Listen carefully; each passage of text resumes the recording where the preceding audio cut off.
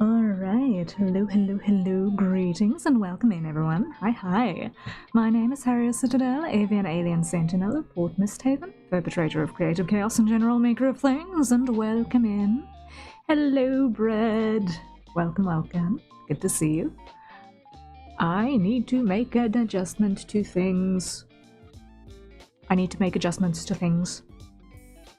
moment, please. Camera. There. Yes. Okay, awesome. Files.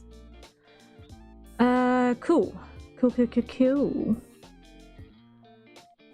Right. So, we are taking a break today. We're taking a break today from commission chaos to do other chaos. There she goes, adjusting things, yes. Because I always find another thing that's broken right at the last minute, right? I had an amazing burst of audio issues a half an hour ago as well, so it's like, okay, headphones, please let the Bluetooth actually connect.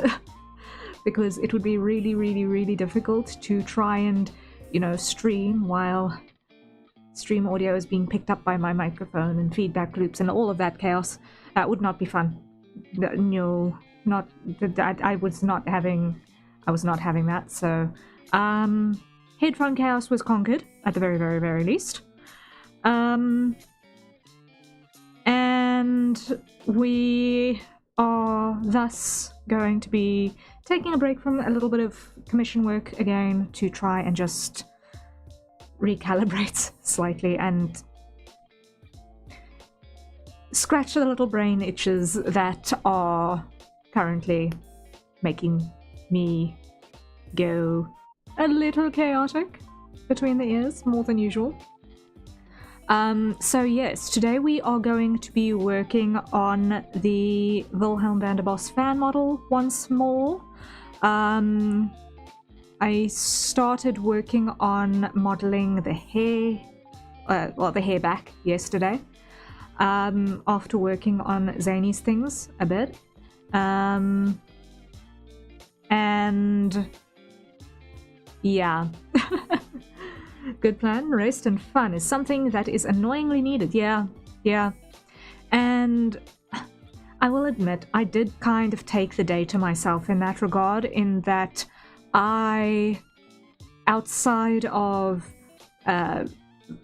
watching a stream a little bit earlier for waving motivational pom-poms and supporter pom-poms, and gasp, I realized I never threw cookies.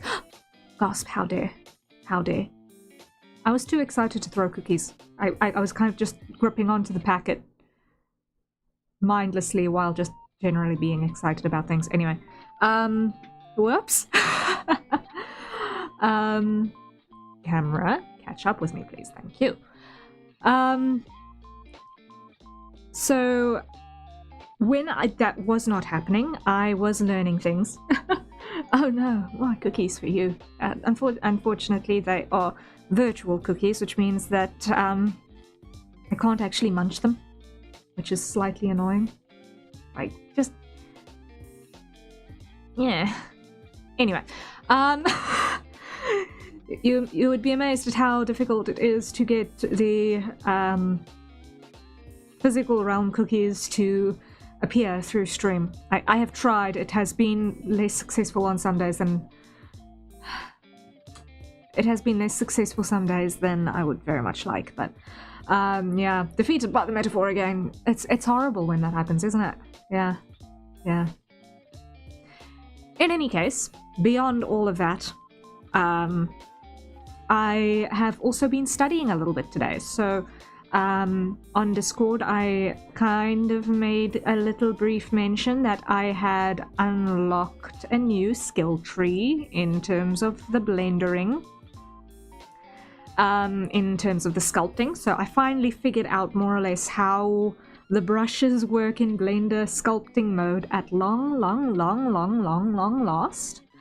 I've been fidgeting with that on and off for the last couple of months, by a couple of months, I mean probably closer to 2 years anyway.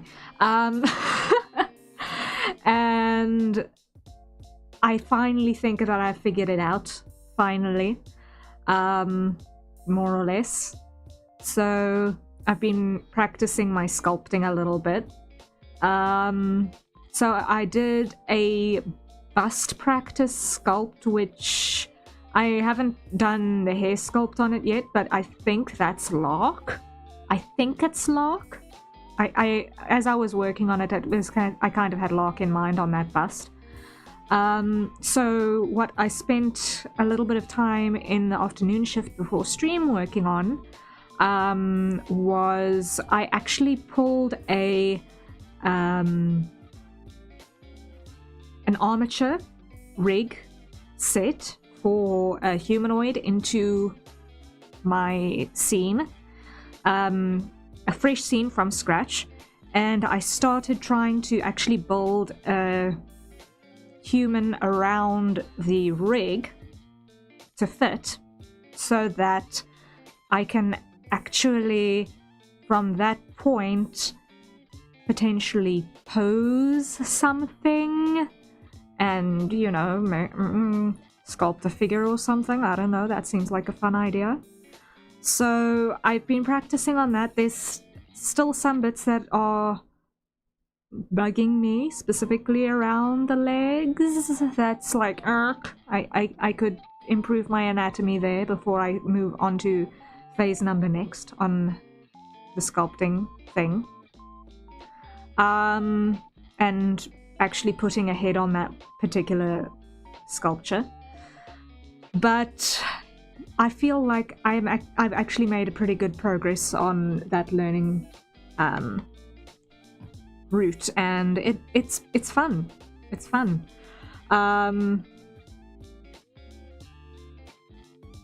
So it's all exciting times. But today we are continuing with poly modeling and continuing trying to get floof on the hair back. So let us head over to Blender. Whereas I don't know if I can actually show you guys the sculpts, because I think I'll get bonked. I think YouTube will try and bonk me if I show you guys the body mesh sculpt at this point. So for now, you're just gonna have to take my word for it. I will post something in the Discord later. Alternatively, maybe we'll work on it a little bit. Maybe we'll work on it a little bit. As long as I don't have any realistic materials applied, I think I might actually be able to get away with sculpting in stream. Seems trustworthy, I'll believe. Okay. Can I? Let's just see. It's just a test sculpt, so yeah, this is where I've got it so far. As you can see, still a lot of work to happen on the legs. That has been wobbly so far, but most of the anatomy is coming together nicely.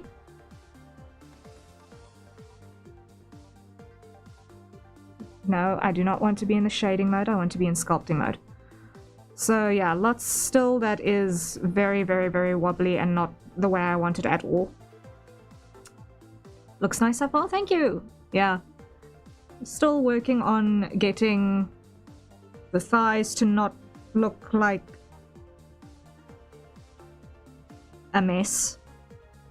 Because thighs are looking horrible, the hip joint is not in place yet at all properly. Oi! Wrong one. So there's a lot of planes that are in the wrong places here still.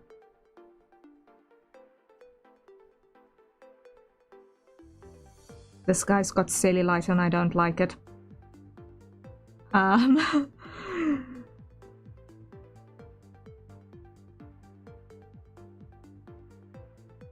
So yeah, lots to do before this one will be viable and ready for posing.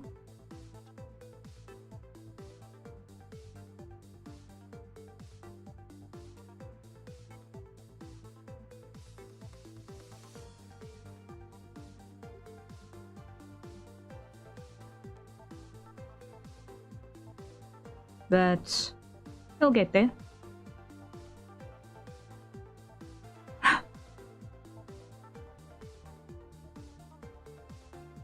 Already just putting a little bit of detail there on the shin helps. That already helps. Little bits at a time, that's how it goes.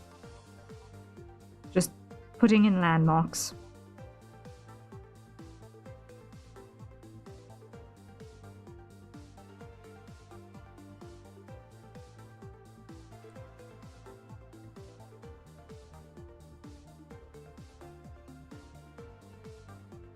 And now I'm getting stuck in on this again. No! Okay. So, yeah. That's the process in a nutshell. The excited gasp. Amazing.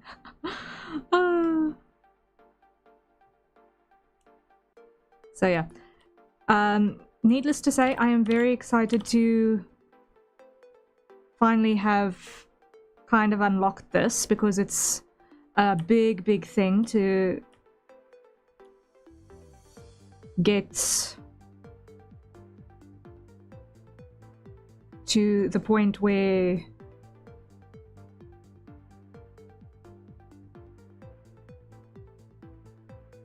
okay, if I can get decent sculpts down and can actually start, you know, making sculpts for like figures and things like that, that would be really, really cool. Because that's something that I've wanted to do for a really long time as well.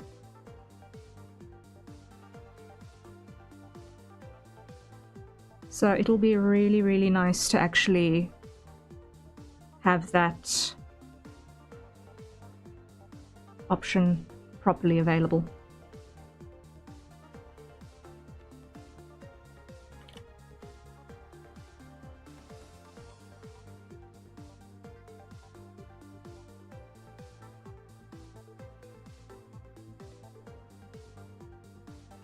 Yeah, so lots of pushing and pulling basically. Not like that. Undo.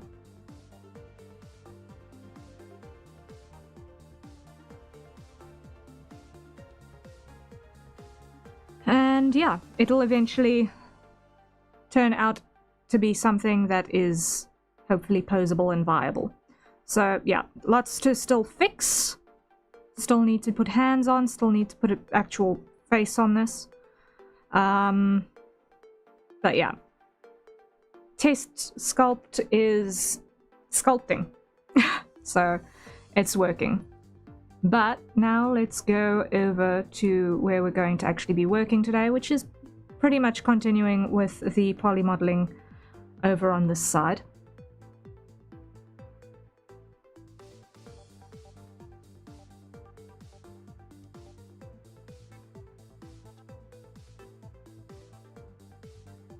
And yeah, today we are just basically in, I forgot to move over here. One moment, please.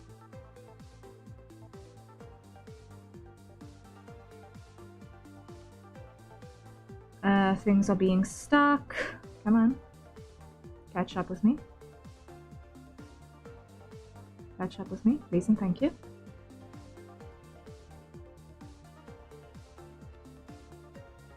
Laptop is being stubborn. Today we have no stress, no worries. Only floof. I agree, only floof.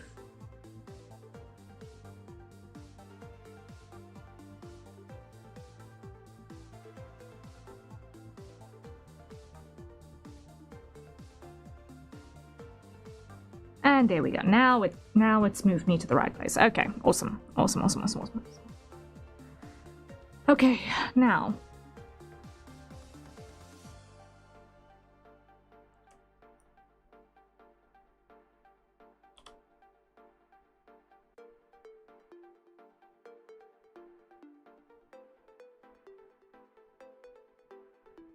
We are still in the process of doing this bottom-most line.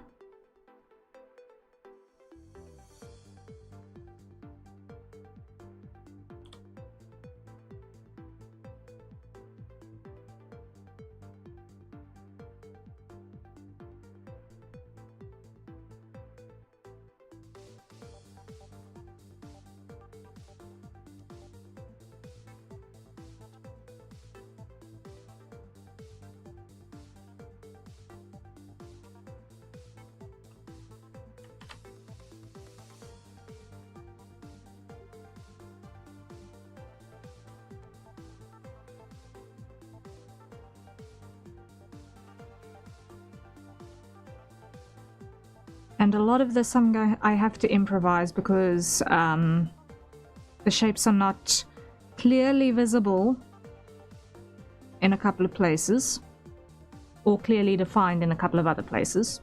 So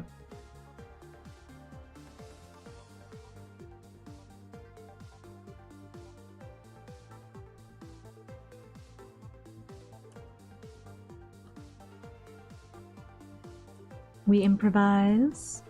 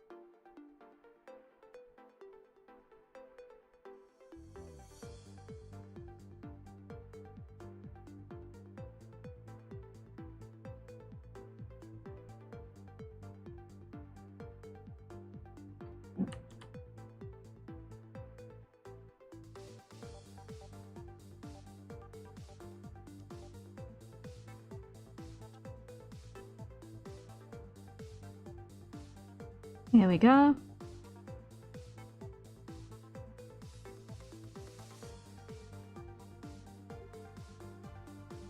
So yeah, the next thing that I'm going to want to definitely unlock in terms of the sculpting learning process is going to be working on the hair, because I know it's something that is a lot more finicky than the base mesh madness.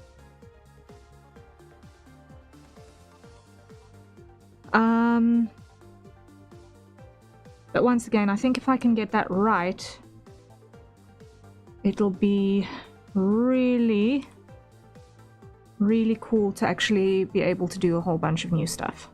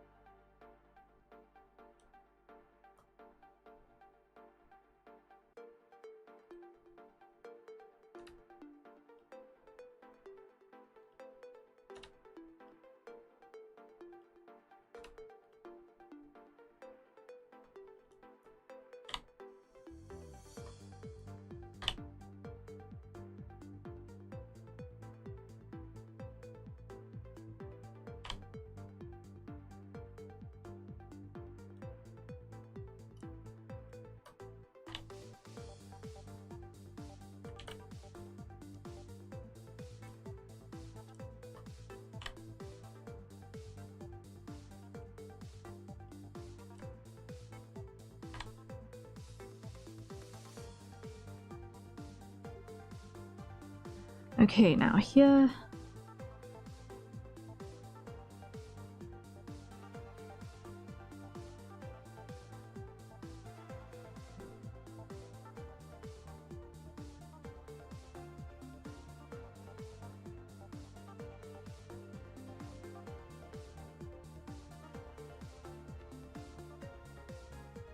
Like so.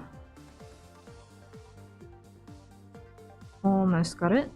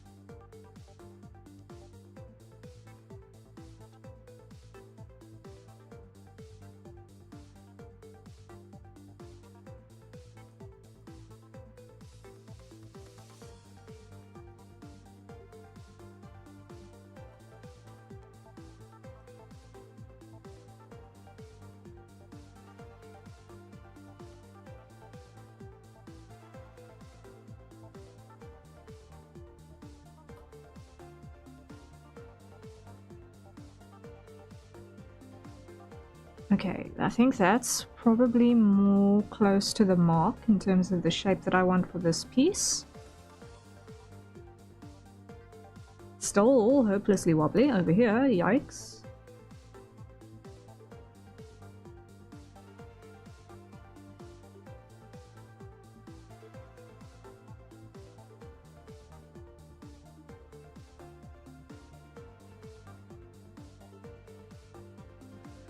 But okay.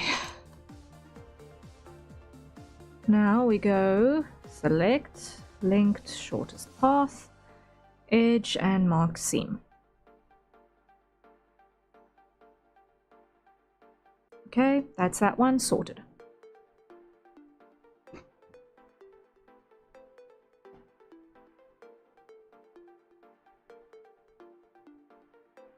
Next is you. Okay,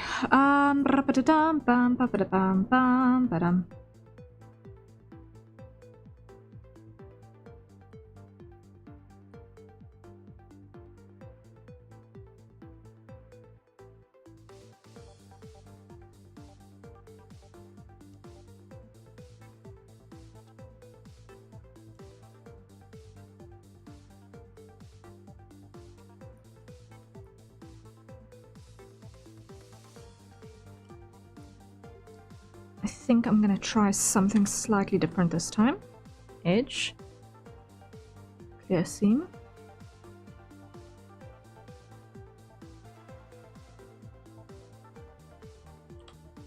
scale,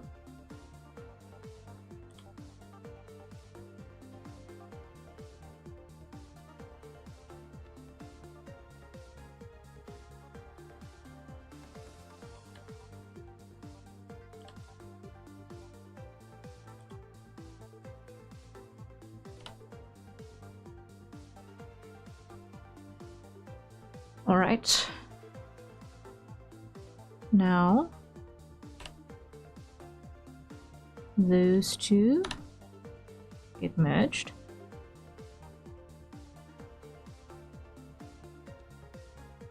Meanwhile, we're going to go multiple loop cuts over here.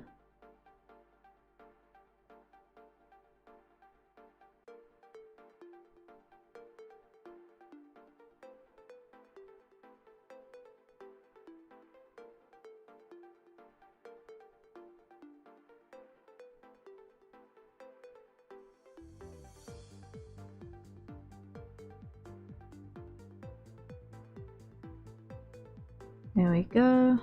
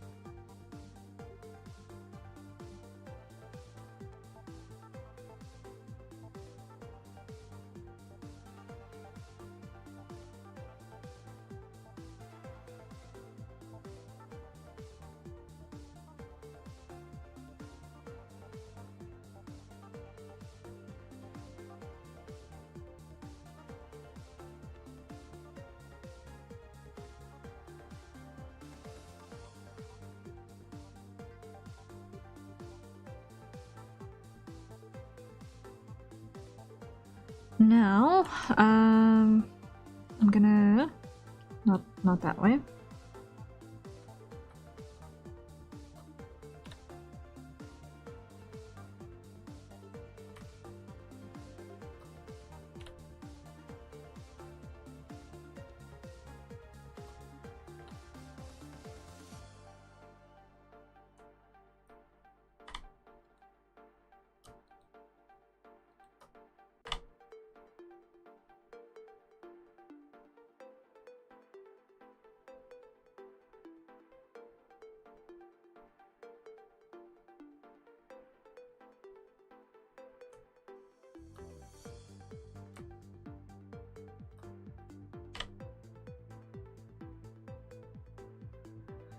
Okay, I think I'm finally starting to figure out the dual wielding between the mouse and stylus properly, which is also a good thing. I'm finally figuring out my dual wielding.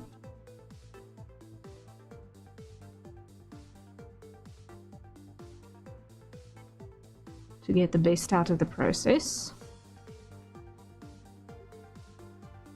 It's annoying that the last click cannot happen with the stylus, because otherwise the keyboard shortcuts do not do what they need to do. But beyond that, it's working. So that's something.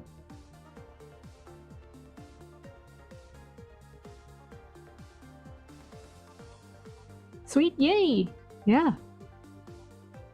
It's progress in the right directions, right? Now, here, what's happening is we have these big trapezius type shapes.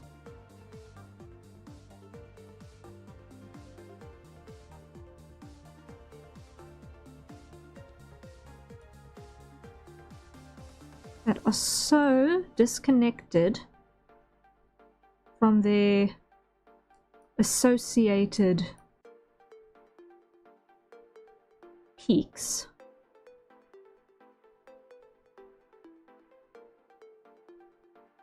And it's causing things to fall funny.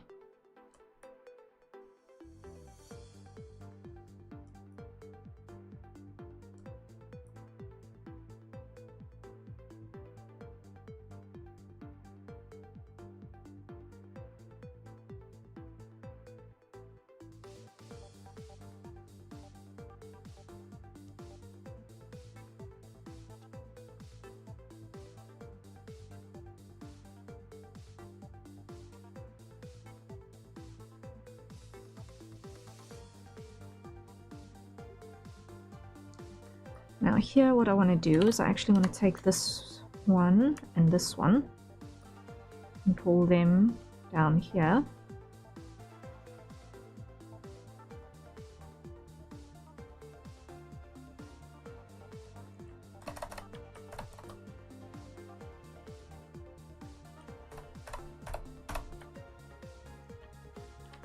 Rotate the lot of it, pull it further back. Like so.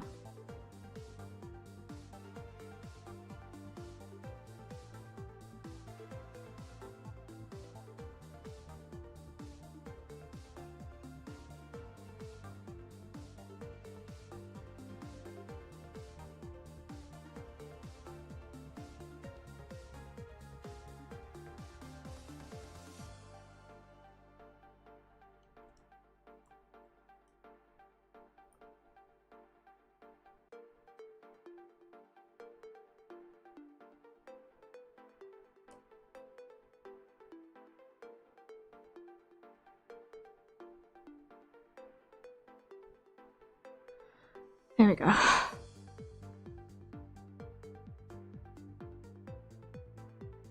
Next one. Sorted. Okay. Now, one thing I did not do on this piece is add our seam that we need for our UV painting for later. Okay, now I'm going to come back and finally finish this one.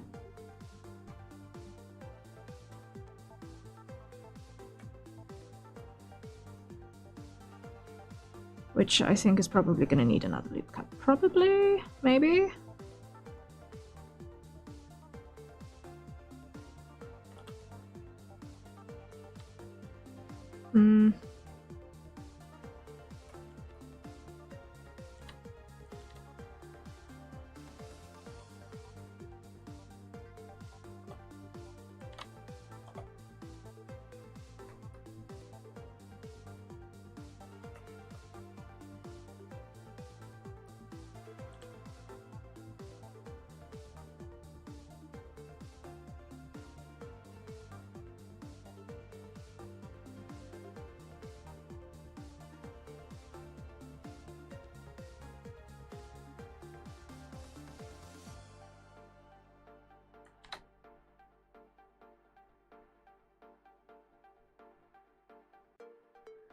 Okay, and now we gotta make this look like something.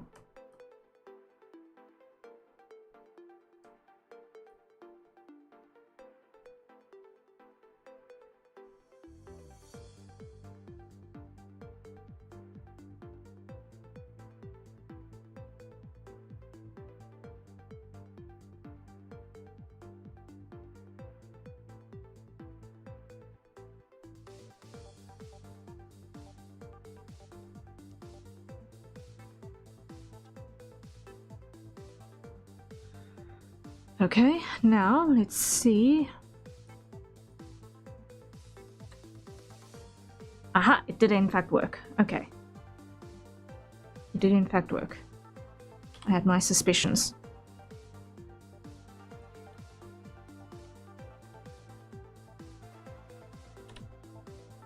New keyboard shortcut internalized.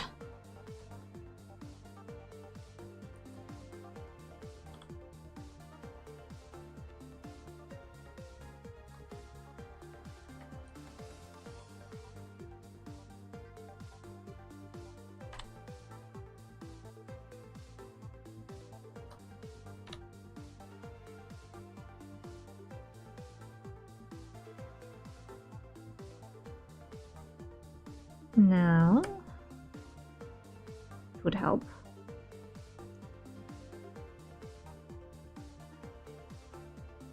I don't grab all of the wrong ones.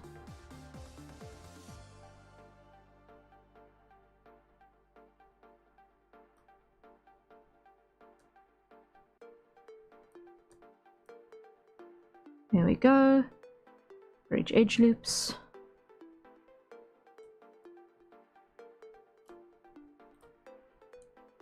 Like that.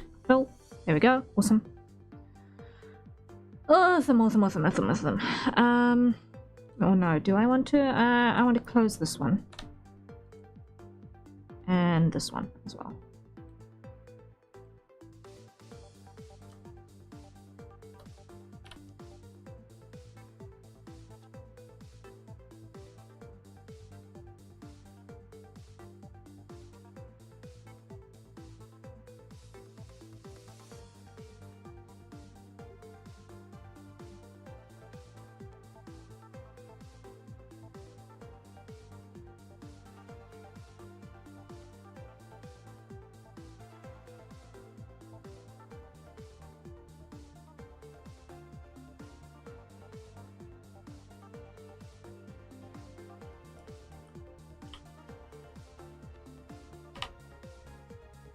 Really?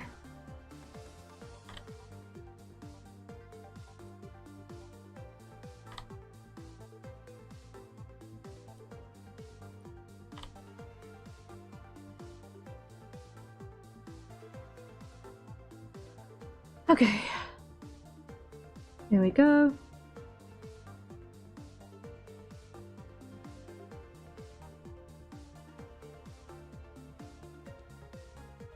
That will do.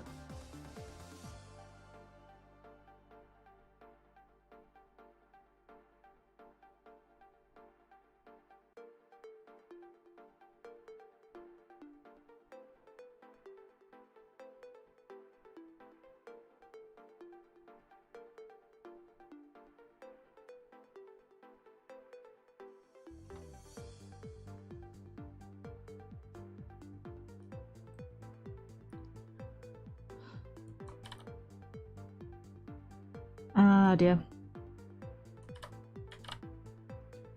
I've now made a mistake here. Okay. I've managed to fix said mistake.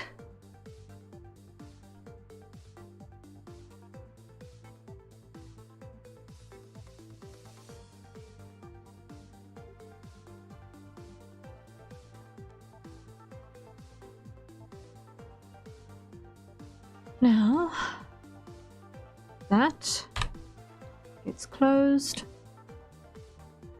and grab you and you guys, edge and mark seam.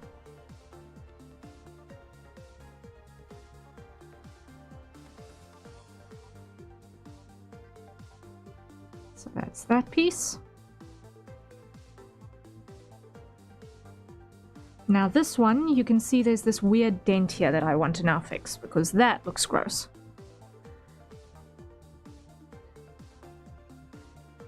Absamo, hello, hello, welcome in. How are you doing?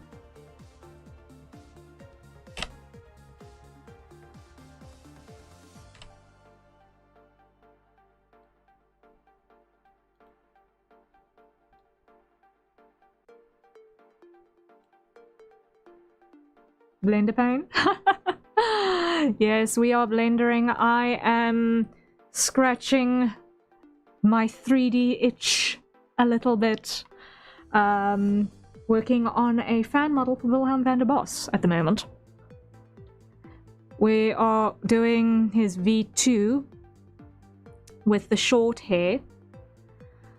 So I am currently tackling the back hair floof. We've already got the foundations. Oh, I was started doing the ponytail as well at some point. Whoops. But I've already got the foundations of more signature levels of floofiness in place as well. So far so good.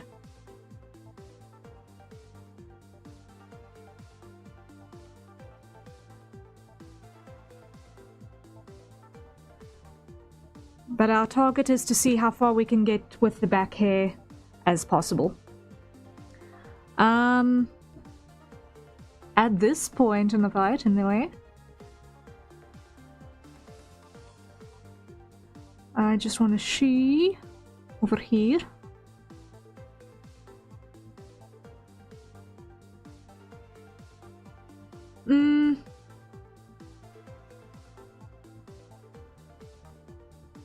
Yeah, okay, cool. So now I can go and continue along with this bottom row, because that way I can just stack them up properly. And if I am lucky, I will actually be able to properly name them as we go, because I haven't really got them named. Hadn't really had them named appropriately before, because when it broke up between all of the faces, then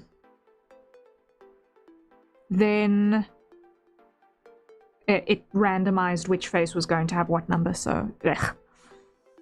Models in Blender, I've seen so many ways of doing it, never thought Blender was an option. Yeah, no, all of the 3D VTubers, most of them are actually built in Blender. Like, if it's not like a free Vroid model, or an edit on a Vroid model, it's probably been built in Blender. Like, more likely than not. But even the more advanced Vroid edits, the person who's doing the customization will actually pull the model into Blender for that. So when it comes to your avatars and how you want to use them for VTubing, honestly, there's a gazillion and 3 ways that you can do it. It all depends on what you want to do with your model, and how you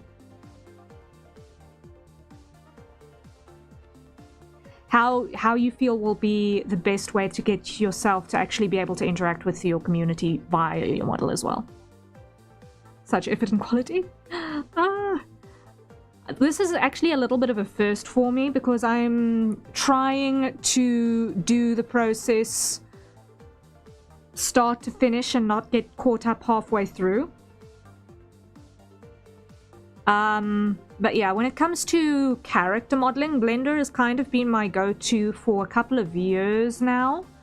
Once upon a time, circa 2014, 2015-ish, I also fiddled around a little bit in Metasequoia and SketchUp, but mostly I've been a Blender girly. Also, I do not know if it is my Wi-Fi or what have you, but for some reason the communication between my laptop and my iPhone for my facial tracking has been really buggy, and I do not know why. I need to investigate if there's a way that I can get that information through via data cable, because Wi-Fi is not Wi-Fi-ing. But I'm running PC, not Mac, therefore it's going to be throwing a hissy fit. Oh dear. And there is no ways on this blue earth that I am switching to a MacBook. Not a chance.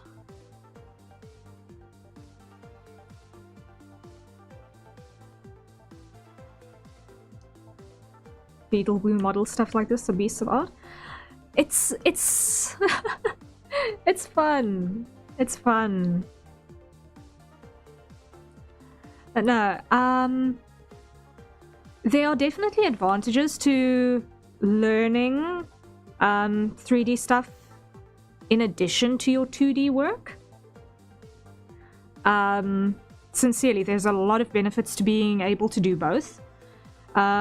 Because if you can do your 2D concepts, then you can ideate what you want to actually build in 3D before you spend all of the hours actually making the things. But having a solid 3D understanding makes it a lot easier to illustrate in 2D. So I've been kind of working on both skills in parallel for a couple of years now. And it's a different tool set, but the way that the brain works between the two is actually eerily similar. I said something similar in yesterday's stream as well, but by my reckoning, it's not that one is more difficult than the other. It's just your familiarity with your tool set that determines your experience with it. The wisdom that I grew up with, that my mother so lovingly imparted upon my brother and I as youngsters, was there is nothing difficult, only new.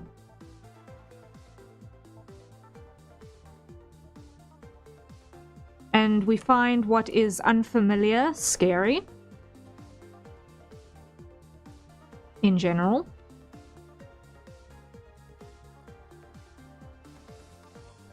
Which is why when it comes to trying new skills or trying new tools, we get intimidated by it. But really, it's nothing.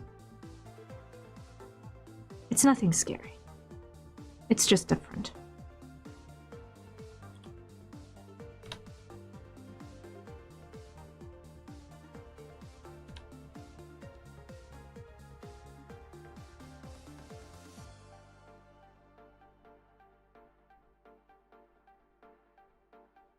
And when you're working with stuff that's new and unfamiliar to you, it's important to give yourself time and patience to let yourself suck at stuff.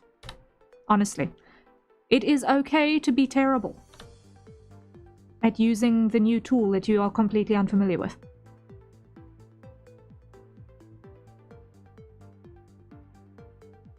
And I feel like a lot of people don't give themselves the grace on that front, which is the birth of a lot of self-consciousness and general dissatisfaction with one's ability to create. Thank you for the coffee! Greatly appreciated. Peak advice though, it's so true, because new things get a bit scary at times, and it's that feeling that takes away from the real drive or quality you could be pouring into said piece of art. Exactly. Like, so just play with your medium and not fear making mistakes is probably the most important thing you can do. That's it. I just had coffee delivered by my father dear. And I completely forgot to set my hydrate timer. So everyone, let us do the thing and all acquire our nearest safe for consumption beverages and take a sip.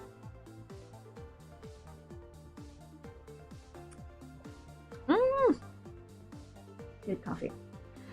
And now we set the timer, so that we can remember to hydrate next time. Wata! Yes!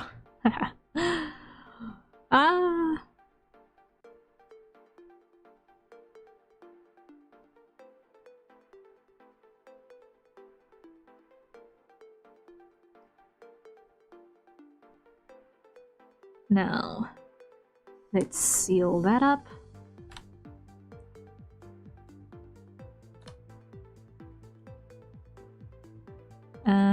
And that I want to put like so.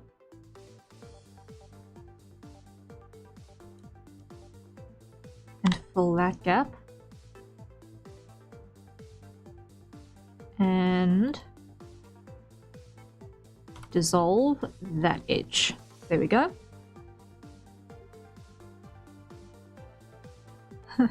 Every time you look upwards, the VTuber model specifically, with your eyes closed, I can't help but think of the excuse me meme. Yeah, I'm trying to figure out exactly what's happening. For some obscure reason, the positioning of my camera relative to my setup has shifted somewhat, and it keeps messing up with my tracking. So hold up, I'm just actually making an adjustment to my tripod. 1 second. It's going to break.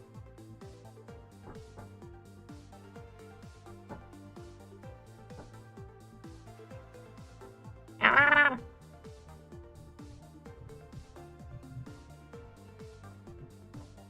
A little bit lower, there we go.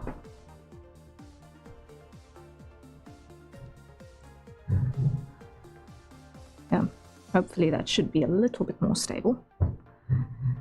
Little bit. Yeah, that should be hopefully a little bit more stable.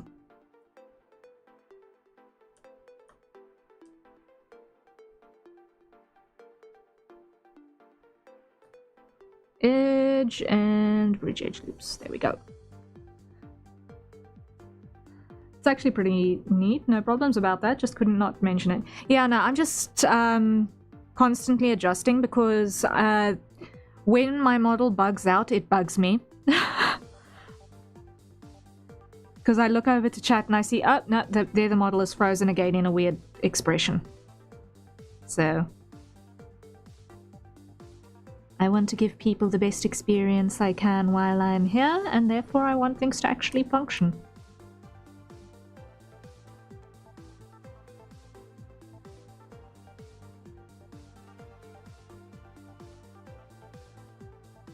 But then again, my stream setup is kind of wide.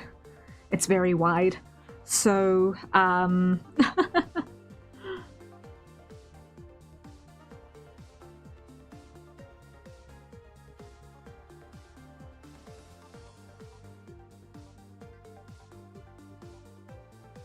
my poor camera tracking is always working overtime trying to figure out where is her face?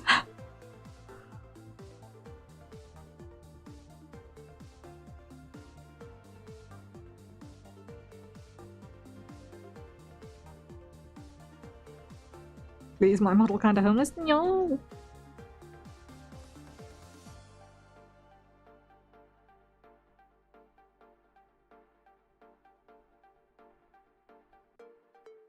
Yeah. I'm actually saving up to get the 2.0 Harrier in 3D as well. But I want to have that made by someone else who's actually a little bit more experienced in it.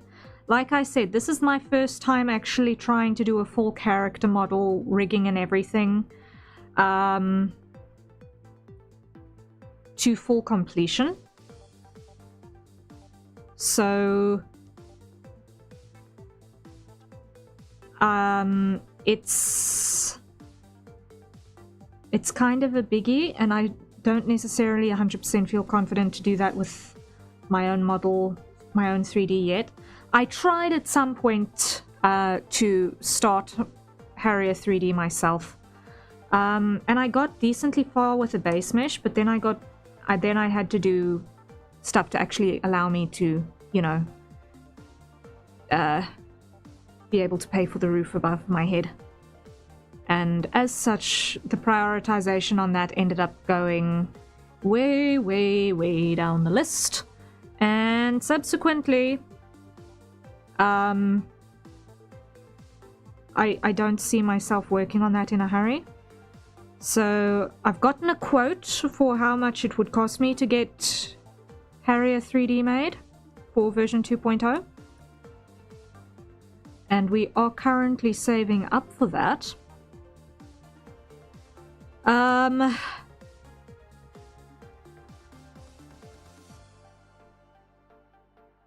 I just really, really, really hope that I will be able to afford it before my modeler decides. No, they're not taking 3D commissions anymore because it's a known thing that model makers tend to only do the thing for a short time, usually, before they decide, no, I want to do something else with my life as well.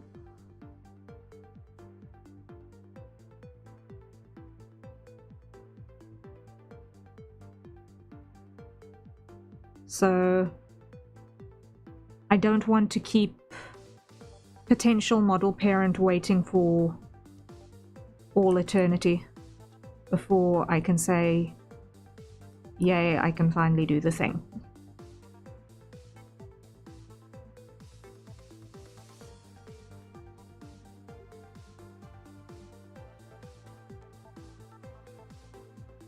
First time.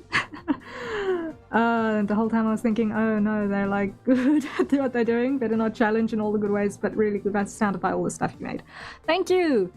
I've been dabbling in this since about 2014, but I've never actually finished.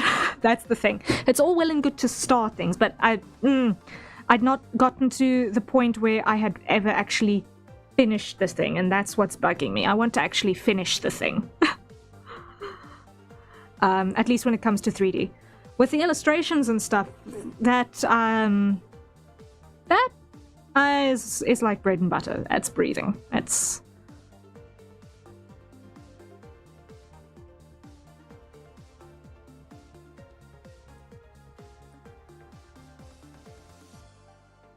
especially the hype stuff. I can't look at your art with being like, we so right. So you're a hype connection. Okay, yeah. Hype is great. Hype is great. Like, the... the Velvet Bar was a fun project to work on. Yeah, okay. Yeah, usually I don't actually ever figure out where people find me from, so it's like really fun to find out where the connection lies. Okay.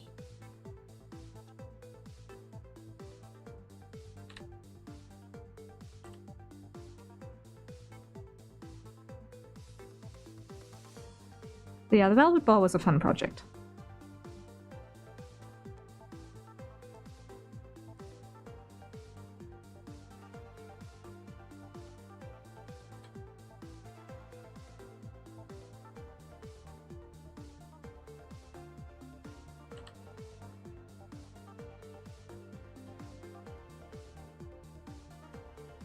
Insane stuff for real. I'm glad if you enjoy it.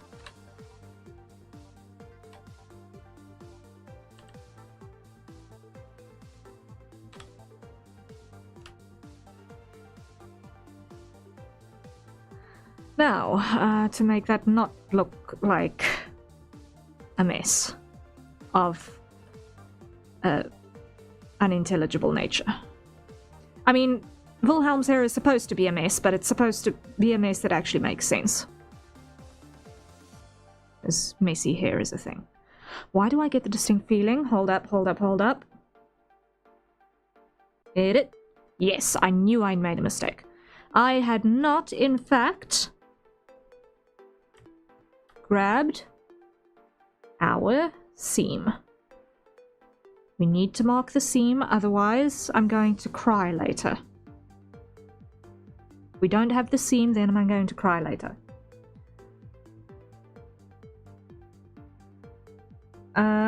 My YouTube name kind of messes with how people refer to me, but I'm Mo. Okay, okay. Oh, okay. The fastest artist there is. Ah. Well.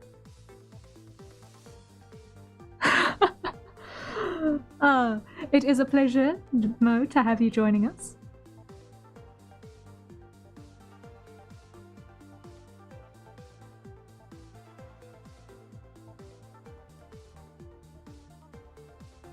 And I certainly hope this won't be the last time.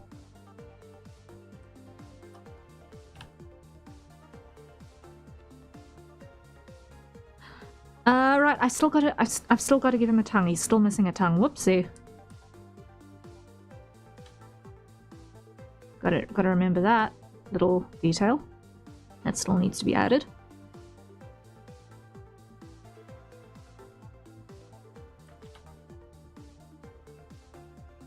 Because that's kind of important as well.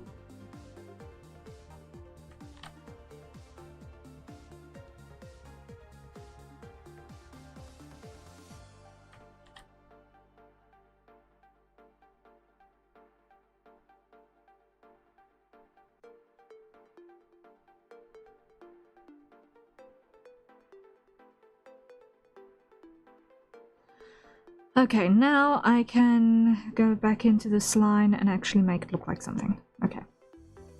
From this angle.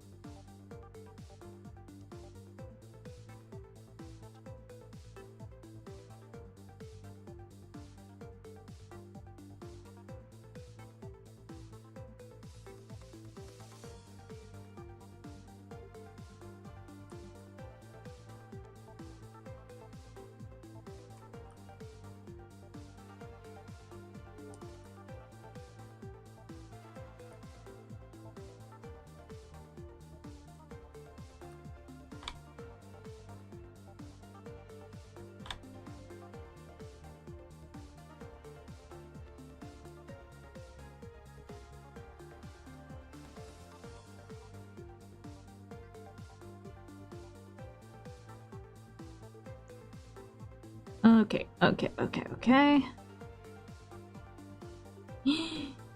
Like that. Okay. I was scared for a moment that I almost broke something.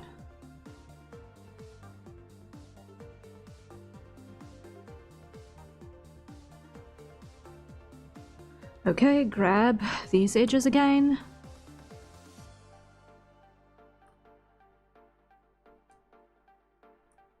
And bridge edge loops.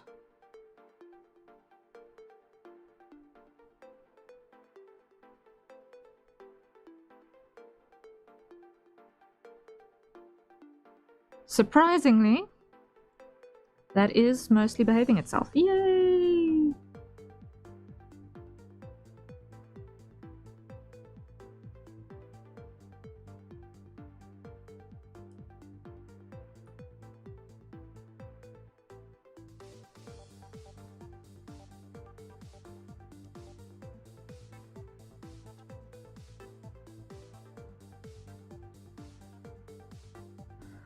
Seriously though, how does one reach that background level detail you've achieved? When I first saw the blue velvet bar, it made me think, I was puzzled about whether it was 3D or not, because it was so detailed. It was 3D. It was actually built in Blender as well.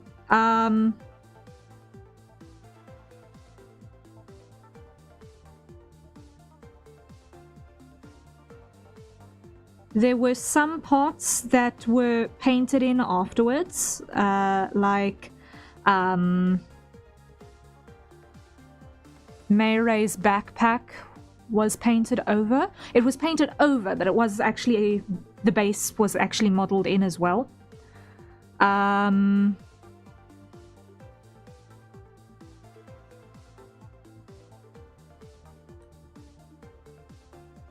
I think there was a scarf, or I know Tabby's hat I ended up mostly painting over.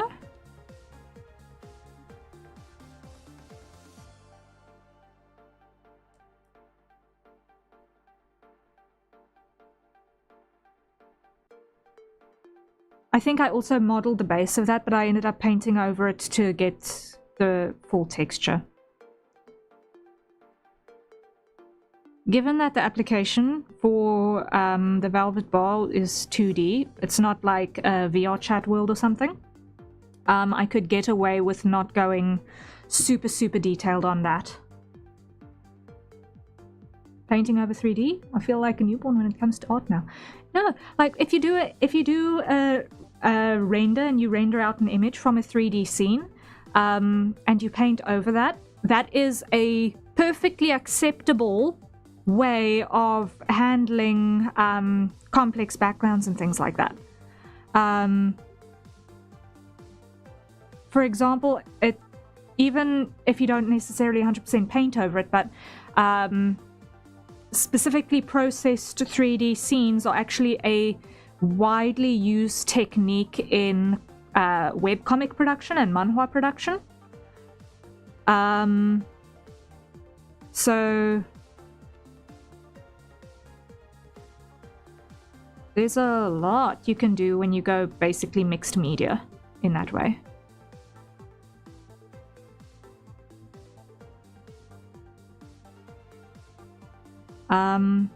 And a lot of artists, even illustrators who are doing things like just doing big scenery sorts of things, they'll sometimes go into Blender and kind of lay out a rough concept of land masses with kind of these big blocks and what have you, and set up their lighting scenario, and then pull that into rough 3D concept into 2D to paint over and actually give it life. But it helps to just set the composition, especially when you're doing stuff that's like got hard surfaces like architecture and so on.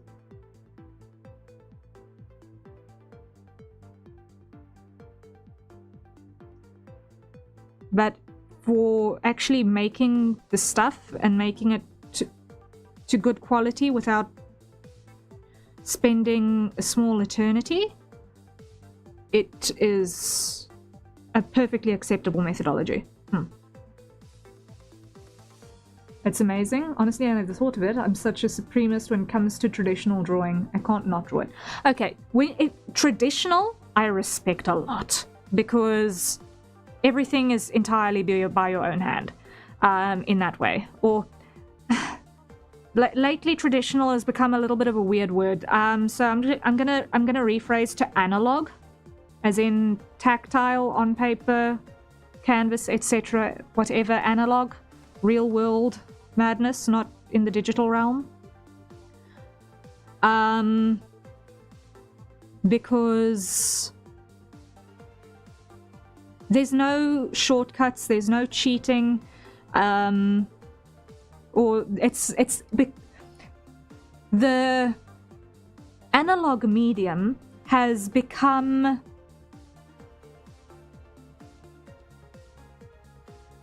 really the passion ground of the art frontier, because, at least in my personal opinion, I can't speak for the high art world because I don't operate in those circles, and I've no intention of operating in those circles, really.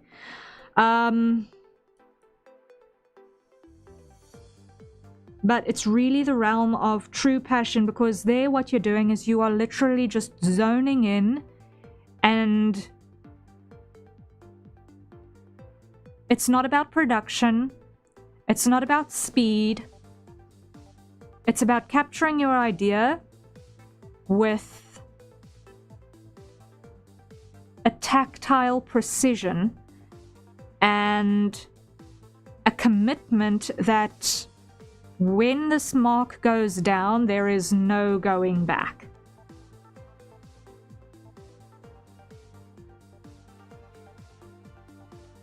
I keep seeing the word analog a lot lately. I don't know the lore behind it. I thought it was just a meme like analog horror and stuff. No, analog is the alternative to digital. So you'll also see that word used a lot when talking about things like sound equipment. So, for example, are you dealing with an analog mixing desk or a digital mixing desk? In other words, is it working with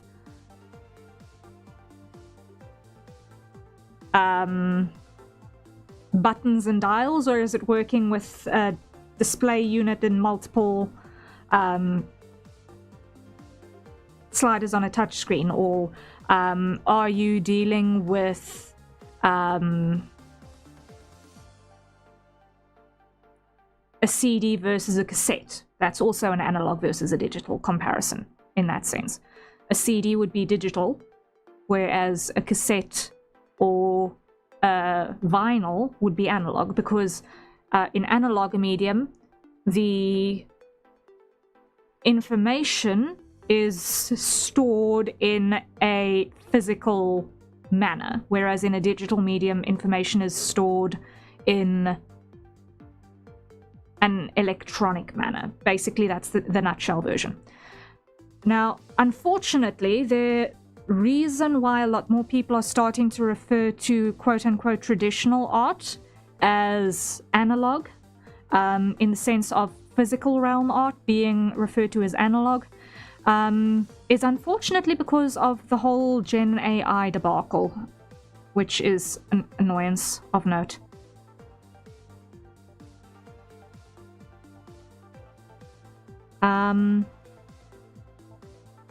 Where at some point people started calling digital art, like using Photoshop or Clip Studio Paint or whatever, they started calling that traditional art and calling AI generated images digital. And that, I do not stand for it, but given how vocabulary moves at an insane rate in this era,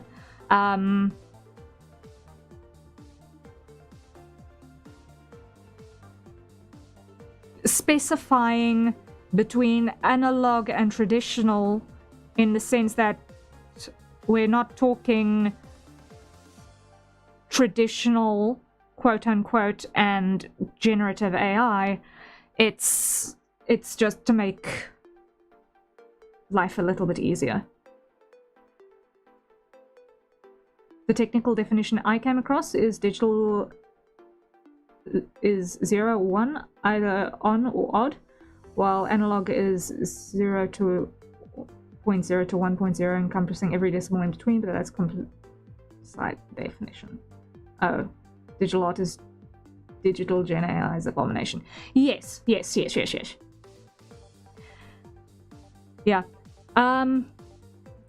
Gen AI is an abomination, I agree. I think that is absolutely the right way of phrasing that. I do not like it in any way, shape, or form.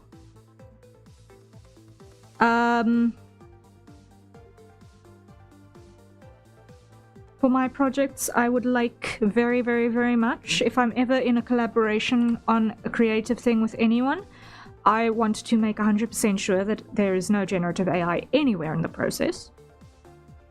If I find out that someone wrote an email with GPT, I'm going to want to slap them in the face with a fish. I don't care if I will need to haul myself halfway across the planet and find a fish on the way to slap them with. That is like the least that I will do. Like the least I would want to do in my heart is slap them in the fish. Slap them in the face with a fish. Just not cool. I do not want to have my name on anything that has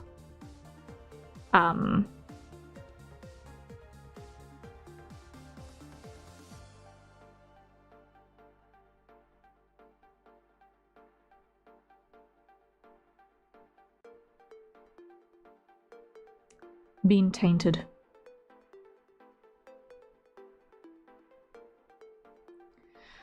Okay, now let me check my numbering. 1, 2, 3, 4, 5, 6, 7, 8, 9. This one is going to be HB10. There we go. I believe AI has played a huge role in the way the world interprets art. You know how they're just moving forward. Maybe we can start forgetting about the world traditional. Pretty creepy. Yeah, it's really, really messy. Like, there are parts of the world that have already had a pretty unfortunate relationship with art for decades already. Just generally not respecting it. Forgetting very much that every time you want to actually enjoy a thing, it's artists who make the thing that you spend your time enjoying, that you spend your time on your quote-unquote real job.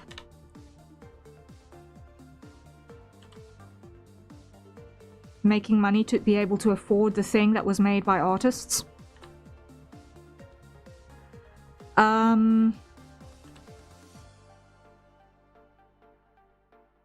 And unfortunately,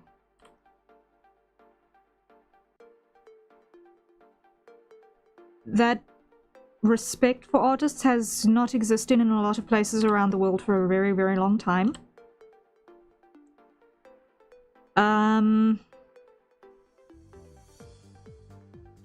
And this is just another phase of that, by my reckoning. However, there is hope on the horizon. People are starting to get wise about, even though Pandora's box has been opened in the metaphorical sense with the technology, the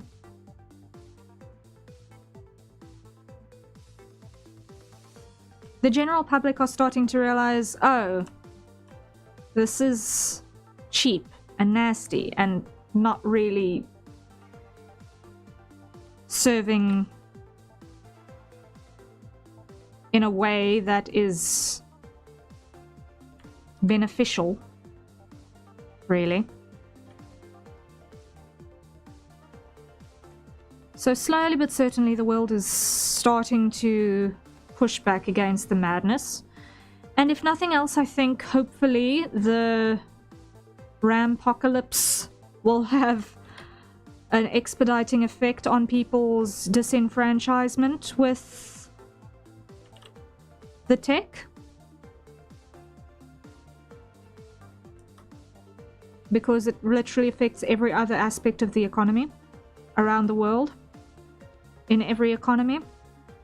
When you can't actually afford the computers that you need to process the things to actually exist in a commercial world.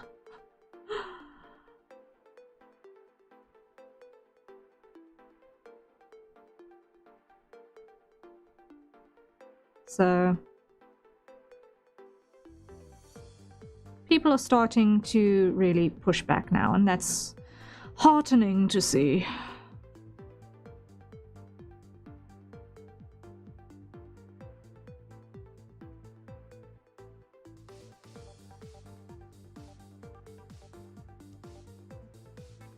Just every time we see,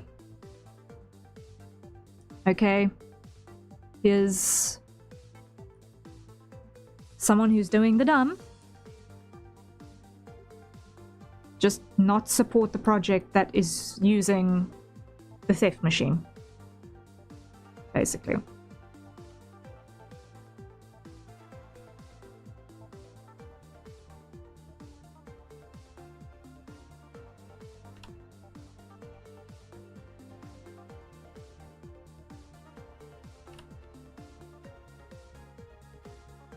Though I do believe AI has made us appreciate art even more. Nice stuff depending on where you see it from.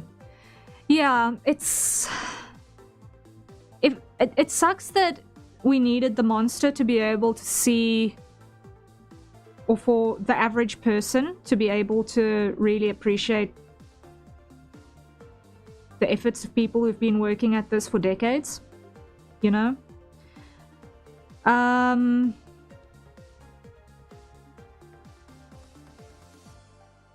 But yeah, we just have to deal with it.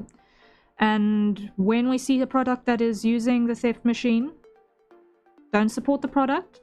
And don't harass the people, because sometimes they just got forced to by shareholders. That's the main thing, is even if you can't at all agree with what a person is doing, don't take it out on the person. Attack the action, not the person who does it.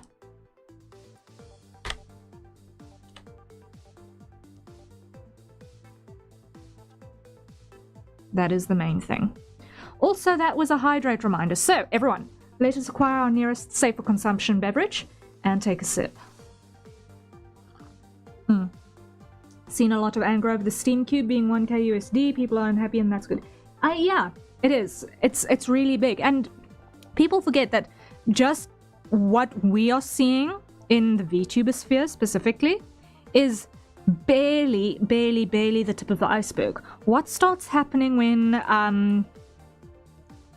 the logistics companies that need to actually ship things around the world all of a sudden do not have the IT infrastructure anymore to be able to do that job because of the RAM-pocalypse.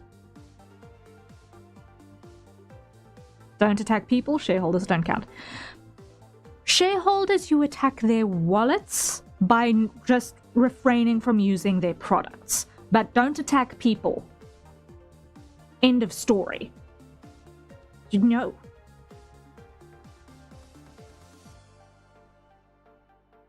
The only thing that hurts shareholders is when you make the thing that they bet on for being profitable unprofitable. Do they ever potentially learn from it? Probably not.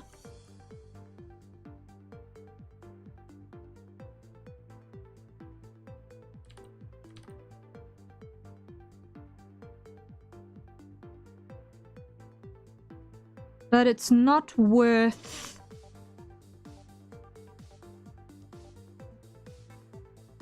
going to pathetic levels. I'm going to phrase it that way.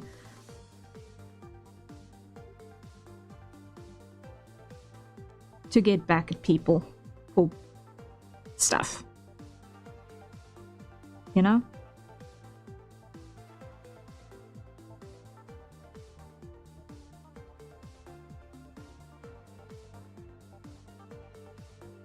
When you let your anger get the better of you, it gets really ugly. And the person who it actually ends up hurting most is yourself.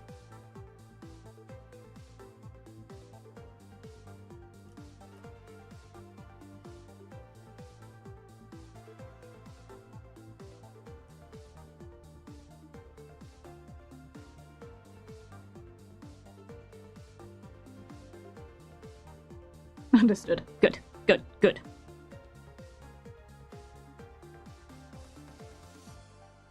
And that same argument holds true in literally every circumstance.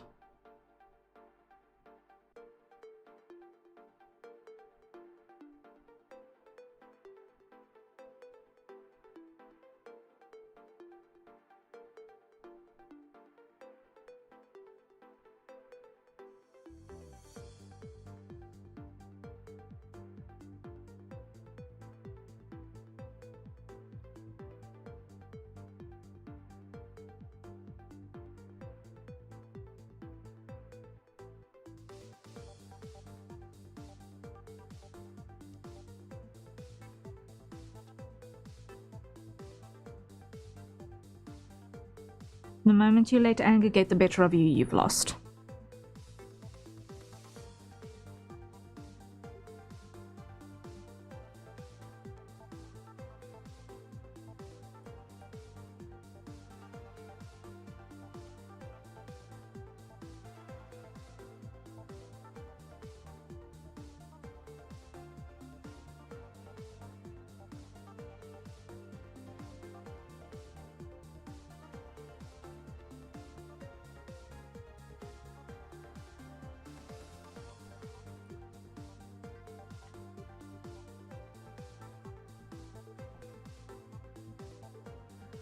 Okay, that's that one. That was number 10.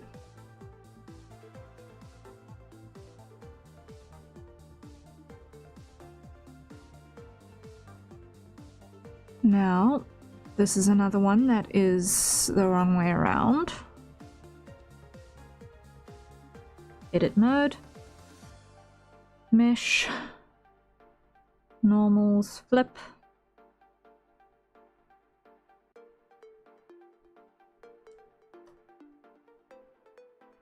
Subdivide.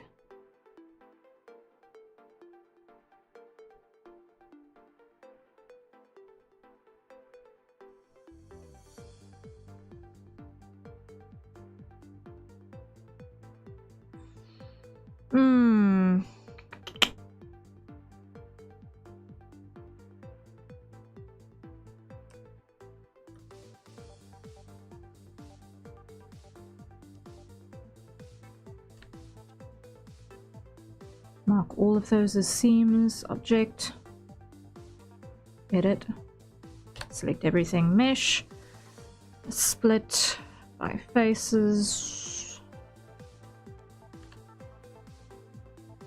separate by loose parts.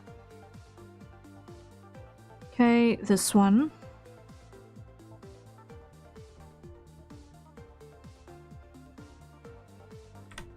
Is going to be 11. There we go, there we go. And now, number next.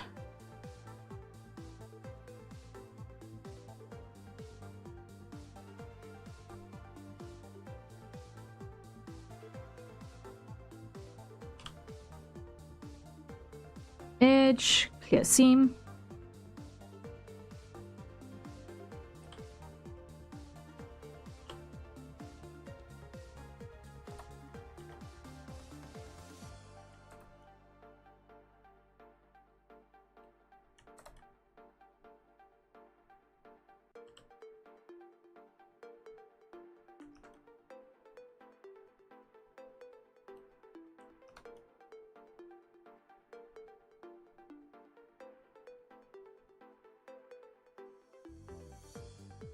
There we go.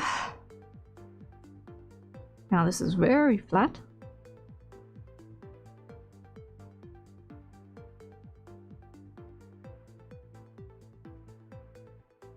It's better.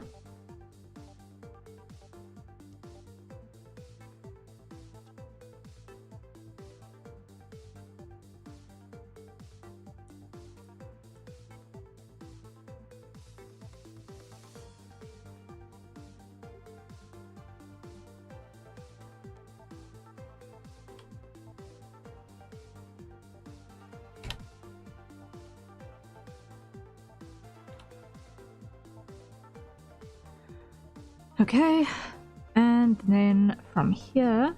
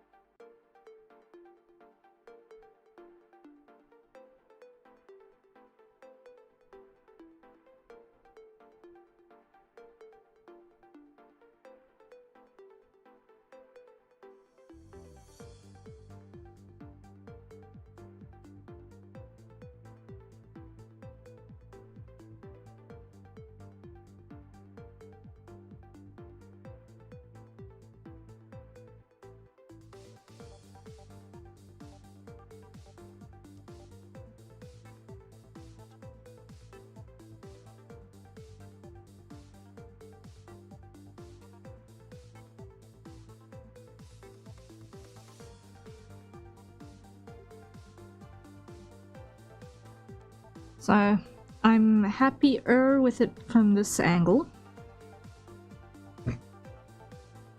But from here, it is still ghastly. So now we need to repair this.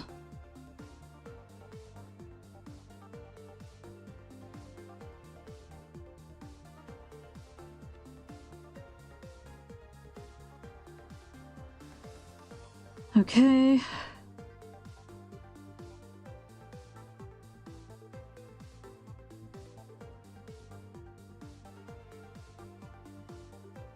That's something.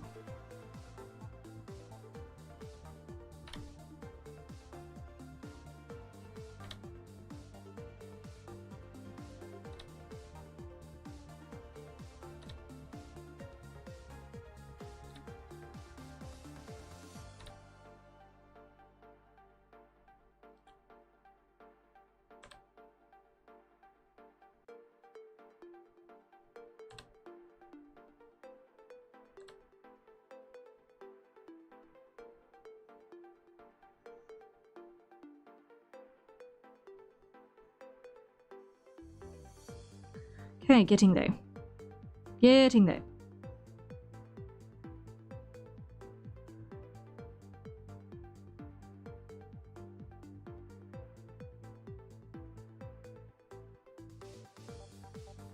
Now, I'm gonna do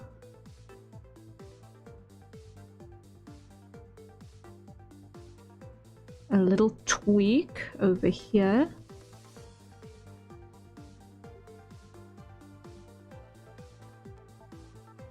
Using the sculpting tool. Woohoo! Why? Because we can. So just push and pull and get that shape a little bit nicer without actually changing our topology.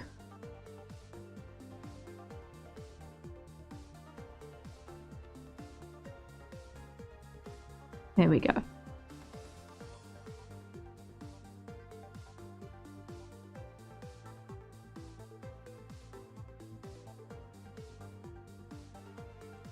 And save button. You know what I forgot to do? I forgot to reset my timer.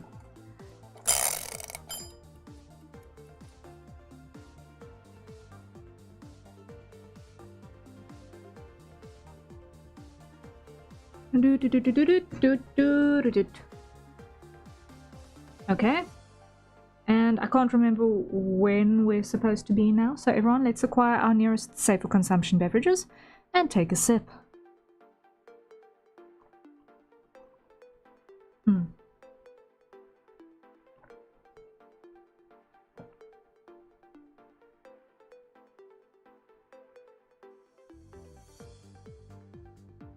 Okay.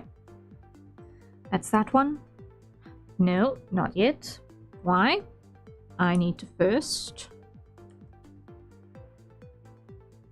mark a scene. Now we can move on to the next one.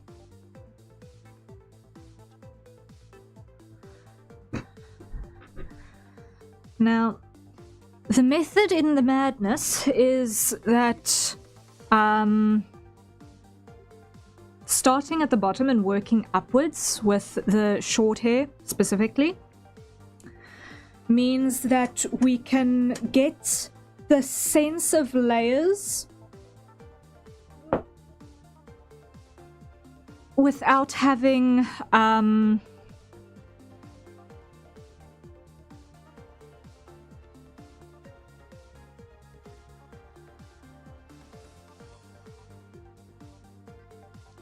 the sense of layers of messiness without having a cheated sort of a flat plane doing the job. Now, in all likelihood, I will probably end up doing something with normals on this so that it looks a bit better, because at the moment it looks less like anime hair and more like just weird at the moment. We'll fix it yet. But I will deal with that and the materials and blah a little bit further down the line. For now, let's just get the shapes of all of the parts as we need them. Now that's another one that needs to be flipped over. Edit mode, mesh, normals, flip.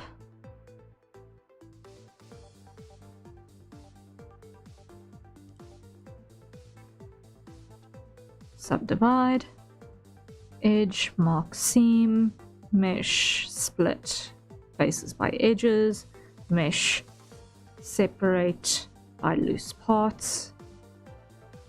Okay, this one then becomes number 12. Yes, this one then becomes number 12.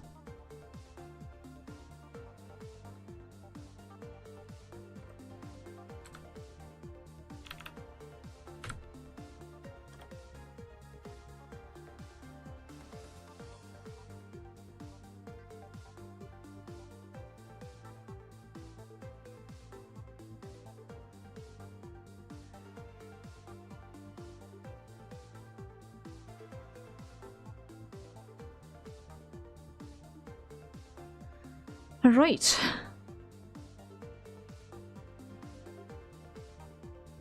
Now, let's see. I'm gonna save myself even more time by just not bothering with closing up and rather just extruding once and being done with it, right? Because I mean, why not?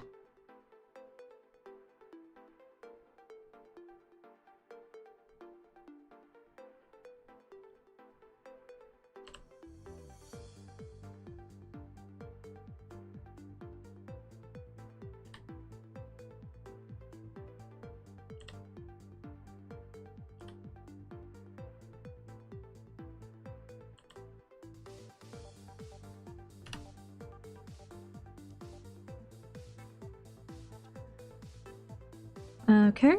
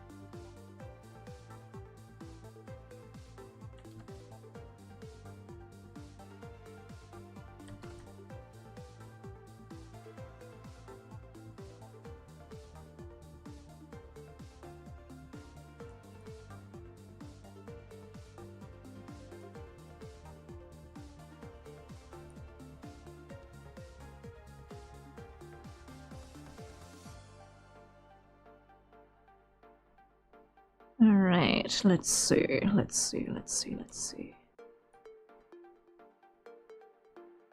not too shabby.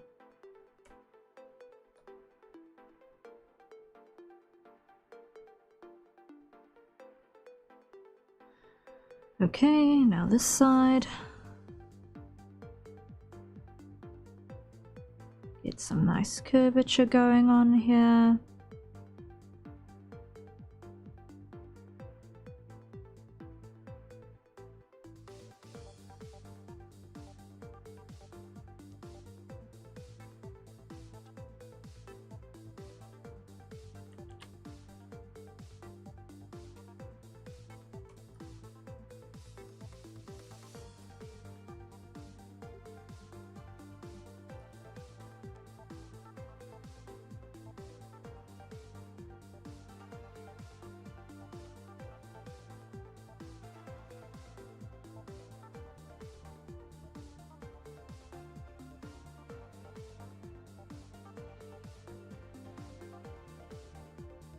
Okay, so far so good from that angle.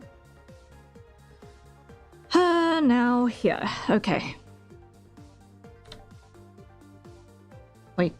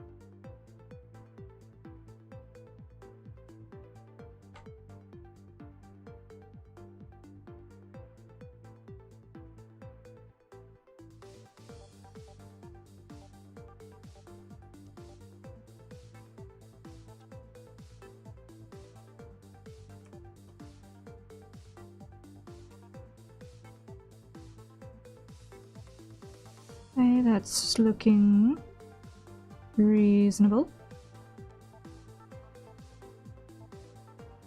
Yeah. Ah, I forgot to do something. Hold up. I forgot to do something. Oh, wait. It's on. Okay. I thought it wasn't. No, I did actually still forget to do the thing. Hold up, hold up, hold up. Copy that. I need to put this here. I need to put this here.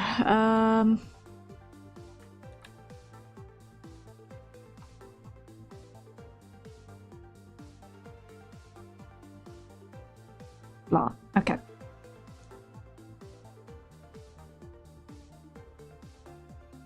That should now be on. Yes. Yes? Yes. Okay.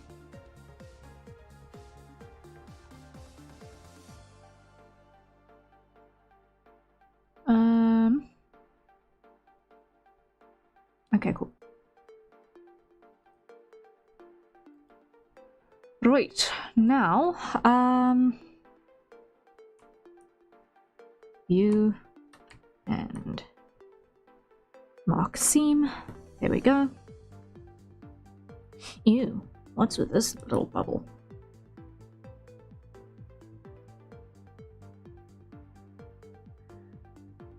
Sculpting tool.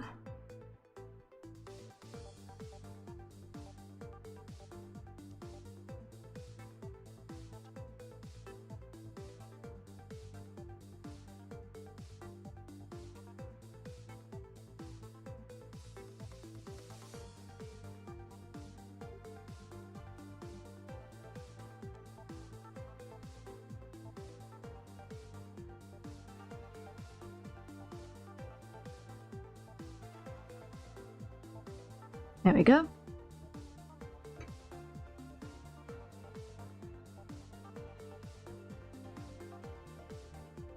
Alright, so that is the bottom row done.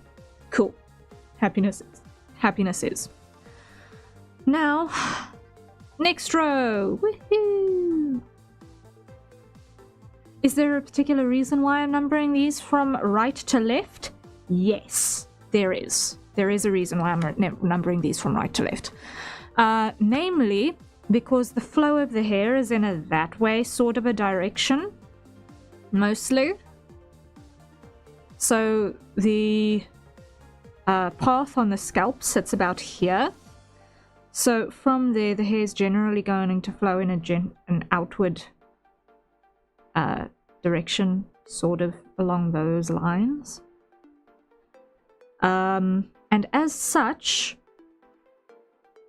I want to start the numbering system from where you're most likely to have the stuff that is most stacked on top of.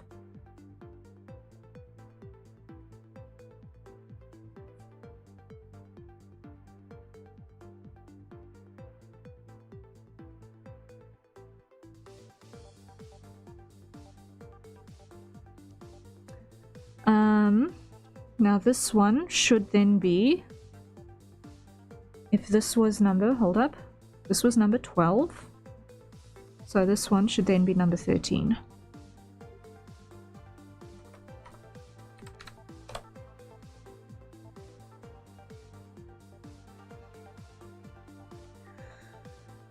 And the only reason why I'm actually bothering to number these is so that if I need to make any adjustments to any of them, I can find them again.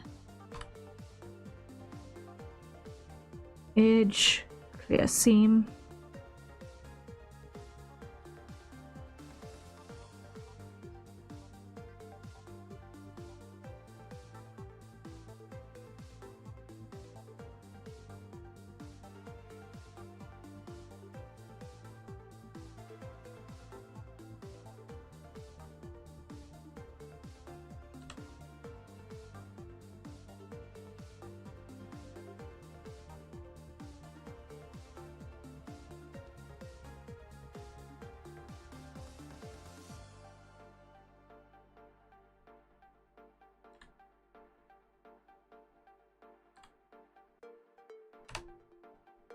Like so.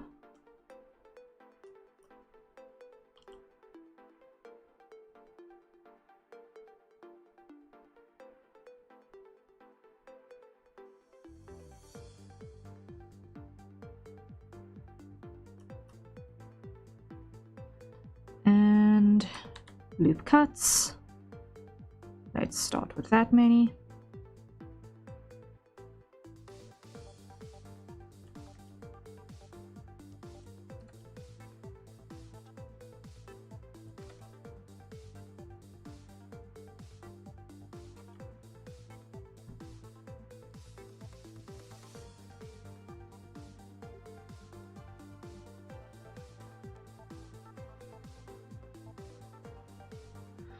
Okay.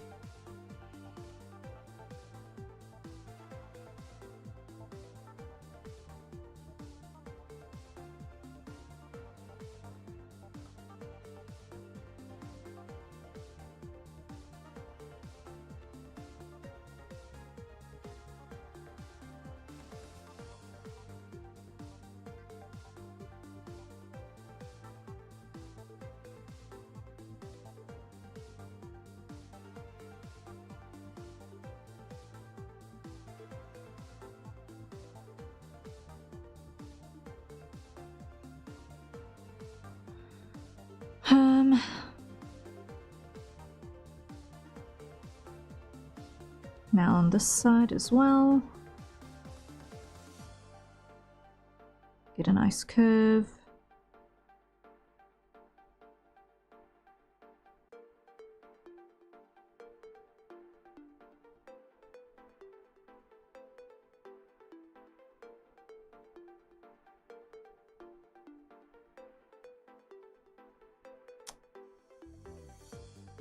I think I'm going to change up our background track a little bit.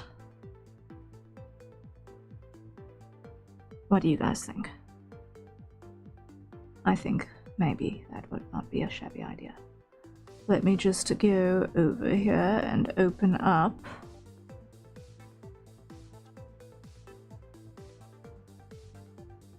my list.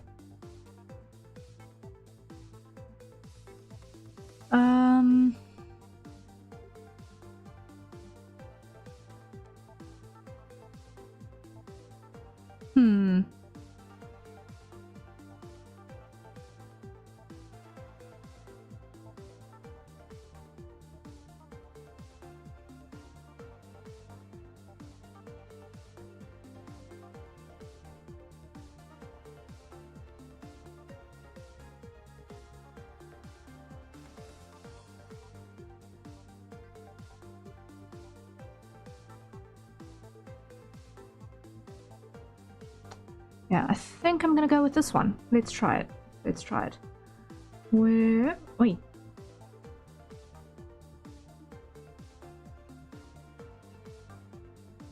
I want to be over here, thank you. Aye. Machine, don't give me grief.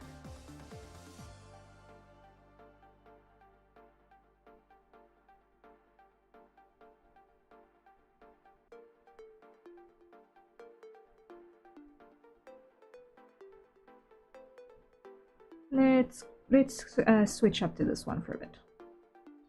I'm looking for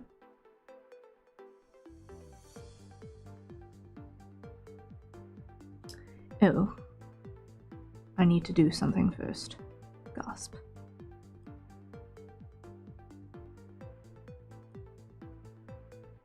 Before that will work. Gasp.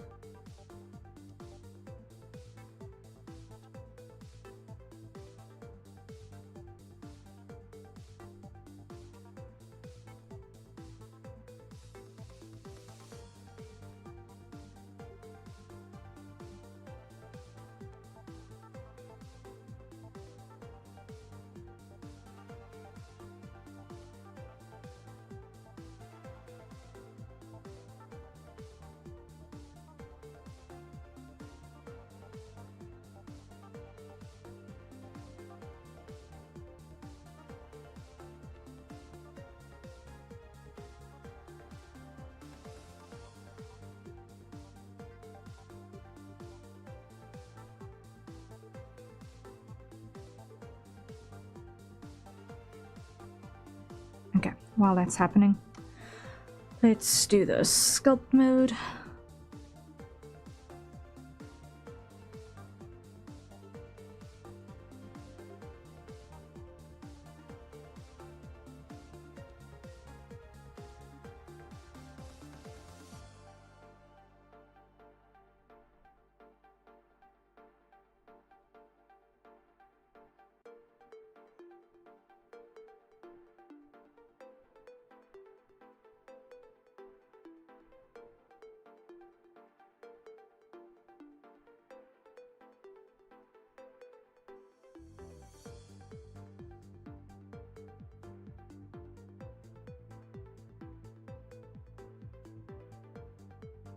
Something like that.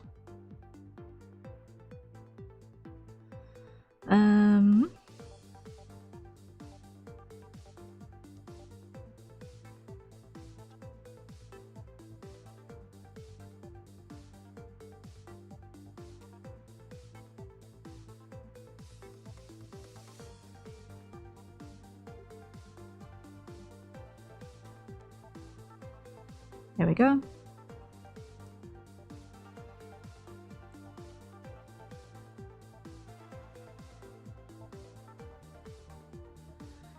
Okay, and now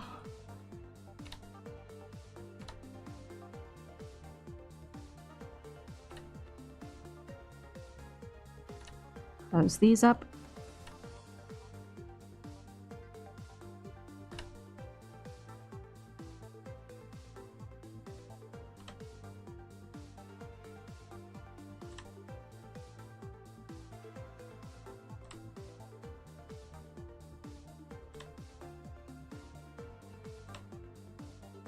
Like so.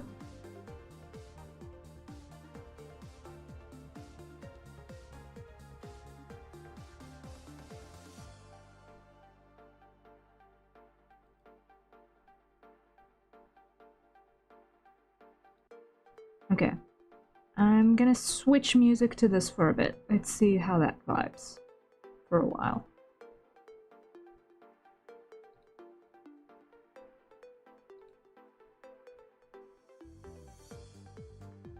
Let's see how that vibes for a while. If it'll actually load and do anything, we'll see.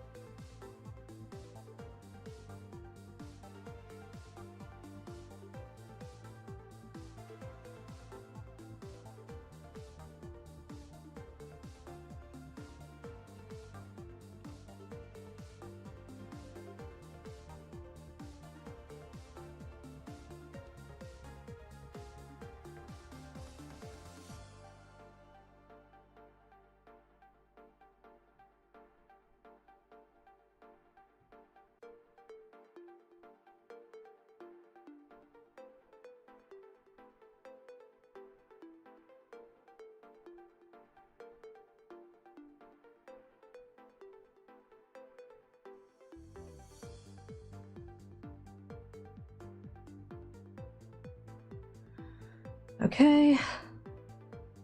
Does that have an edge? Yes, it does. It does have an edge seam.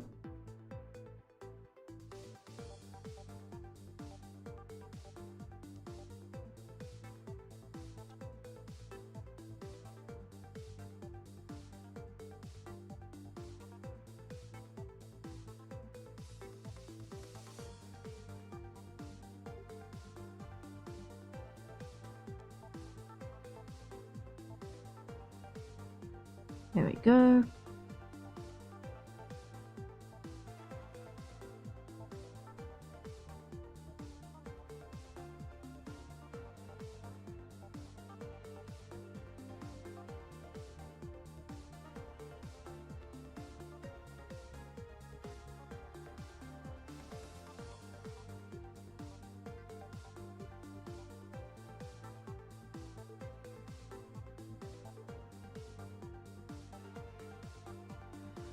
Okay. Now to figure out this wobble.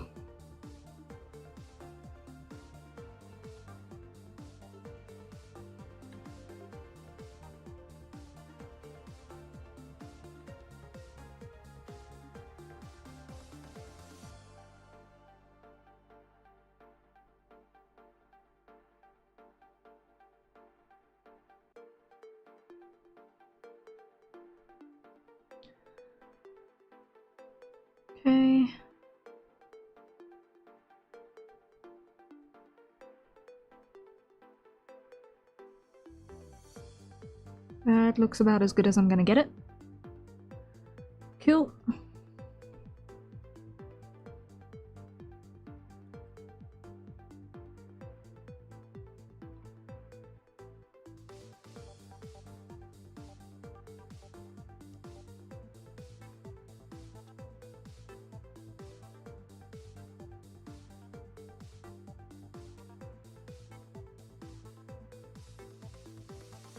Now will you load? Yes, now it loads. Okay. Just needed a chance to get its brain sorted out. Okay.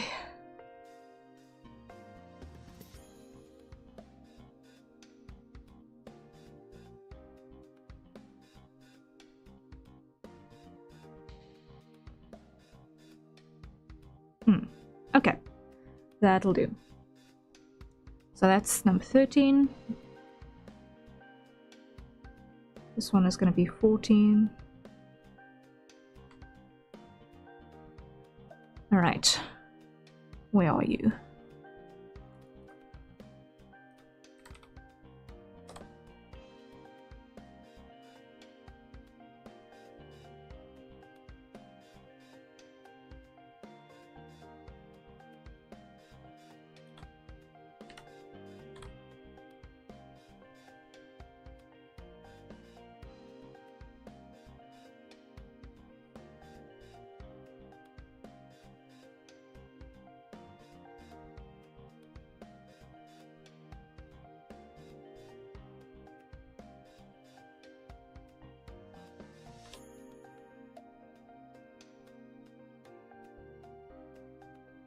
Clear seam and rotate and extrude and extrude again.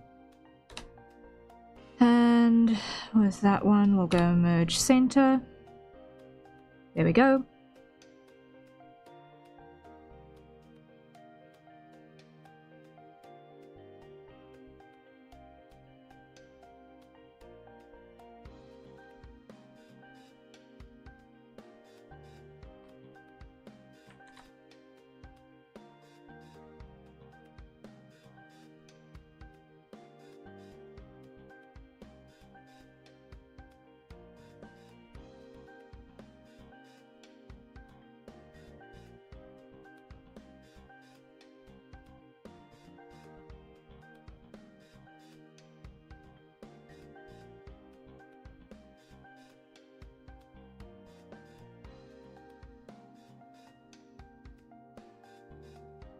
That works.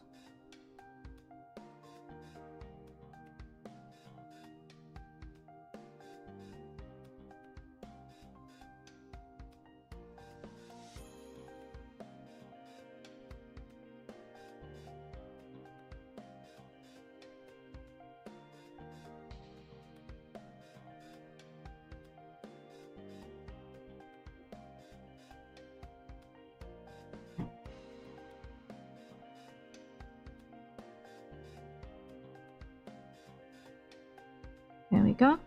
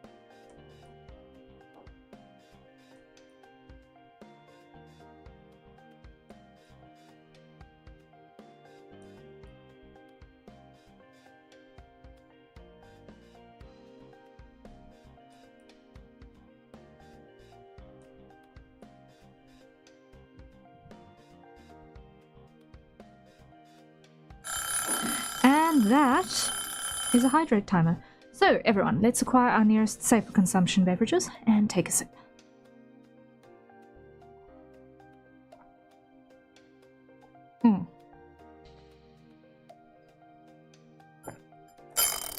And reset before I forget again. There we go.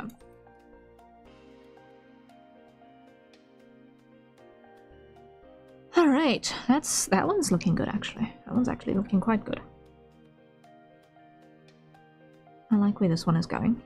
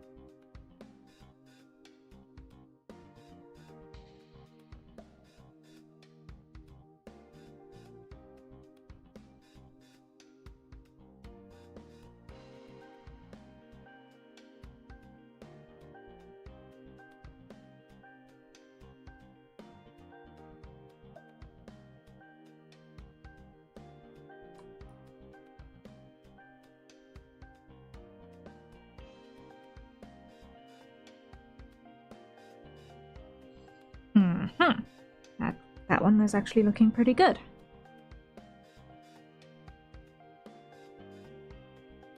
It's breaking a pattern of movement, which is good.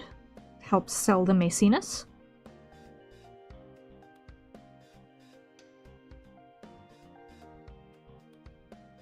Okay, that works. That works. How are we all holding up? Mistlings? We good?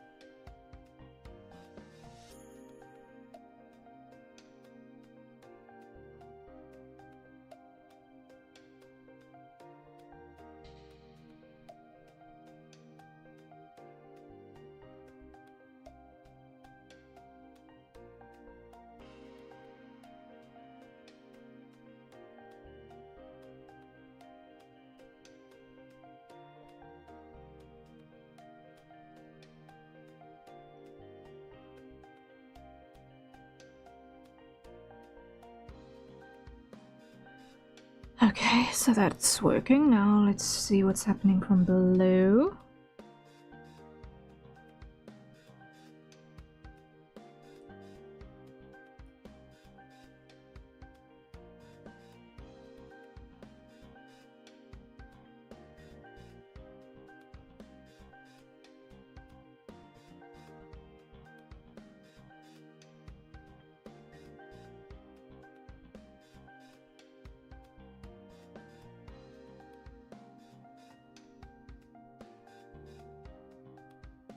There we go.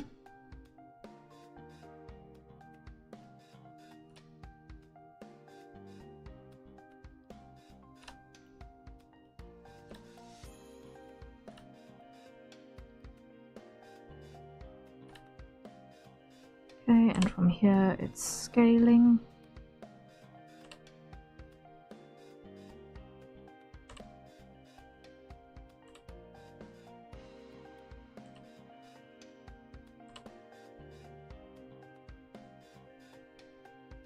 Okay. Getting there, getting there, getting there, getting there. Why do I get the feeling that I forgot to do an edge loop? Not an edge loop, edge seam here. Yes, I did forget to do that. To there, edge, mark seam. Object, back here. This should be number 15. I did number it, yes. Okay, cool.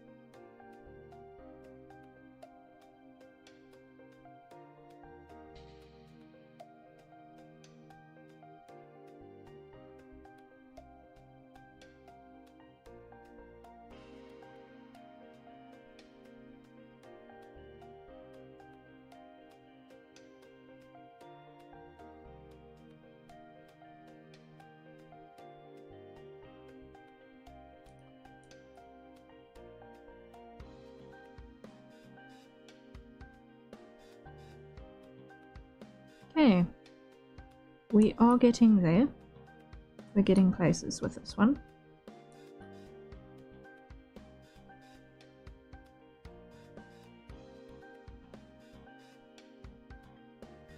I think it's done. Yes. Edge, mark seam. Cool. Phew. It doesn't feel like things have changed because we've been doing a lot of repeats of the same sort of an action. However, what we have actually managed to achieve, courtesy of that, is not insubstantial.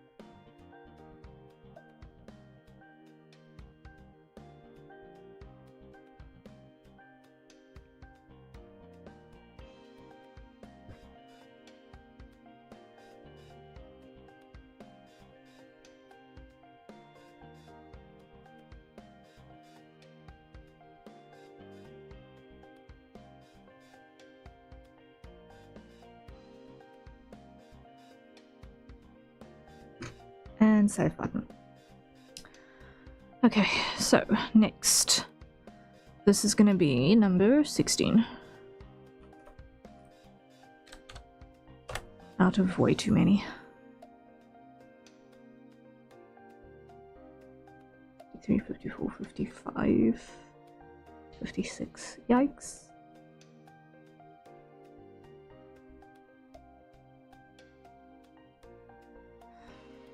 I'm reviewing this.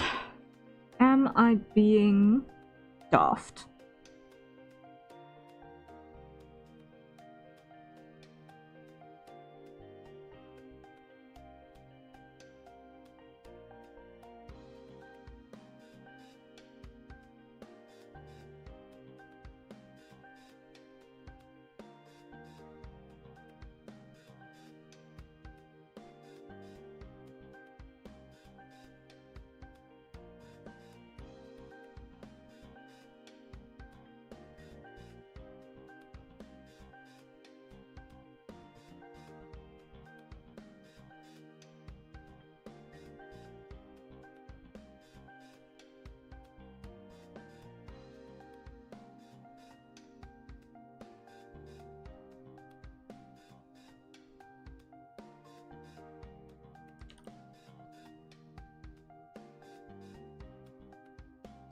I think it's working.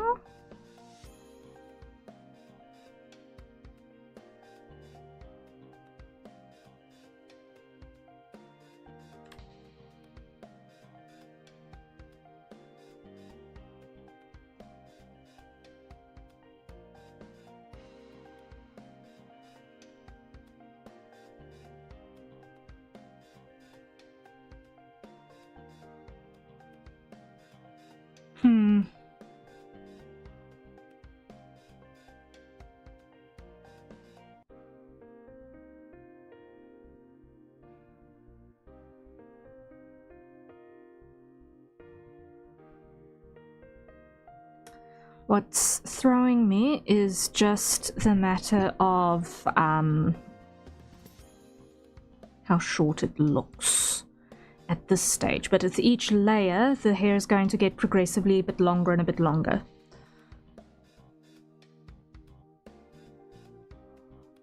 That's why it's throwing me right now.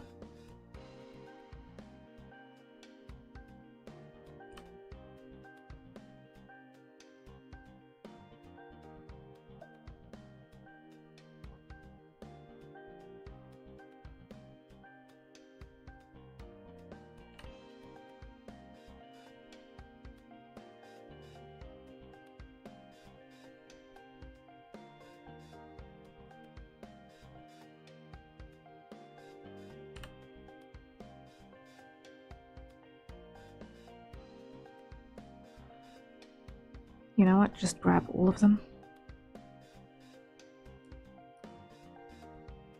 Edit. Select everything. Mesh.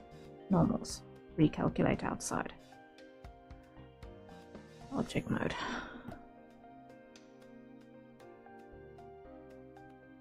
Yeah. Okay. We continue. So that was number 15. Number 16. This is where we're at. Edit.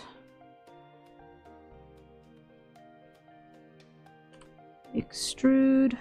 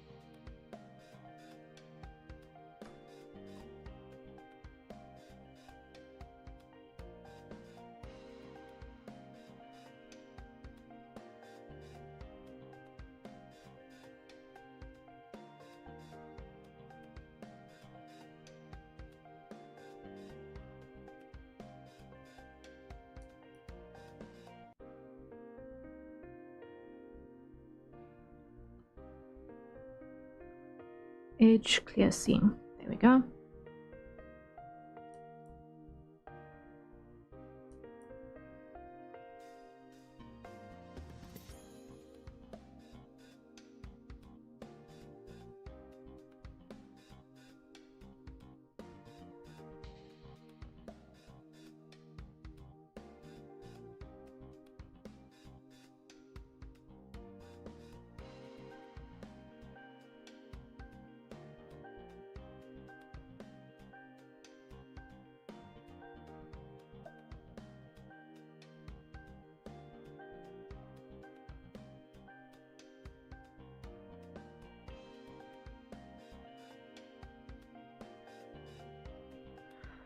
Okay, that works from that side. Now to get it to work from this side too.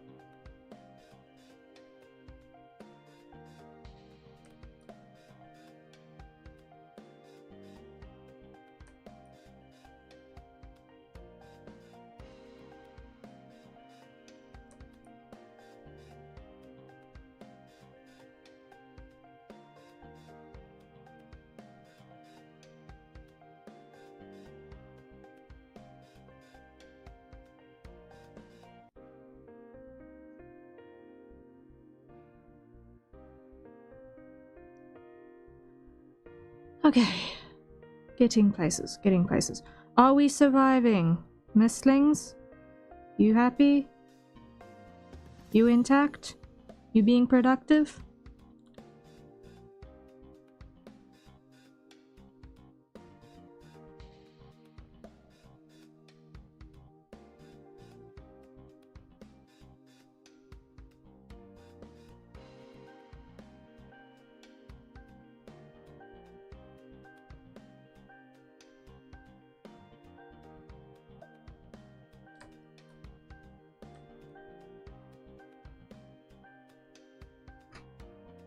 There we go.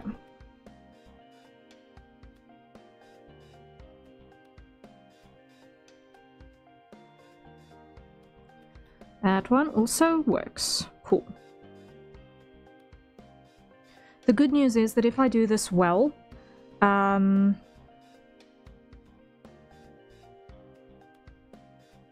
you'll never see the roots. If I do this well, you'll never see the roots.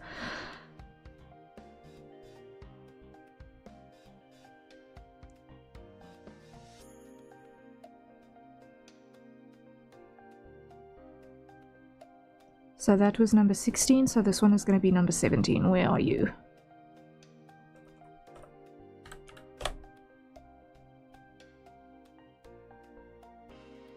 That means you are going to be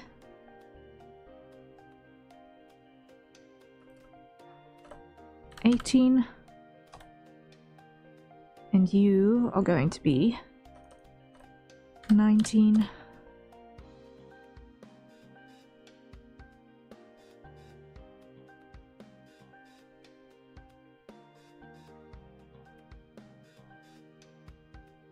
And you are going to be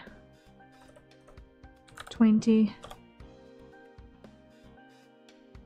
And this one, which is the wrong way around,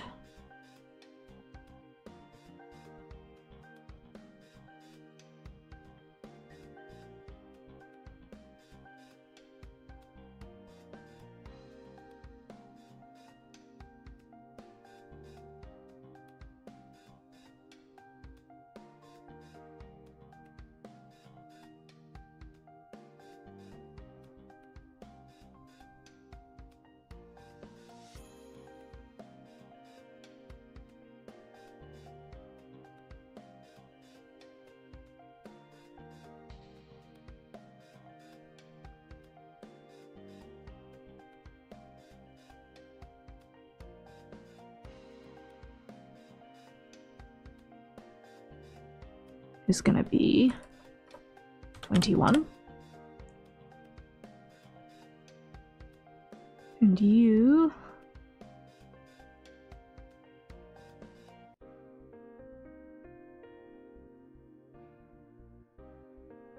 directly above it.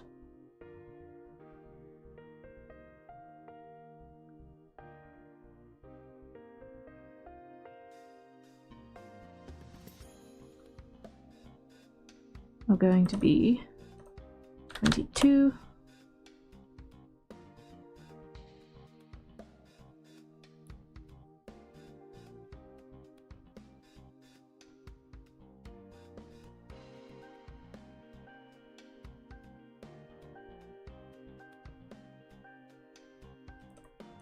And you're going to be 23.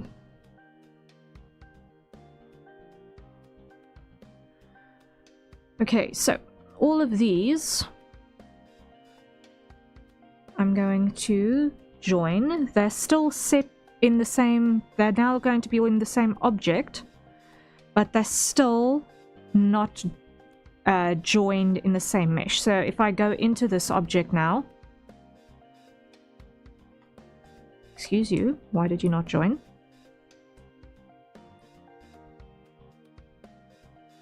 Everything that's got a point.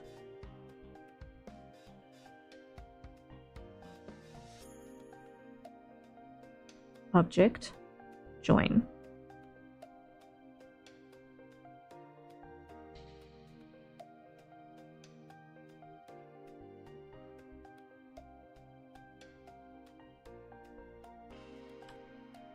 I can still select these in isolation.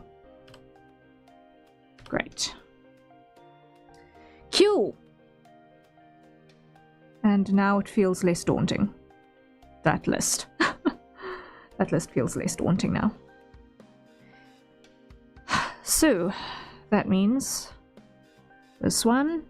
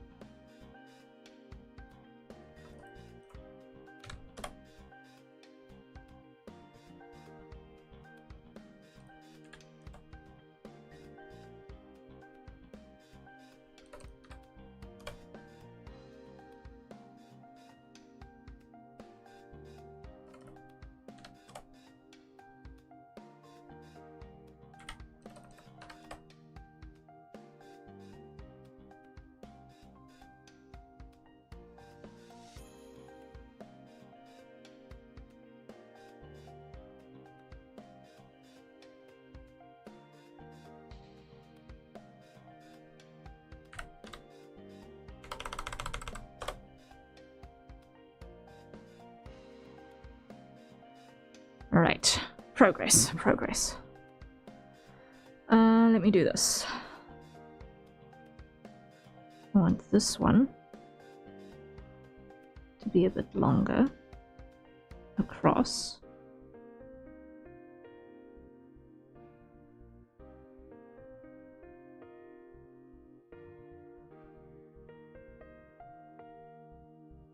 want it to cross the center line.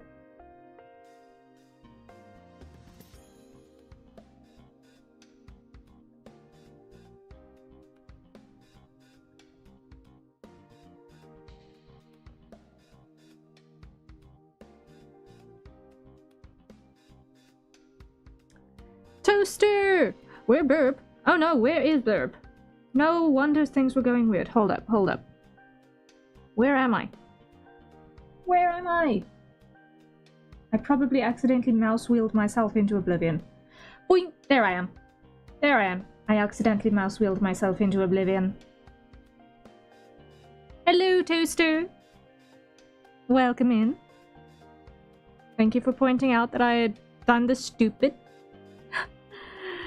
How are you doing?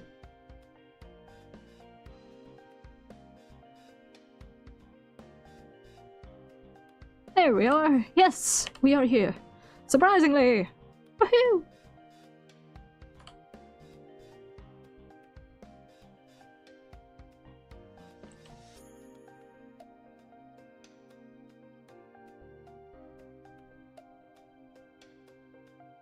Creating a presentation that's due tomorrow. Oh no! Best of luck. You got this. Also, that was a hydrate. Your timing is great, Toaster. Wow. Acquire your nearest staple consumption beverage and let's take a sip. Wada!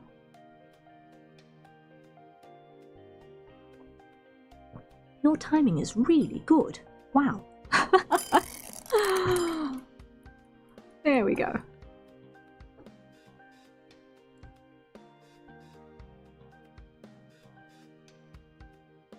Don't forget to save as well. Thank you. That is a good idea.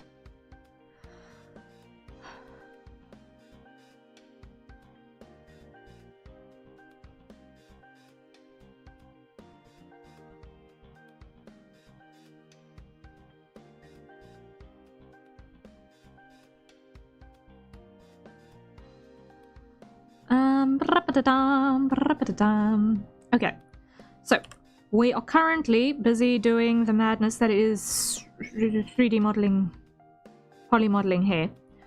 And we've made pretty good progress in terms of getting the bottom layers in place. This is a very, very, very messy hairstyle. So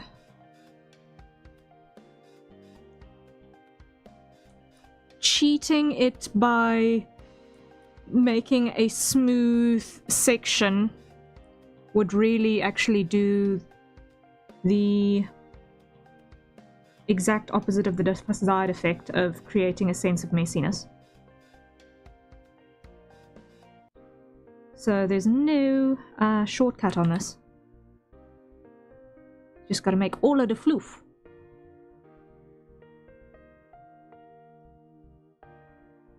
And make it very floofy floof.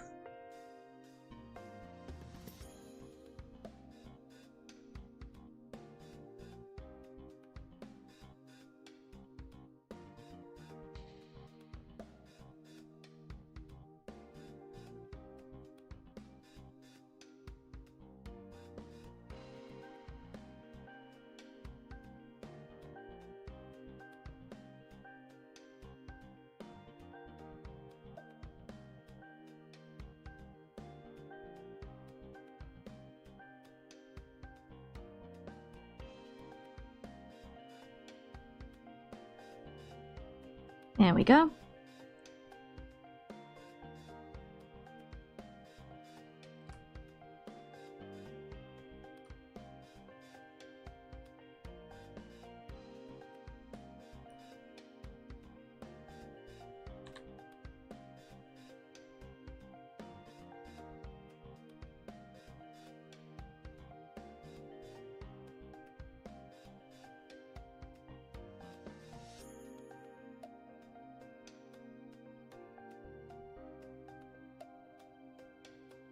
Starting to get this into the swing of it though.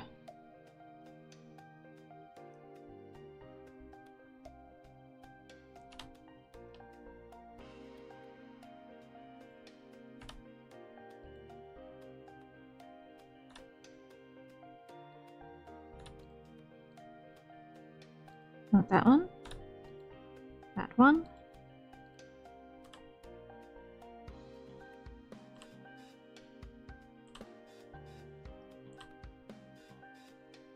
Okay. Now to make it less tall.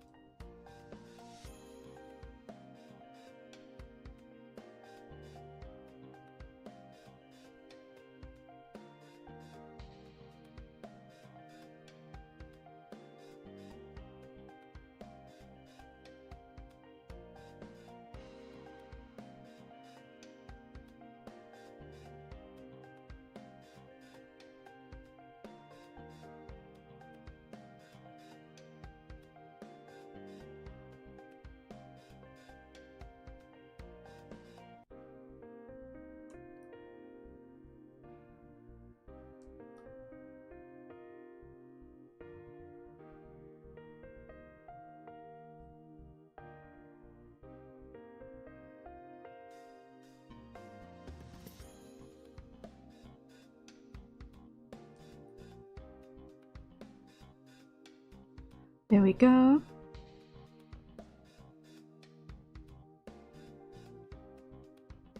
That will work.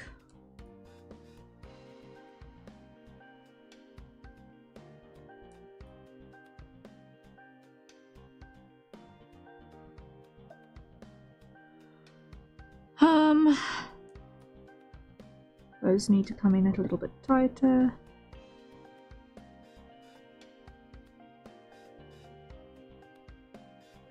There we go. There we go, there we go, there we go.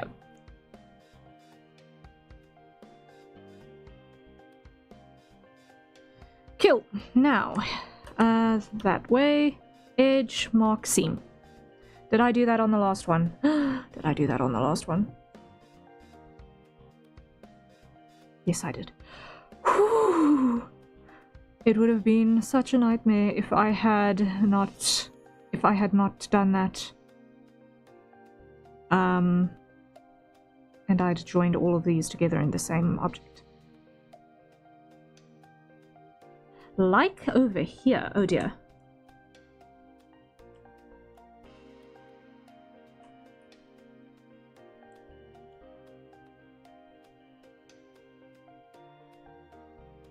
That was almost a disaster on that one.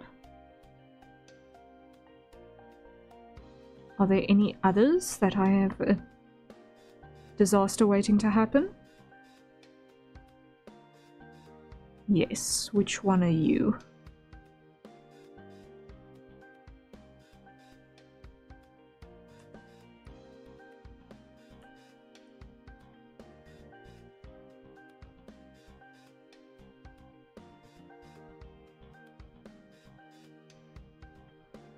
Oh boy.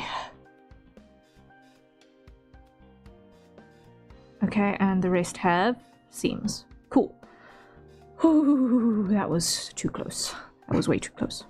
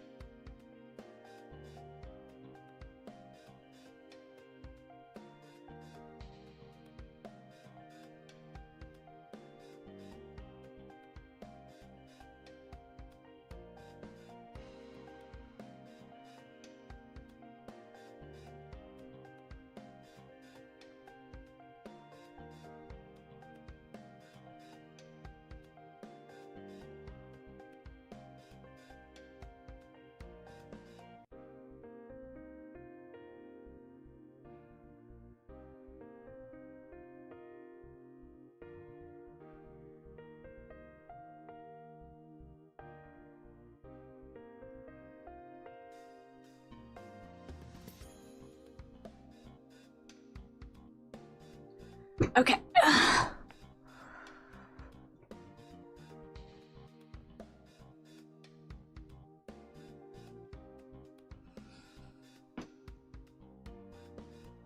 Just rolling the shoulder out a little bit. There we go. Not a bad idea to just move slightly. Okay. Next. This one. Edit. Grab everything. Extrude. Edge. Clear seam. Scale down. Move down. Rotate.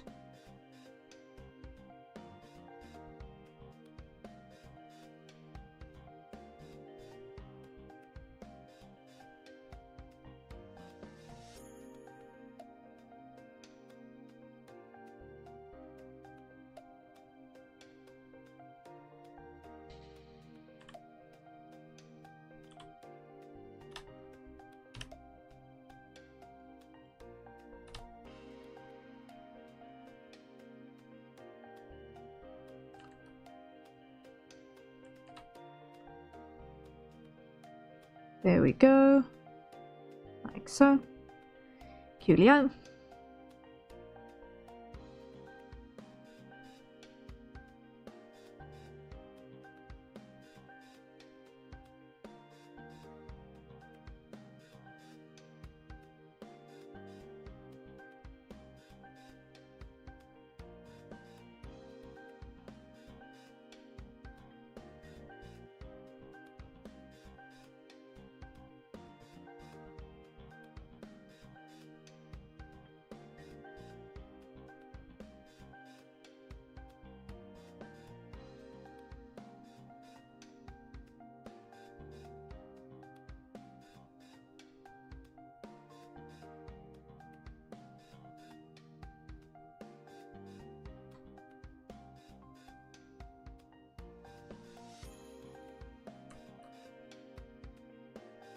That works. Yeah, like so.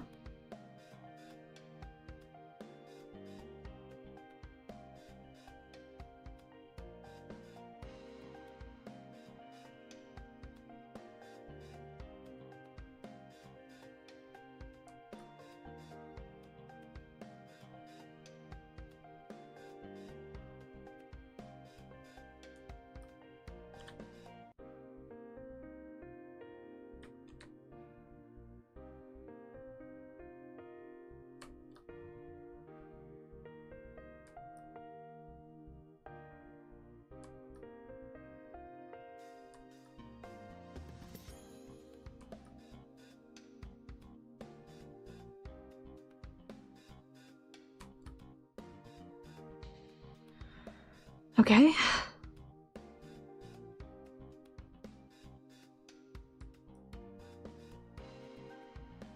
I want to do first pass, combining these down.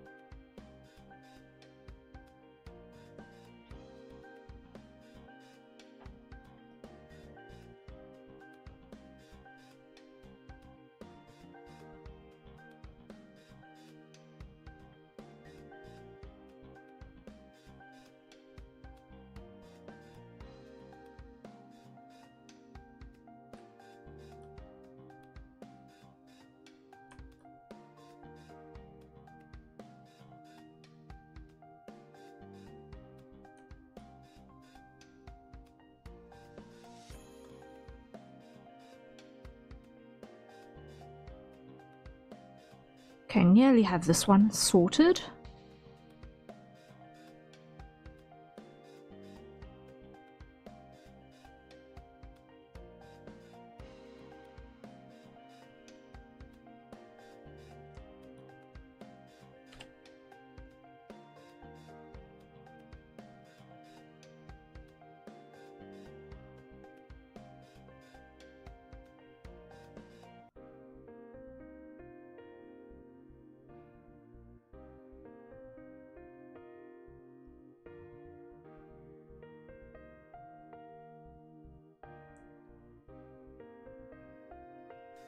There we go.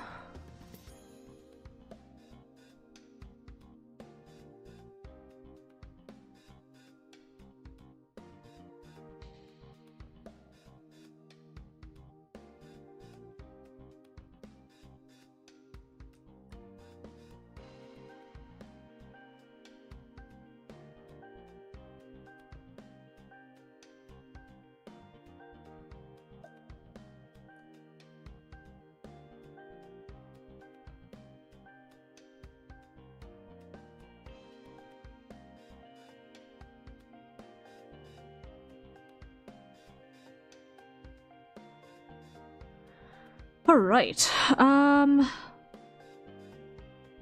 feel like this one can be longer.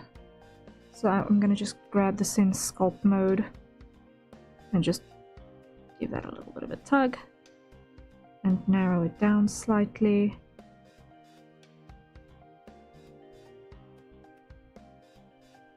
Yeah. That'll work. And now I can conveniently see the gap where the next one needs to curl into.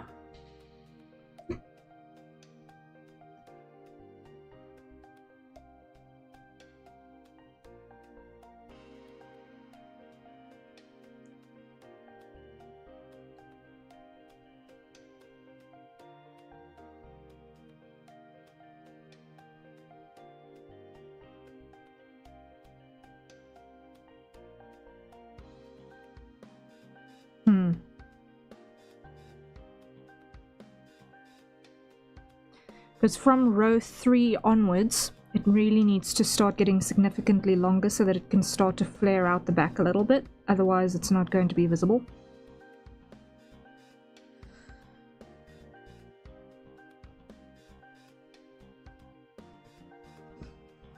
Because this is a little bit on the long side of short hair.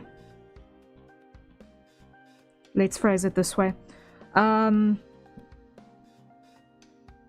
For someone wearing an undercut, this would be 3 months late for the next shave. At the very least.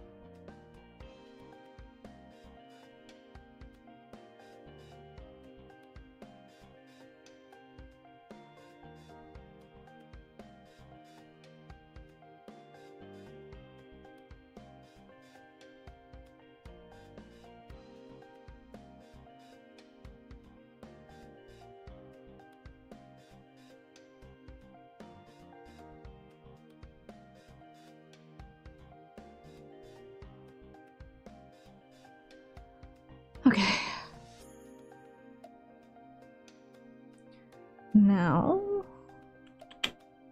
next job is getting the curvature right from this angle.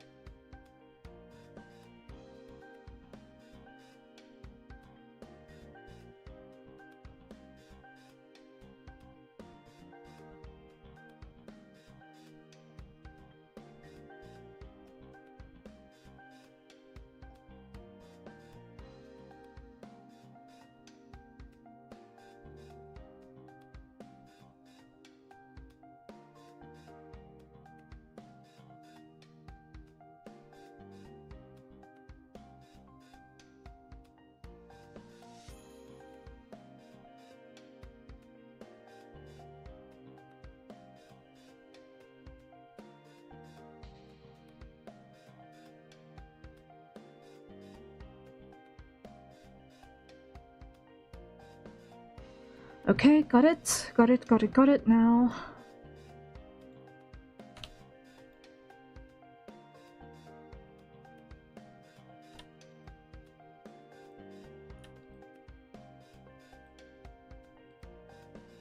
Here.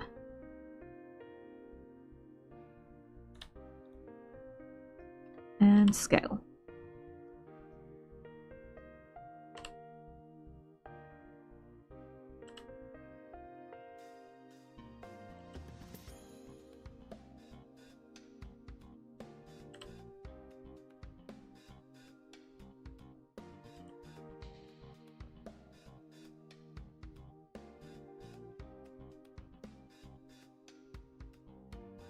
How's that looking? From that angle, it's looking really weird.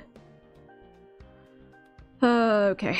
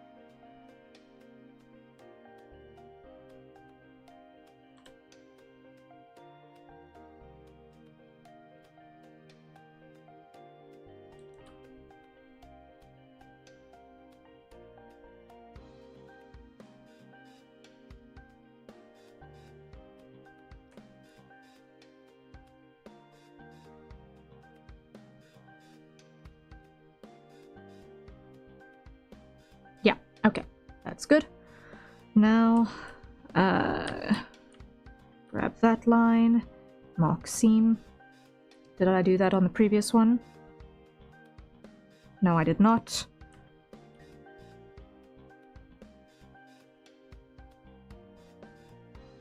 Yes, I did on that one, okay. Save.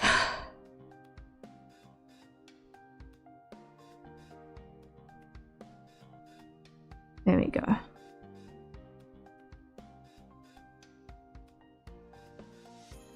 I feel like this can be longer.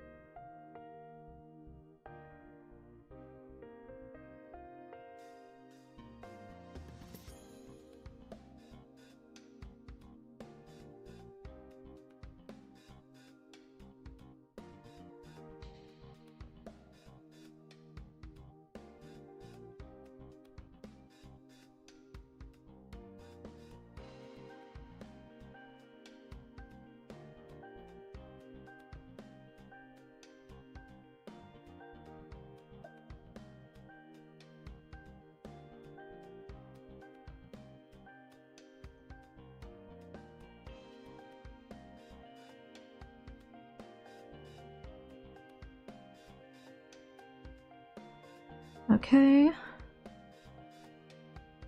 That works. Cool.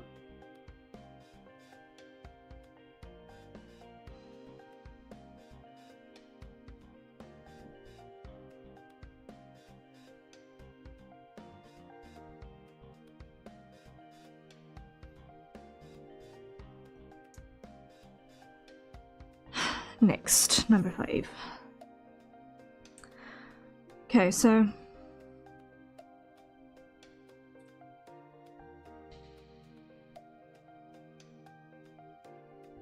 where's this one?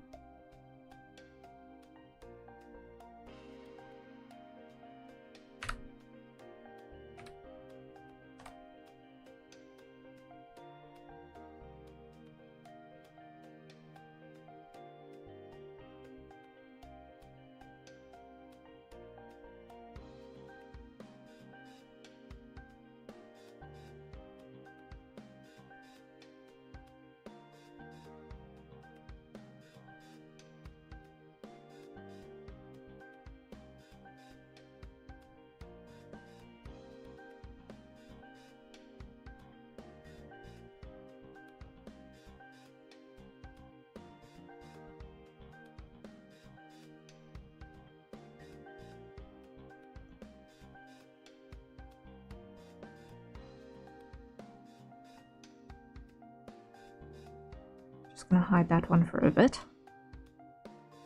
Or am I? Yeah, I'm just gonna hide it for a bit. My gut instinct is telling me that this needs to be longer.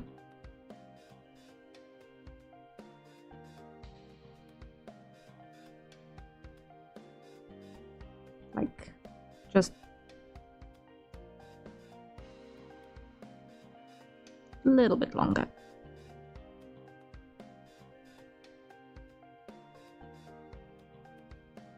Yeah. It's looking a little bit more on brand. It was just too short.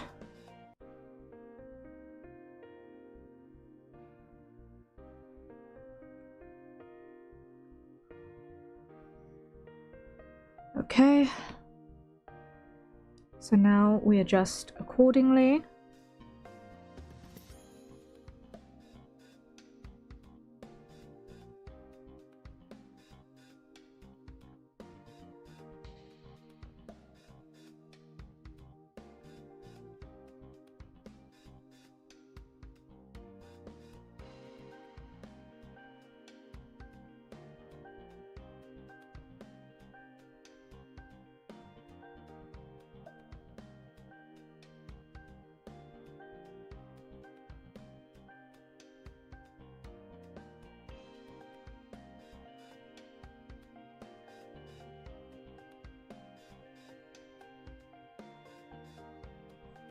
Yeah, I'm feeling better about that.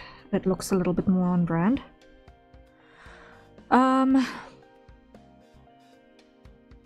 What I do want to do, just to get a half an idea,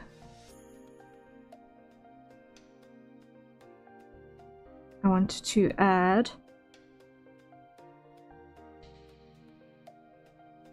a UV sphere.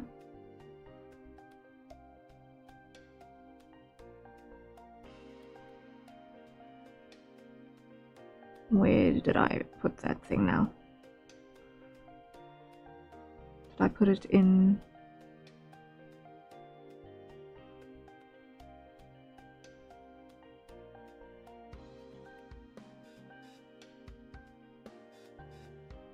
I want to put this in this thing, and I want to call it hair back, or no, hair normals transfer. Okay, I'm just gonna take that out of all of the collections. And I want to grab that, and that was a hydrate. So everyone, let's acquire our nearest safe for consumption beverage and take a sip.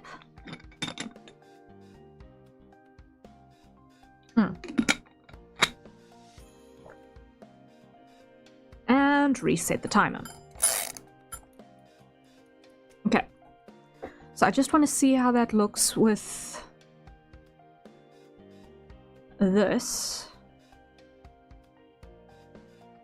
which I'm going to still do things with.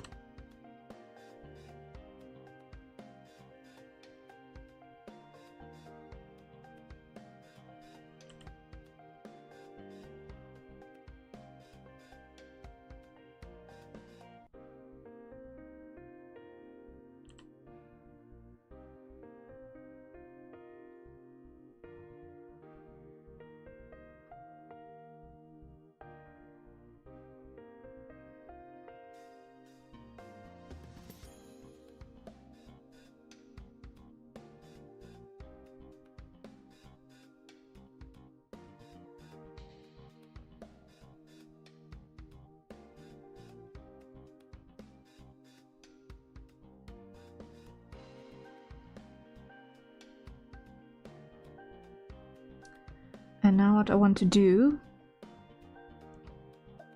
is I want to go add a normal edit modifier. I'm so glad that that exists. I don't need to think too hard.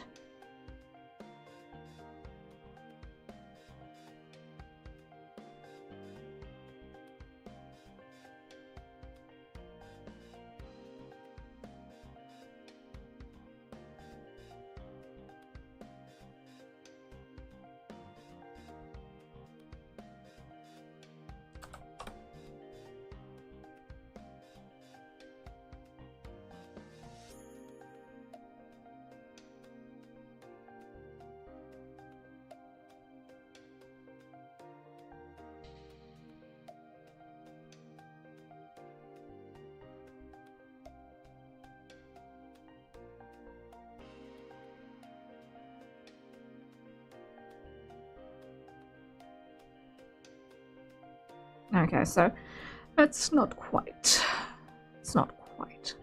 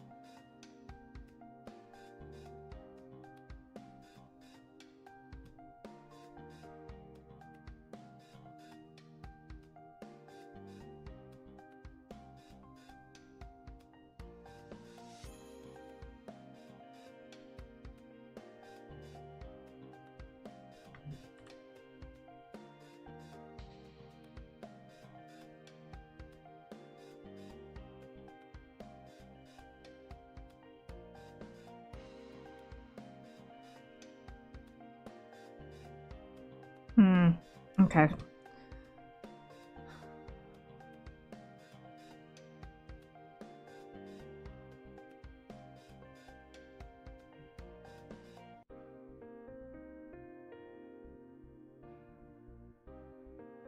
I will need to do custom edits on that later, because yikes, that's not doing the thing the way that I expected it to, but it's fine. Okay.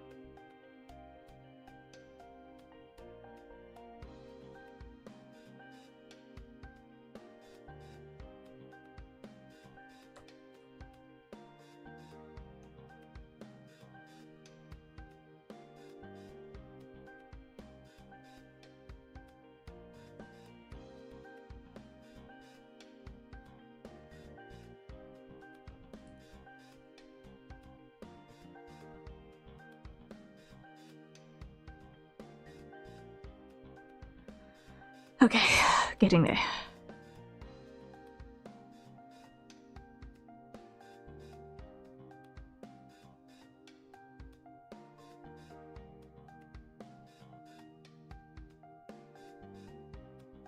I'm gonna finish this line and I'm gonna head over to do something a little bit different for a little bit. Edge, clear seam. Just to give the arm a little bit of a break.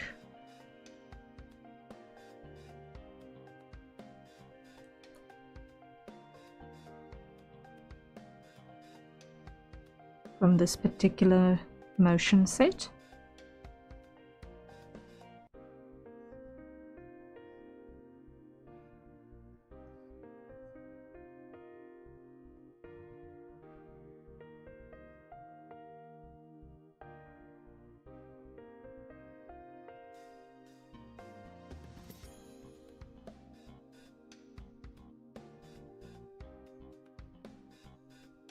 And also so that you guys can see something that's slightly more interesting than just watching little black dots move around on strips of brown whatever.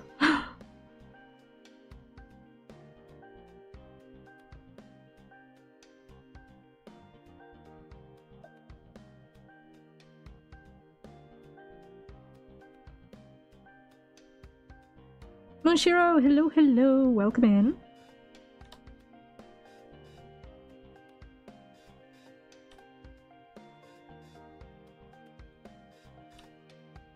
How are you doing?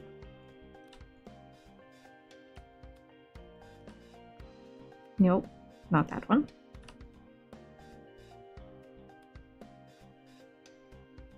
Waves wing, hair looks fluffy, yes! Very floofy. Goals!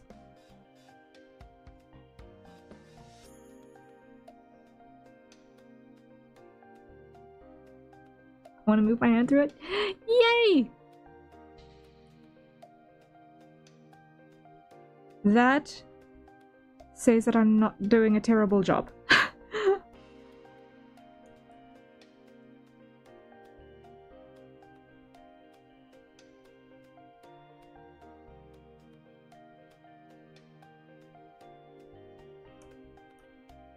We want the floof to be much floofable. And very head patable.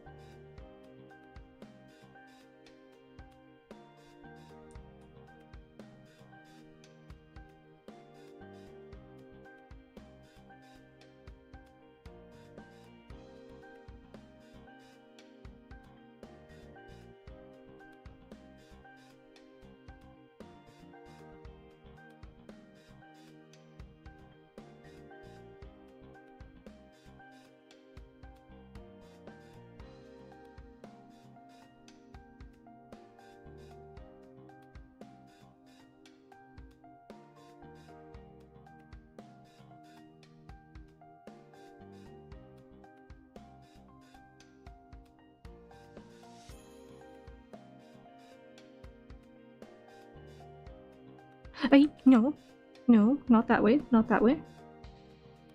There we go.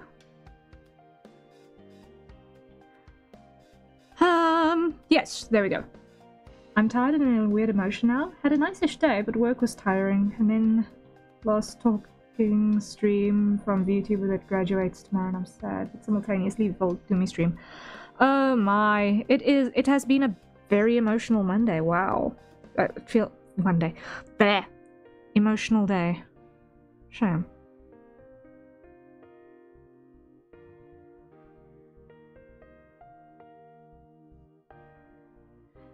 Emotionally taxing because it's all over the show.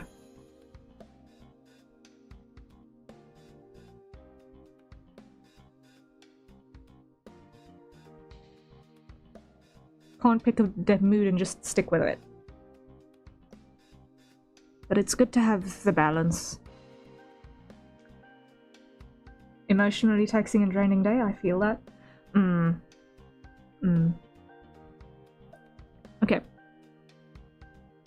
So I am happy that we now have what at least looks like 2 complete rows. All of that, and it's only 2 complete rows. Yeah.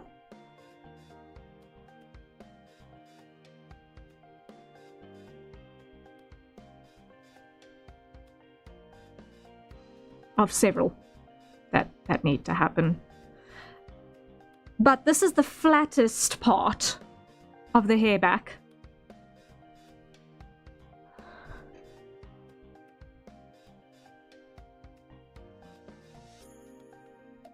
And I'm still stuck with what do you feel?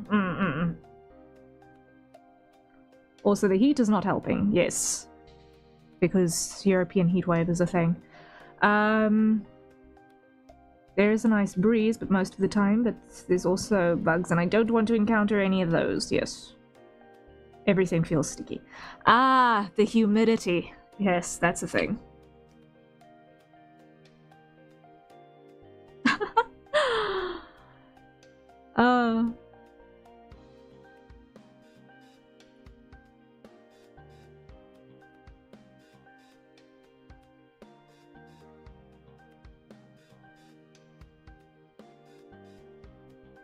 You're doing a good job of this. The first thing I thought when I looked at it was, oh, I want to move my fingers through this. I'm glad. I'm glad.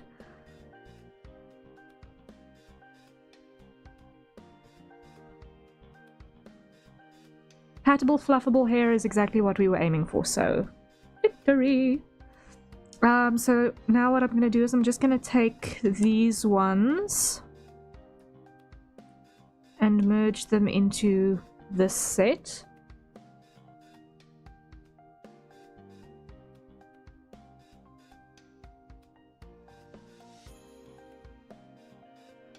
So that we've got a more controlled idea of our list of how many we've still got to do. There we go. Still hopelessly too many, but we'll get there. The good news is, the higher it gets, the bigger the pieces can be as well.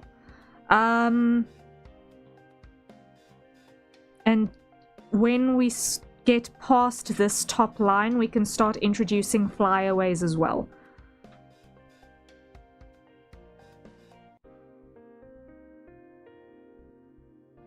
Because this section needs to kind of lie a little bit flat.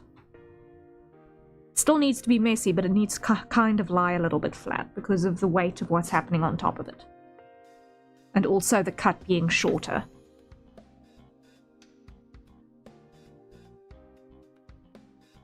As if I just grab this... Let me just hide that for a sec.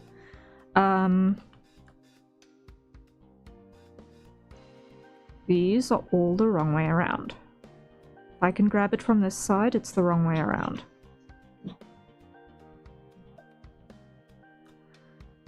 Edit.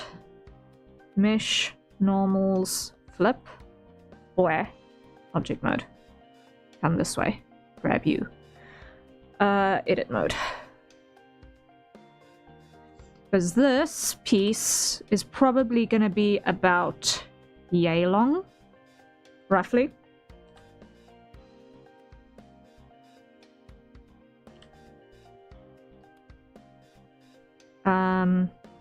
Edge, clear seam. So that's about the length of what's going to lie on top here. So everything needs to kind of stack up a little bit, but still lie flat, so that we can get that nice volume at the back here. I'm just actually going to leave that one as is for now and just hide it. Of course, it would be one really close to the top of the list. Oh boy, okay.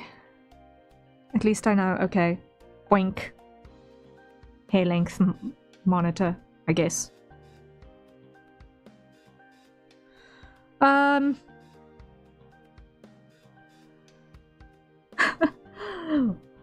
Full rocking that punk mohawk. Yeah. Oh dear.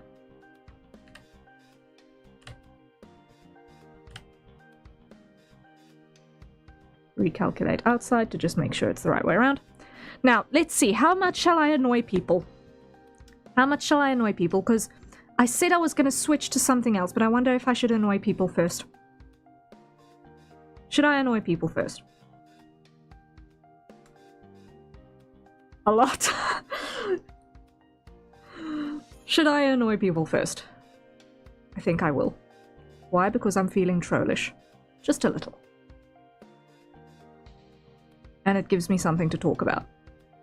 Haha. Edit.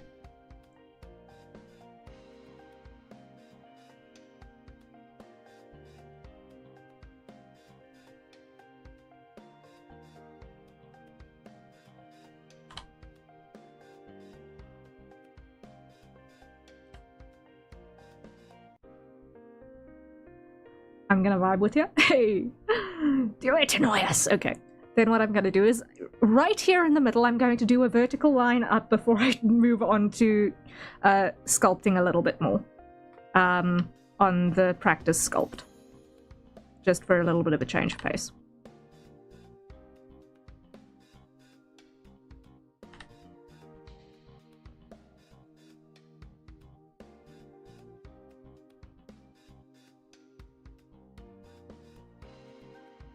I'm gonna vibe with you. Woohoo! Thank you for vibing along.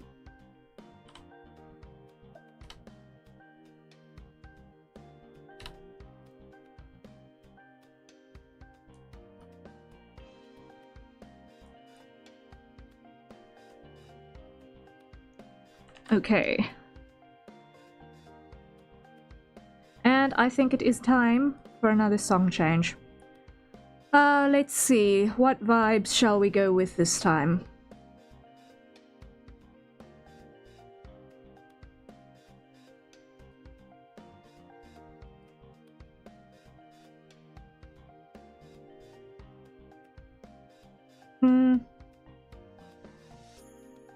Zany, welcome in, welcome in.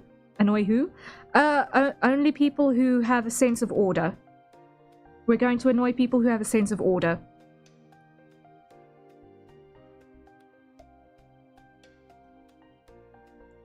Oh yes, there's also that. There's that piece of chaos. Ah, I almost forgot about you.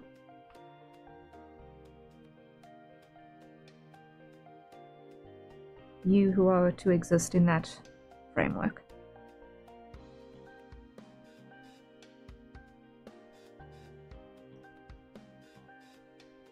So this line up, we're going to floof first, and then we're going to switch over to sculpting a little bit, and then we'll come back to continue floofing.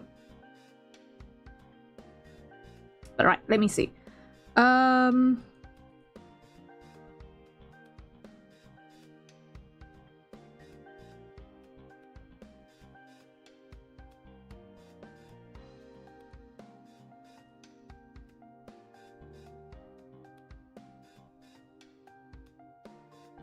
That's my usual one.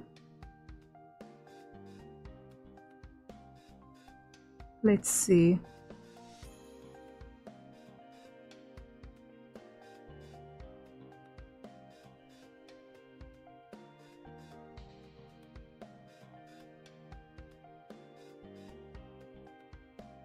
Let's do that one, I think.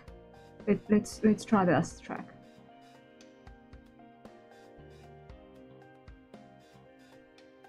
You might annoy me, but you also might not annoy me. That's the fun part of ADHD. Yeah, it's like when there's method to the madness.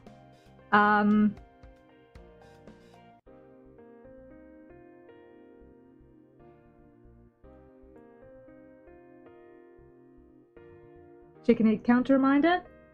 10 minutes. 10 minutes to the hydrate timer.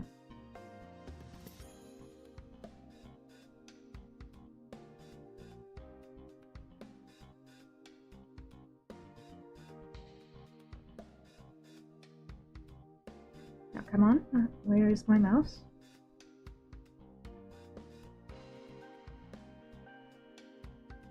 I didn't hear the ticking when you talked, that's why I said. Yeah, I keep it kind of far away from my microphone most of the time so that it doesn't annoy people. Okay. I'm looking for this one. Change of vibes.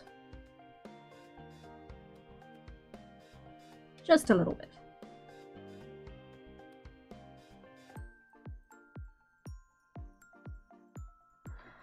Okay.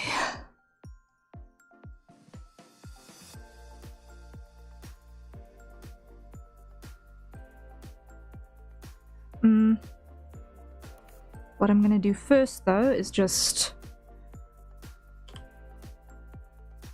extrude and scale.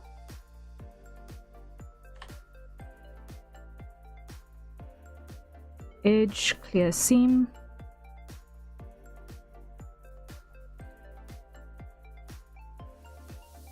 Extrude, scale,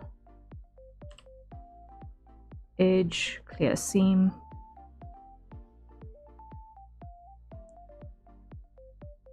Edit, extrude, scale, edge, clear seam. Okay, so there we can see more or less what the lengths are going to be of these pieces that are going to fall down.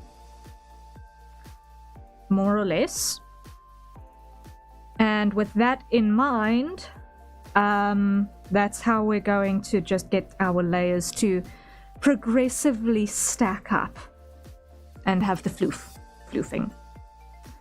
Now, reason I went for going straight to the middle of the head while doing this was largely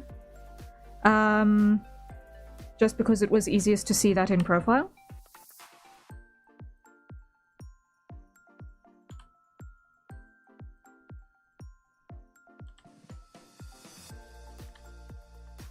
But this one is going to need to definitely be included in this mess, because otherwise the one that lies on top of it isn't going to stack in any way that makes sense.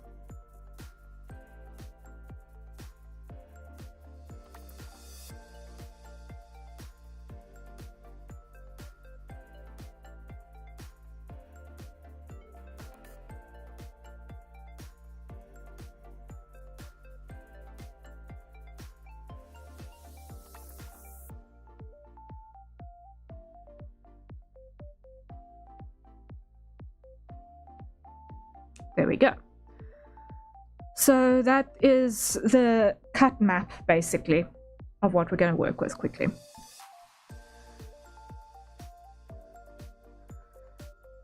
So I'm going to work from the opposite side so that I can see a little bit more clearly what exactly I'm doing.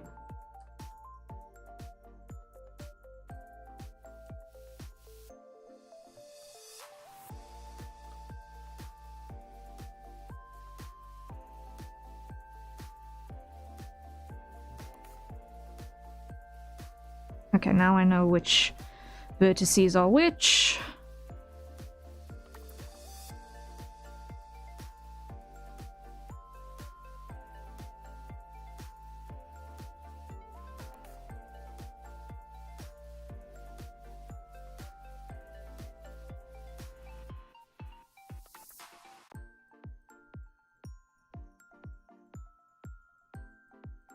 Did something break?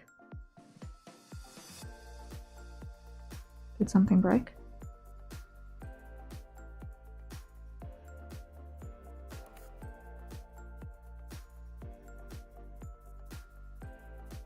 I no longer hear music. Did something break?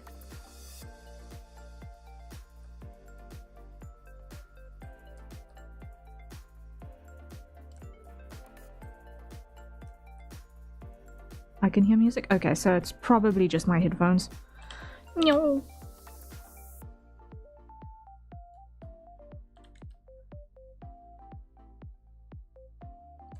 They were giving me a little bit of problems earlier today for the first time out of nowhere.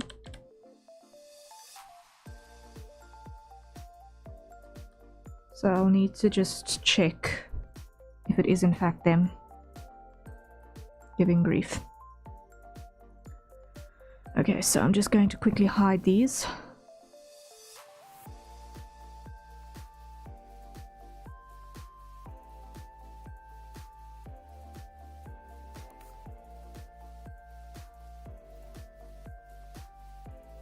The fact that these numbers are all over the show is also annoying. Ah!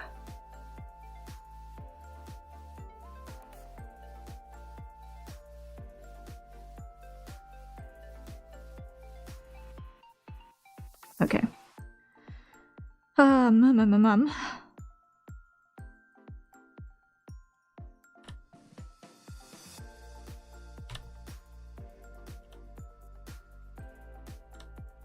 Okay, now scale.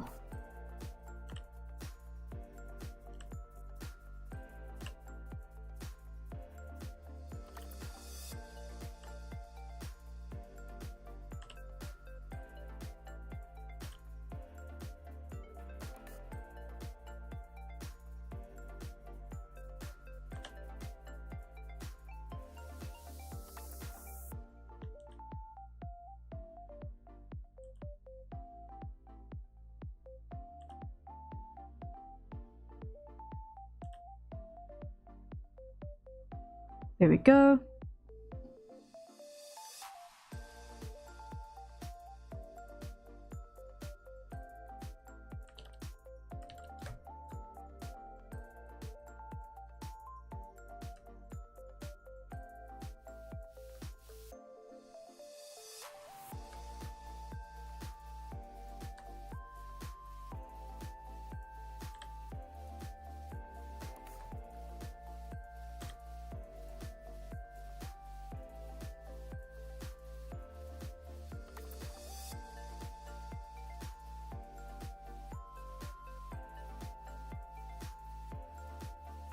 This one strand looking oddly straight.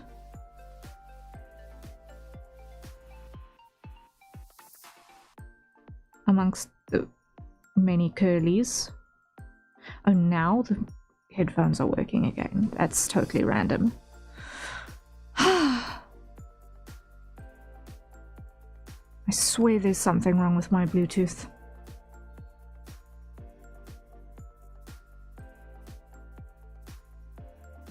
But anyway.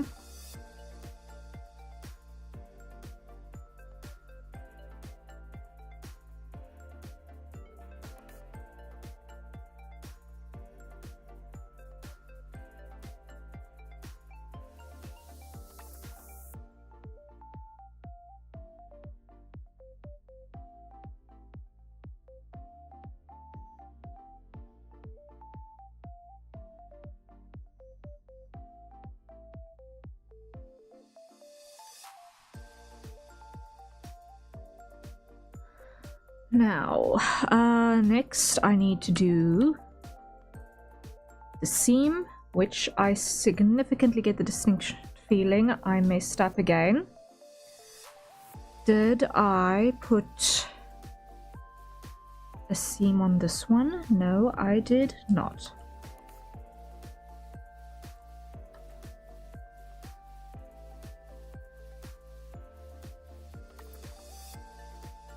Are there any others that I missed? Oh boy.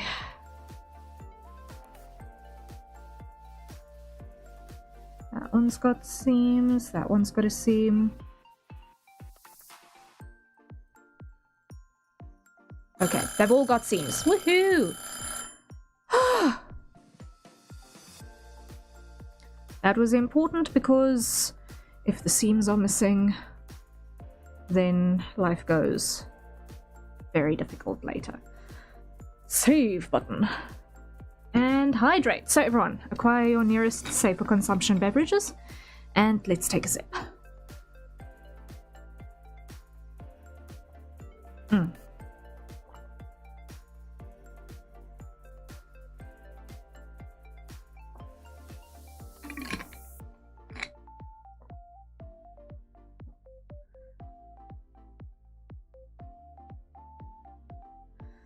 Alright, so this one I can't actually do yet because it needs this bottom piece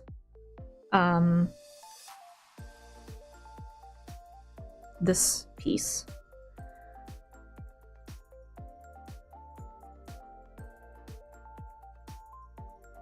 To be done first. Otherwise, I'm not sure how it's going to fall. So those two are also not mouth interior. I want that to be on here. So those two are next priorities after the rest of our line of chaos.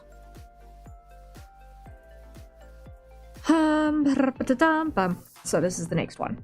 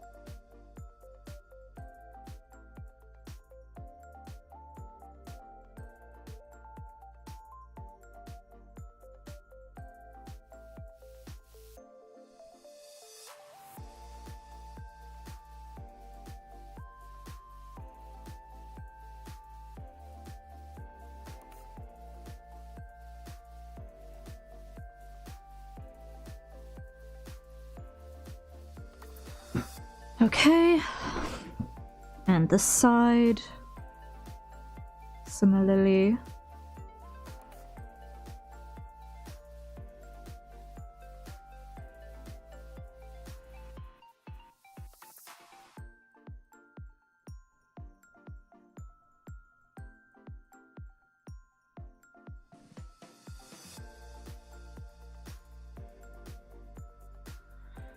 Okay.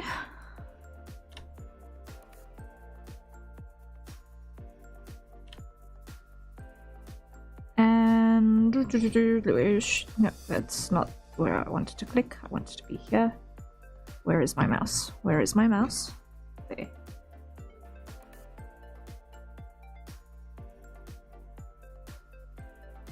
Okay.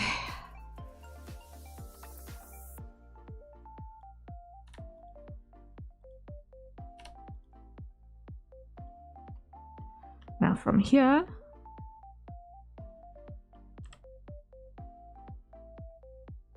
I want to do scaling.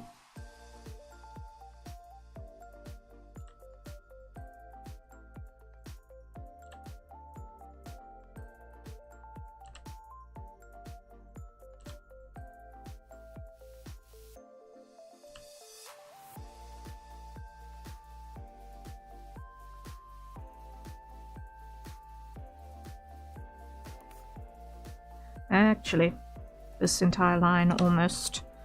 I think I'm gonna need to do merges.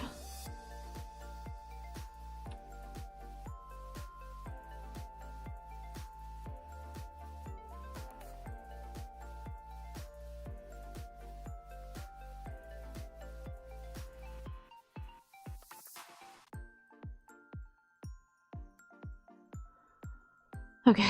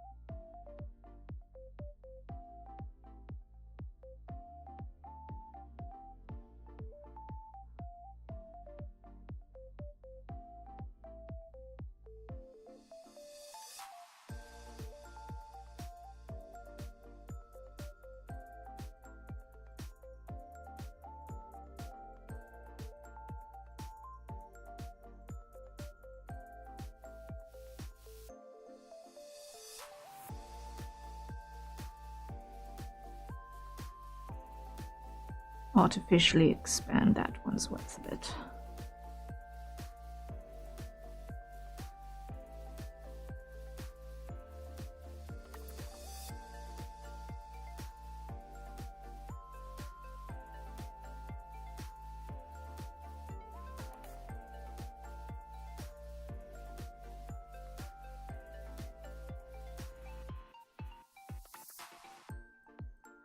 Okay.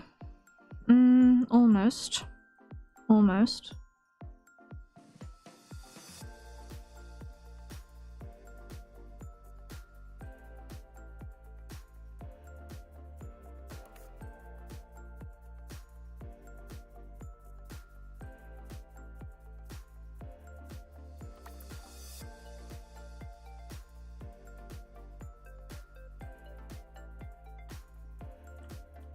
And mark seam. There we go.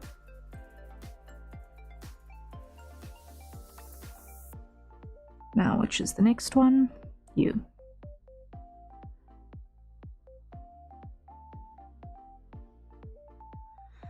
Okay. Eek!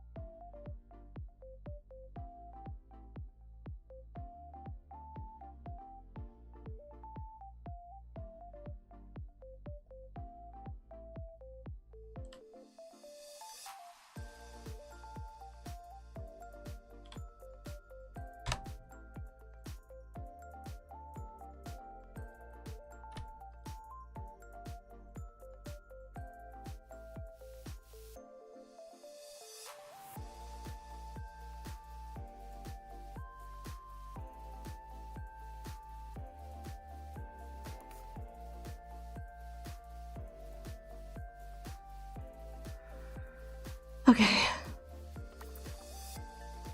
So, very anti-gravity at the moment.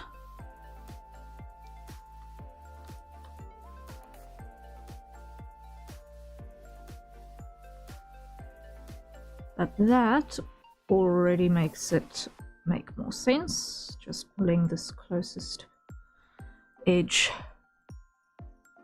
inward.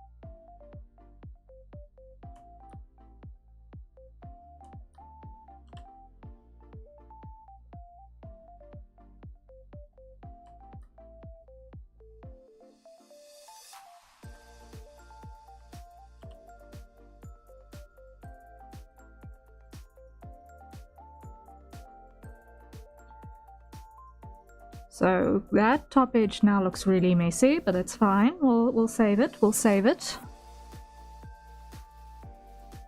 This can be rescued.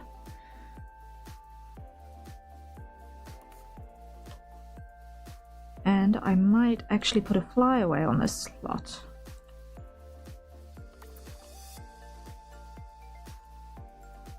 I know I said I'd probably only start adding flyaways from the top, but this one is kind of begging for it.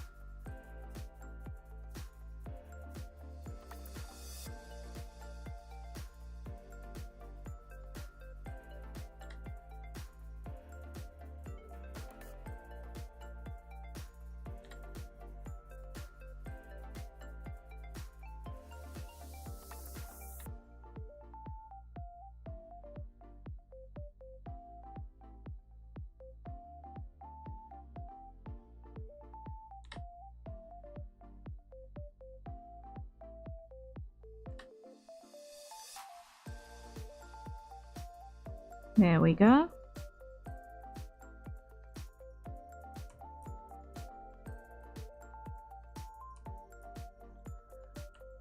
Firstly, mark seam.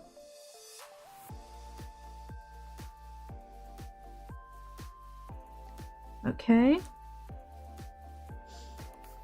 Actually, no, I want the seam to be on the opposite side.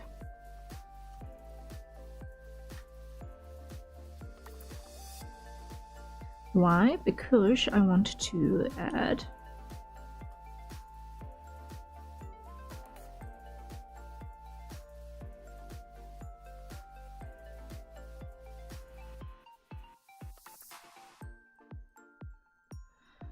of course it would rip this way. Bleh.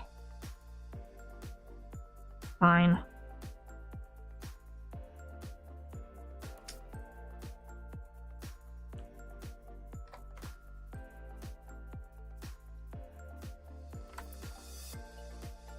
Dissolve those edges, firstly.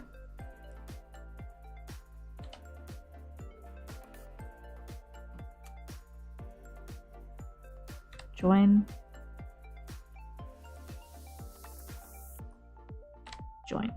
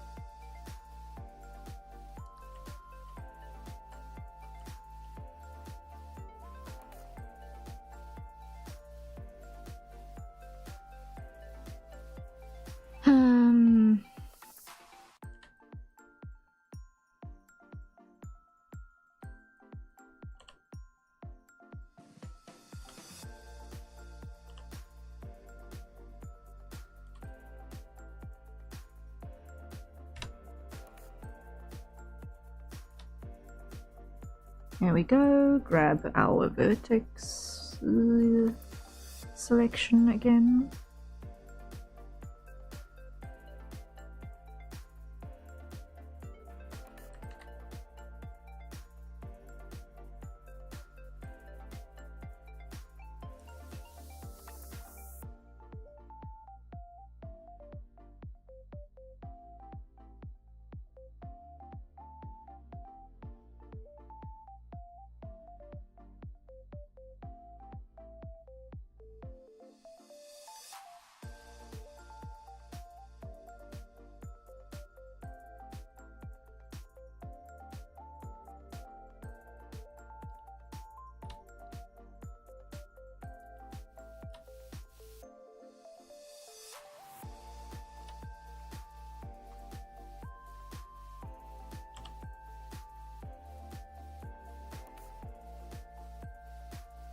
Okay.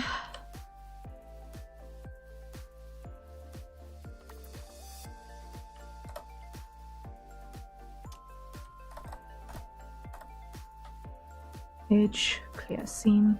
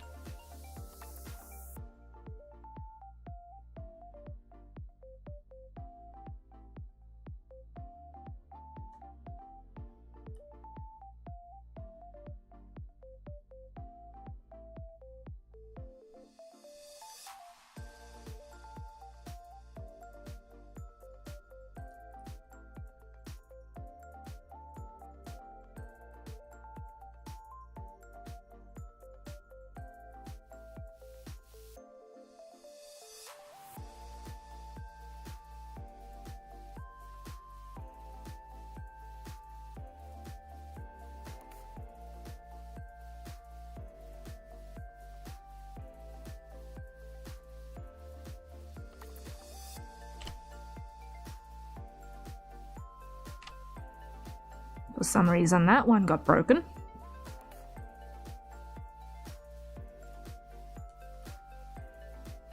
And mark that seam again.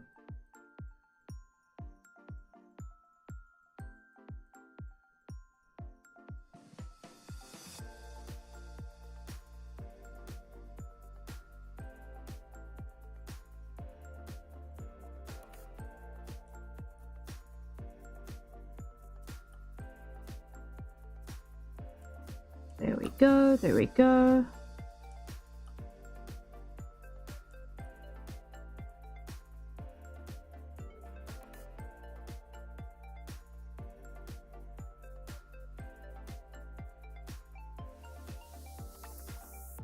There we go, there we go, there we go, there we go.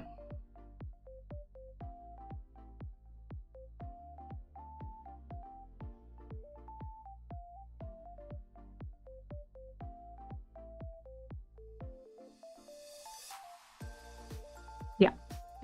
Okay, that's that piece sorted. Look at that, we've now suddenly got complexity going on. Woohoo! Now what I want to just do is come back into sculpt mode and just pull this a little bit tighter down.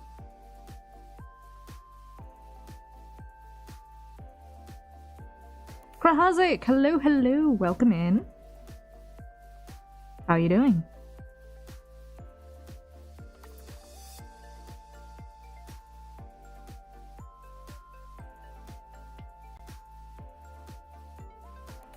That's a good complex head there, yay!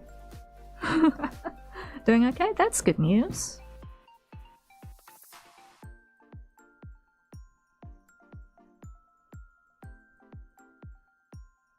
Okay. I said I was going to annoy you guys earlier. At this point, this is where I'm going to leave you to be annoyed. Haha. I gave you a plan and then I'm deceiving you about what exactly I'm going to actually do. Haha. No, it's fine. It's fine. So, yeah, you can basically see more or less how I'm planning on getting things to fall. So you get the idea of the actual length of the strand and then how it kind of layers on top of itself.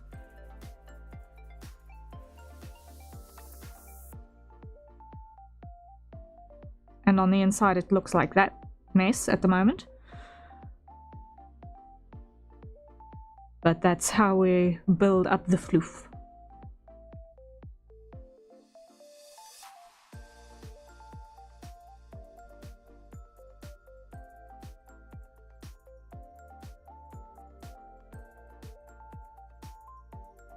But I'm definitely going to need to make sure that these two sweep a little bit further in the opposite direction. Not in opposite direction, to your right. Because otherwise, what's going to end up happening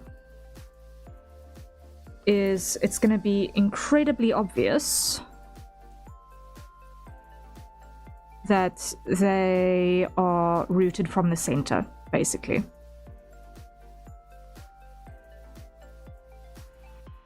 So just giving them a little bit of a misalignment is going to be important. Here we go.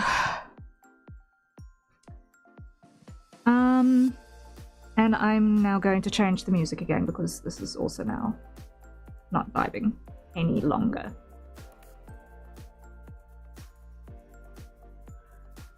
Let's go.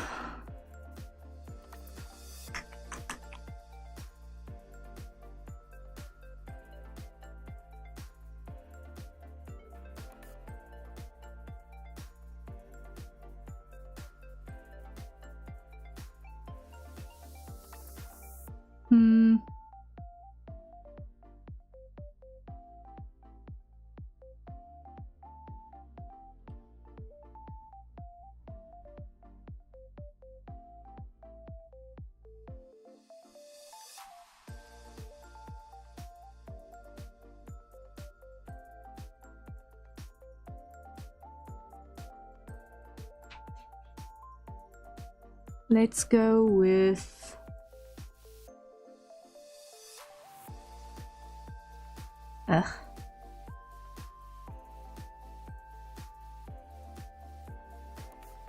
back to default.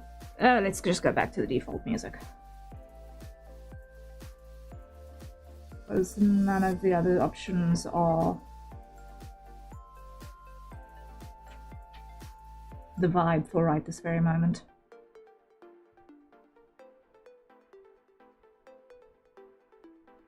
Okay, while that's busy hopefully updating, which it hasn't, at least not by me anyway. Let me go open recent and go back to our test sculpt, and let's just do a little bit more test sculpting.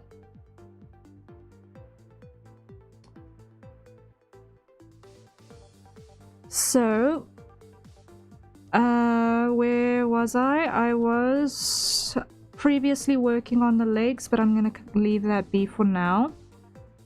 Let's see what I can do about getting this face to look like something or someone. I have no idea who this is that I'm test sculpting. I honestly have no idea at this point. Object mode, let's just choose the right thing first.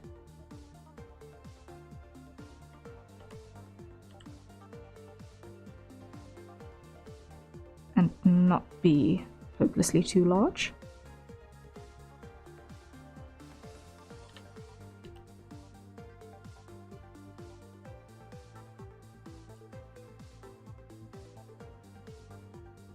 Okay, that's the internet being stupid. That's the internet being stupid.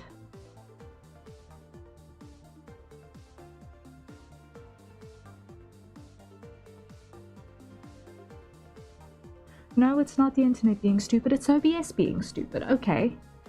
Why? Why? Either way, I forgot to reset my hydrate timer. Whoops. Okay. So, everyone, acquire your nearest safe for consumption beverages and let's take a sip. And hopefully OBS will catch up with us. Right at this very moment, I have no idea if stream is okay. At all.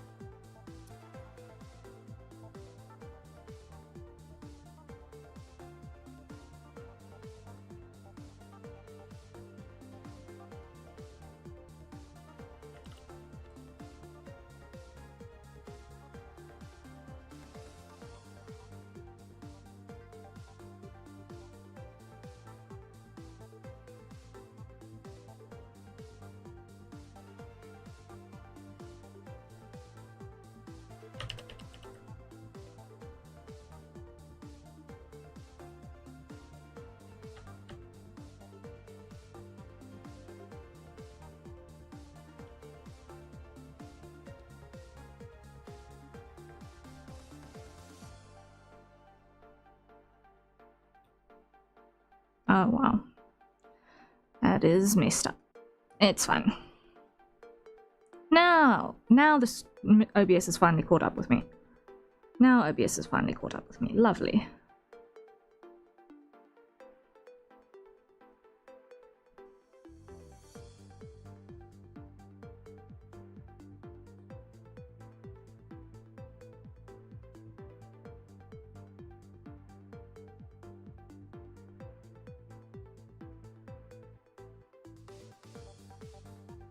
Wait.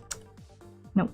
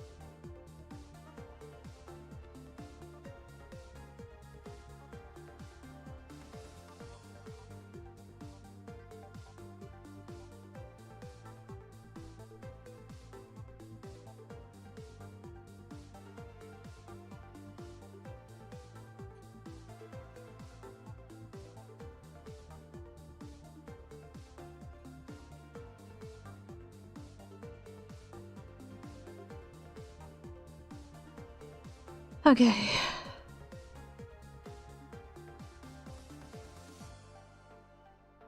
Sculpting and softening. Just getting rough landmarks in place. Okay. Now I need to decide who are we sculpting. Because that's going to significantly impact what facial features I give this person.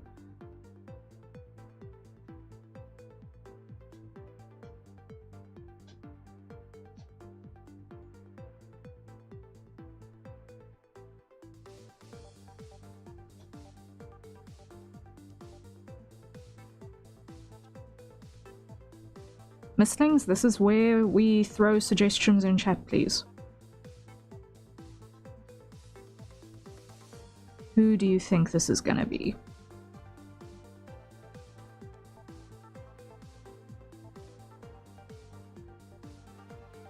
For our test sculpt. For seeing if we can make something that would work as a figure.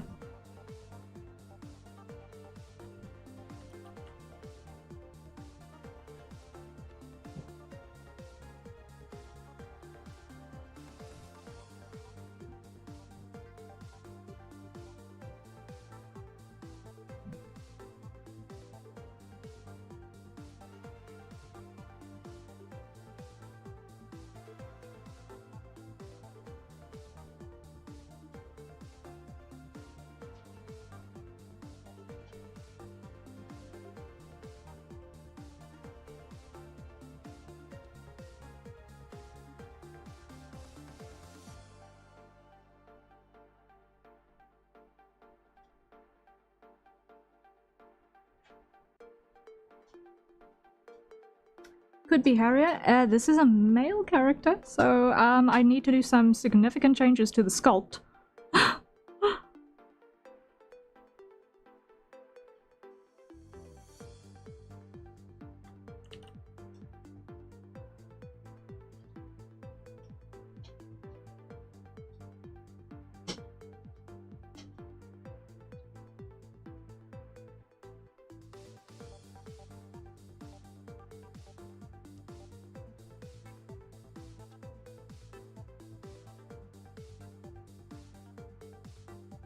Well, I suppose it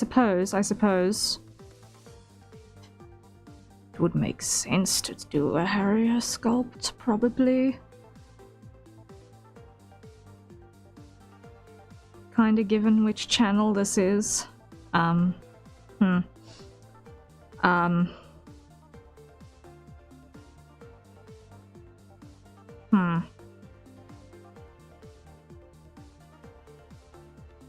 Should I do another one from scratch?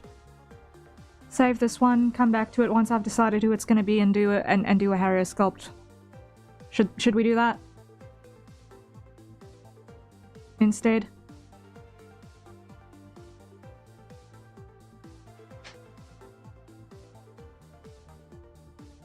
You guys tell me.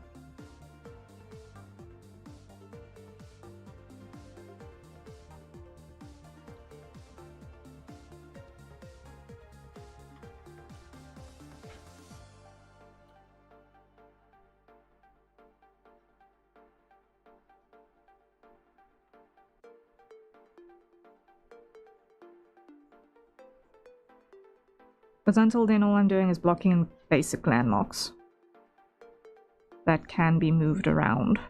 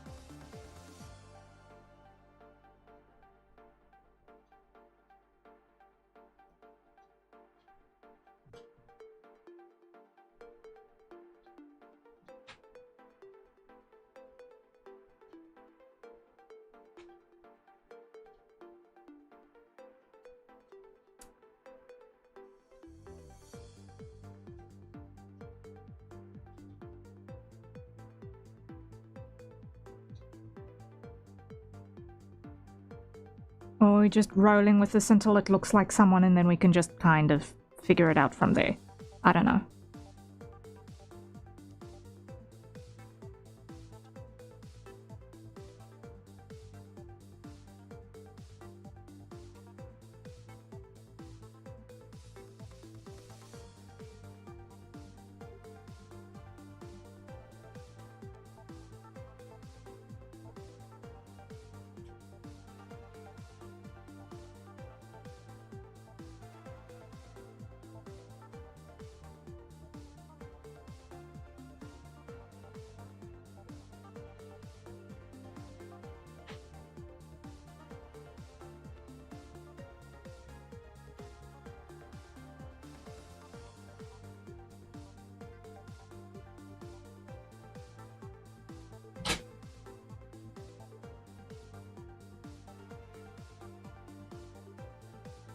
Because at the moment, I have no idea who this is.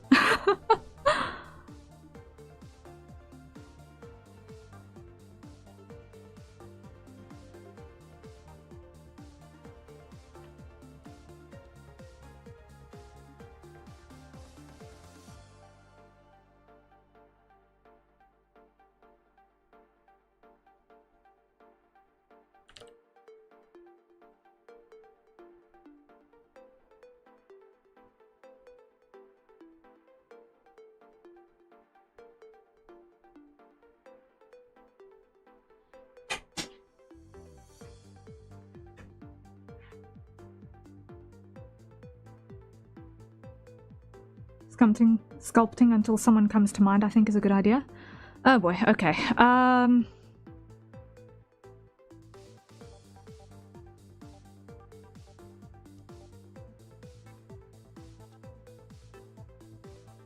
It would be ideal if it was someone actually kind of generally know.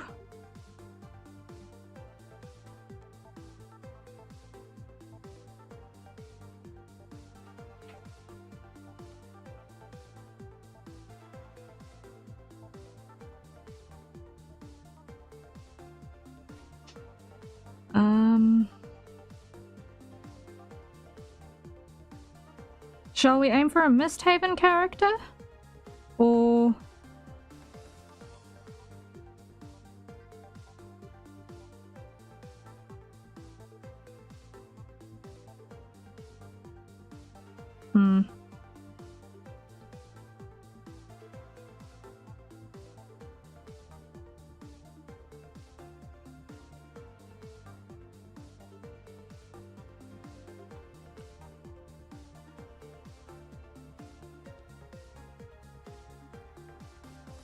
At the very least, it's a more fun way of going about it. May even produce a new character.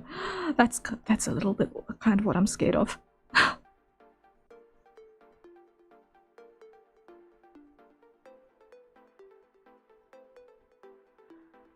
Okay. Dynamic topology off. Remesh. Oh no. No, not undo. Not to that. Right. There we go.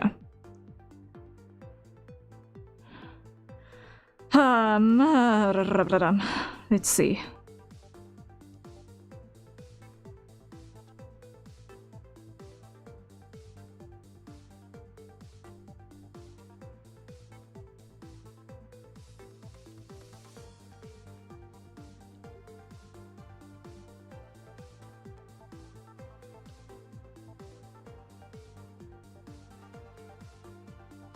Firstly and foremostly, we need to do more grab work.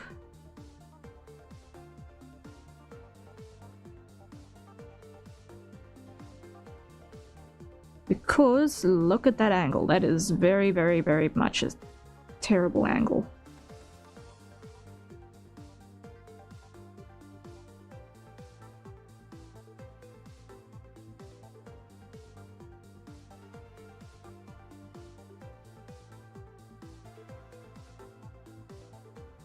Oh, that's abominable. That went very wrong in the last 40 seconds.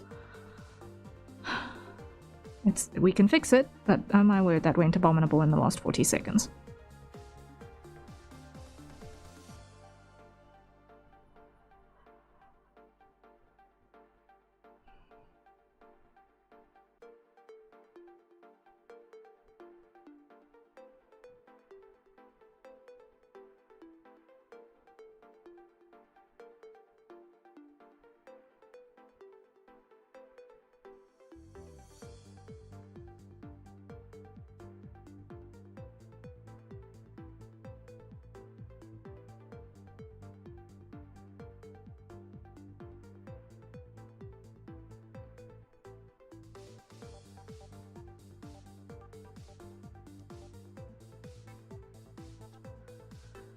Okay,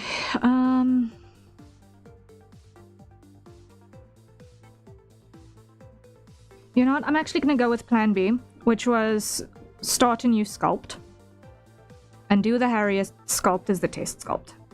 How do we feel about that? Because at the moment I'm feeling insecure because I have no idea who I'm working on. And I have no idea what I'm working towards. So I'm going to leave that one here for now. Save. And let's start from scratch. File. New. General. Select everything. And be gone. Add.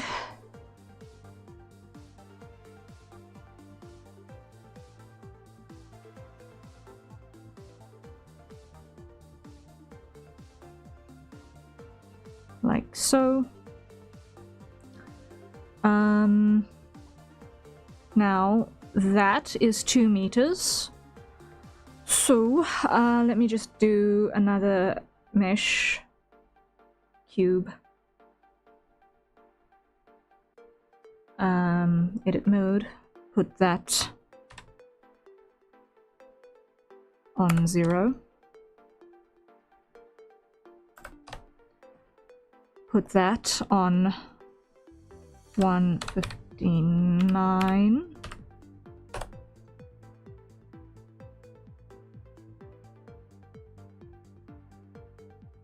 Because I'm short. It would help if I did not do that on the X, but on the Z. With all of them. 1.59.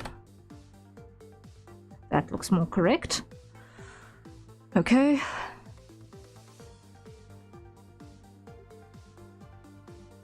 And that just acts as my height measurement.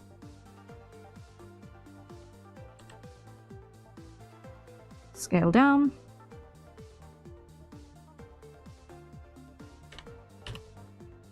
Pull that up.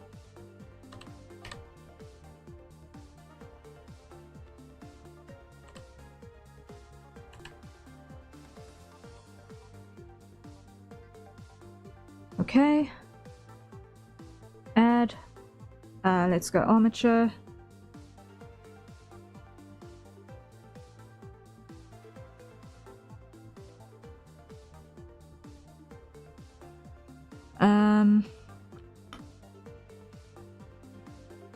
Scale down to fit the height.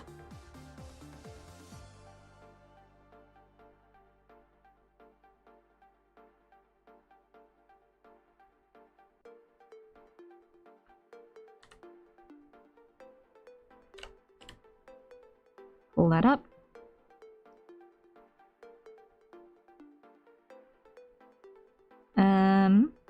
Now let me think. There are going to be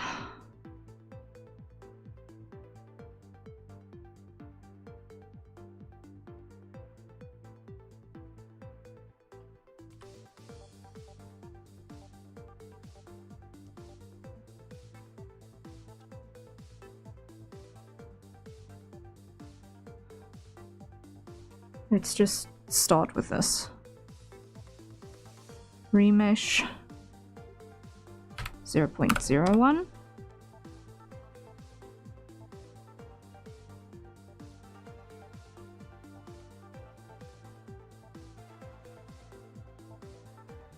Okay, and just do a rough smooth.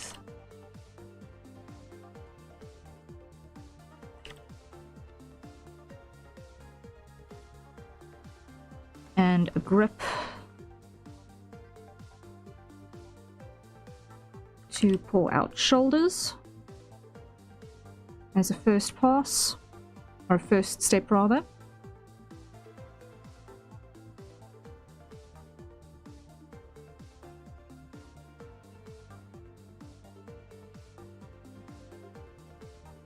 And generally create a torso.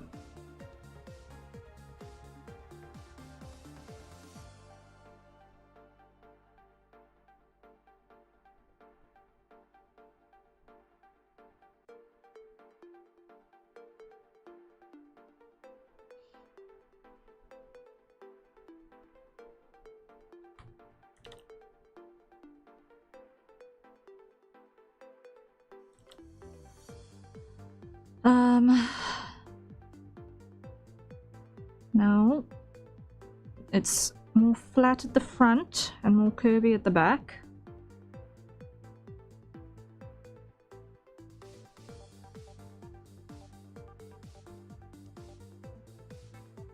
The neck bends forward a bit.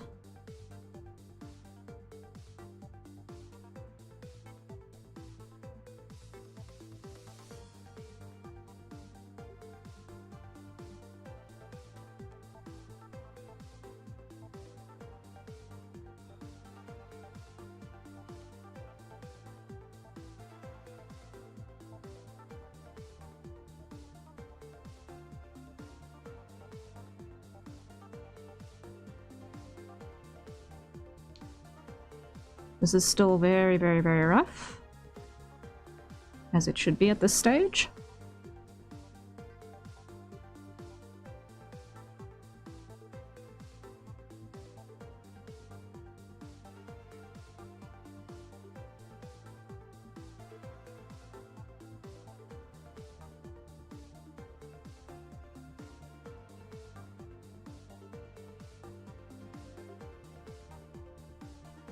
Nope, not that way.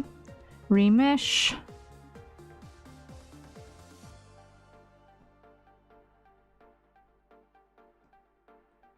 And now I should be able to smooth.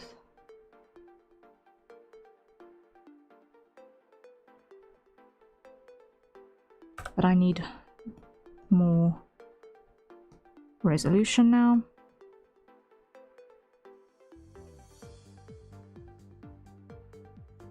Okay. So that is going to be the base of our mannequin.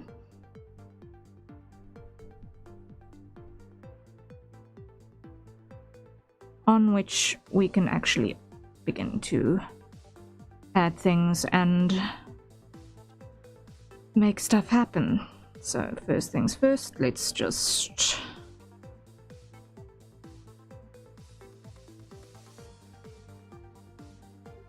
get the curvature on the back a little bit more angular here, like that. And add spine crease. It's way too deep at the moment, but it's fine. I can always make it more subtle.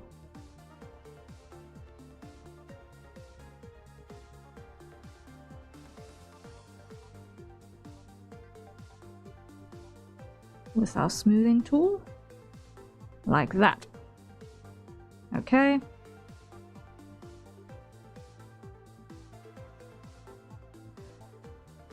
Right. So, foundation in place. Cool. Next, back to our layout step, so that we can see, does everything align more or less? Yes, more or less. Cool. Add another icosphere. Edit. Scale.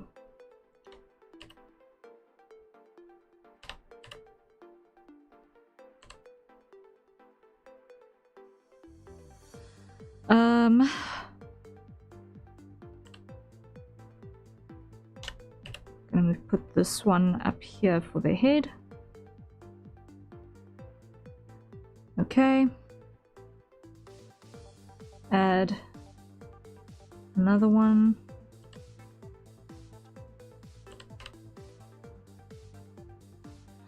Object, origin to 3D cursor, edit mode. Scale like that. Make it longer.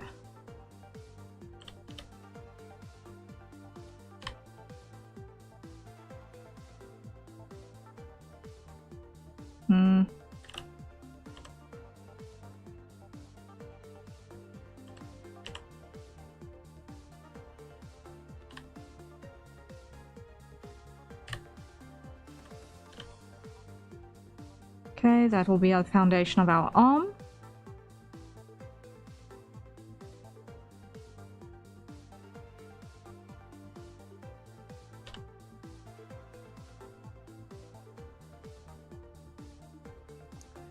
And what I'm going to just do over here quickly while we can still see our mesh is just, or while we can still see our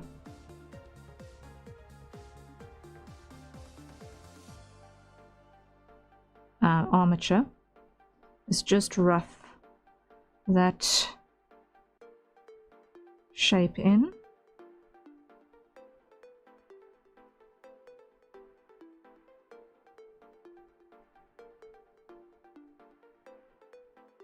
So that we can see more or less how the arm is going to fit on the armature.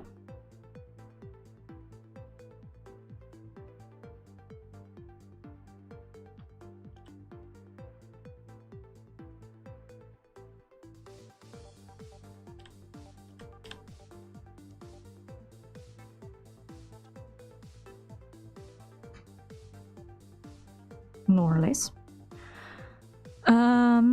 And then another one.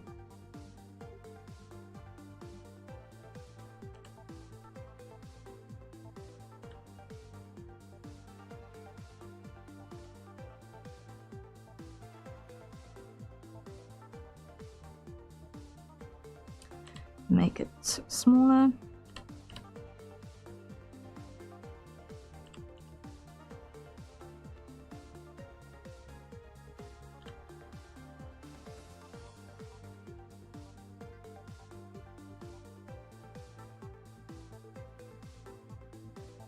Indicate where the knees are gonna be.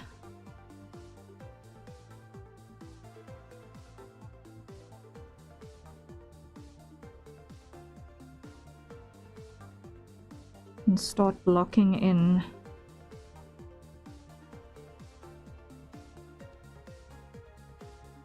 shapes of calves.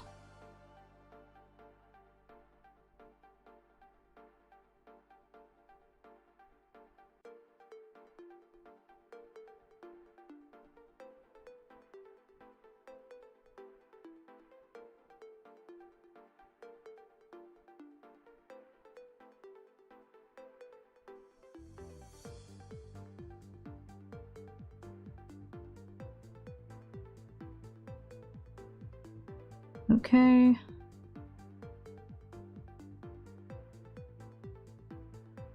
That worked infinitely better than the previous test sculpt. What?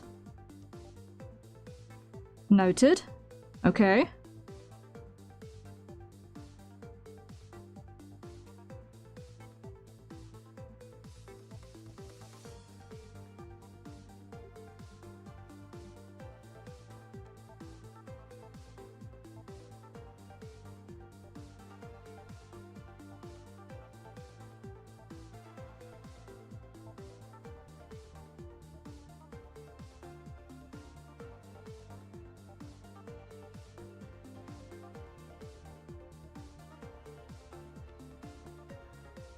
Alright, now this is obviously a flat-footed armature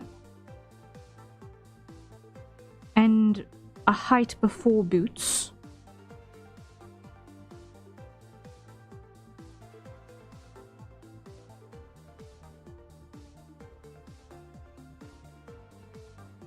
Because the high heel boots are kind of a non-negotiable.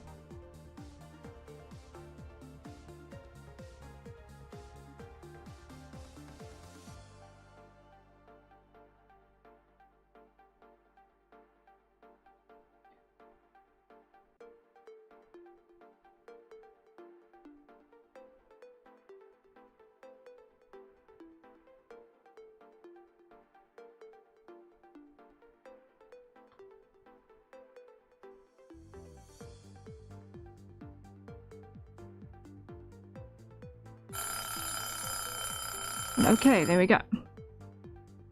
That is very, very, very rough. Leg shape in place.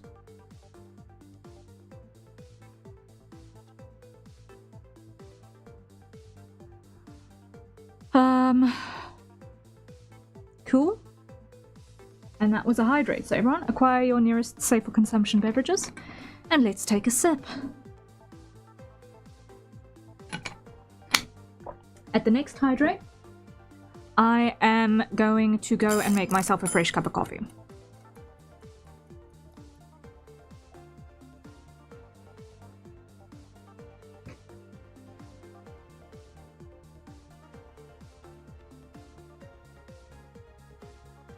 Okay, firstly, save as.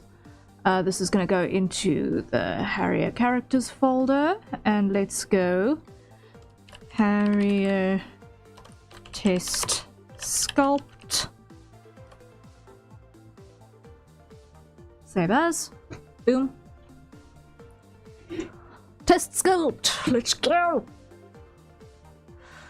Okay. Now I am going to need to make an adjustment to this armature, because there are a couple of things that are not necessary on this rig. Namely those two, because why? We're not applying physics. That would require chest physics.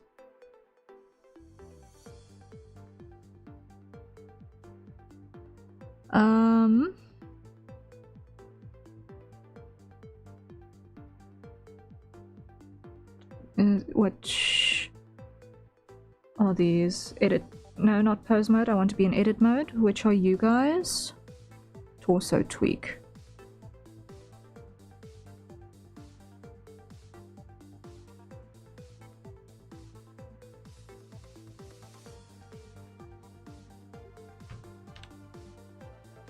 Yeah. Those two bones we are not going to need. Like, guaranteed we are not going to need those bones.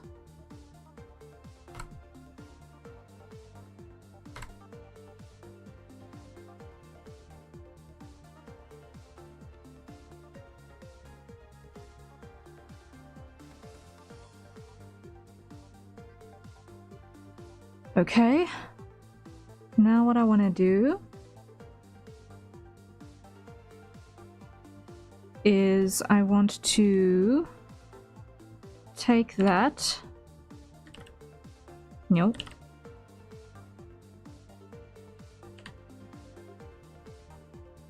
Rotate that down a bit.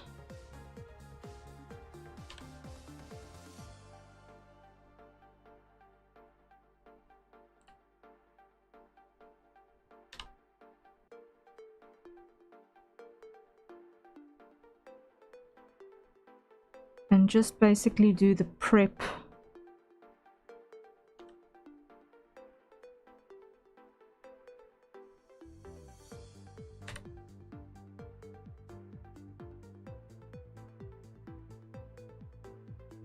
I actually also want those a little bit higher up. Harrier's lower leg is a bit significantly longer than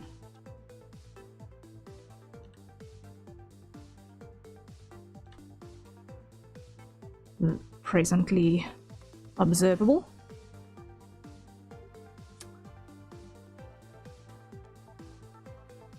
Okay, beyond that, we're good. Now grab everything.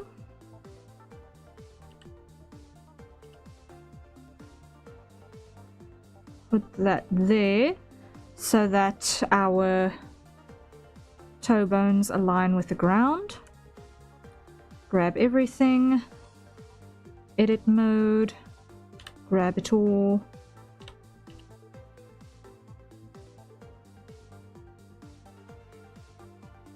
Align like that.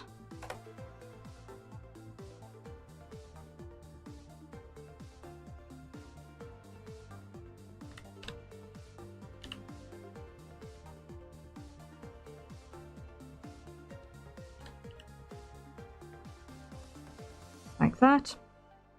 Object mode, grab the leg. Here. This is our rough sculpt. Put the knee up there. Adjust the thigh. Yes. Cool. Adjust the toe.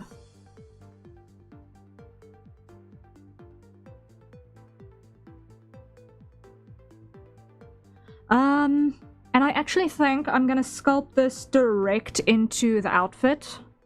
Now that I look at it, I'm gonna sculpt this direct into the outfit. I'm not going to bother with the base mesh.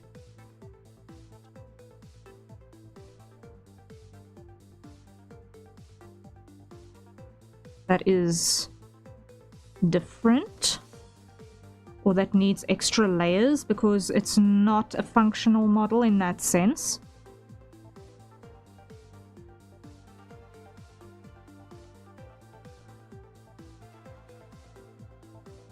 The use case is single layer, so there's no reason to clutter the model with extra stuff that is not necessary or relevant.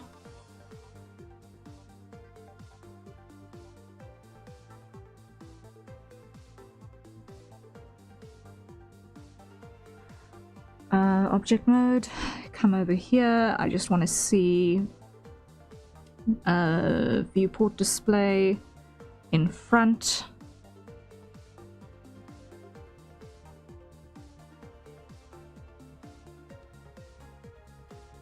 Display as wire.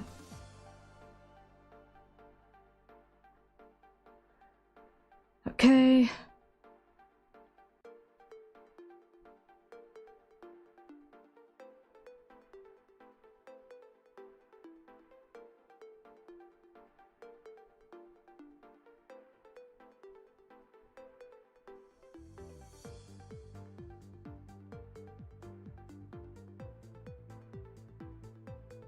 That'll work.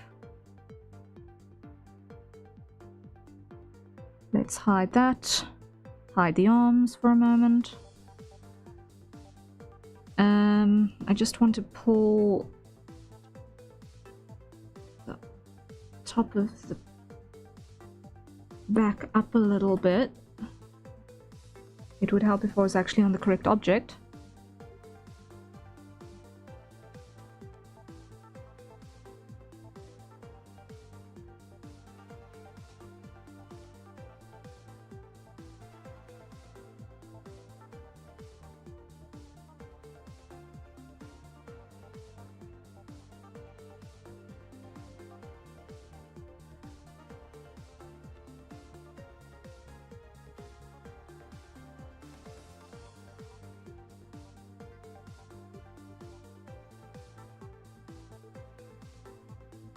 Okay, better.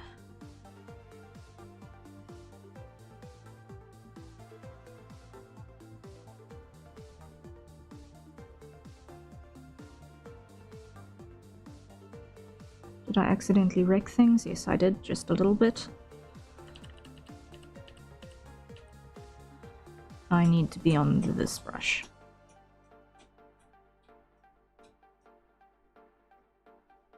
Why? Because that little yellow dot tells you exactly where it is that you're gripping.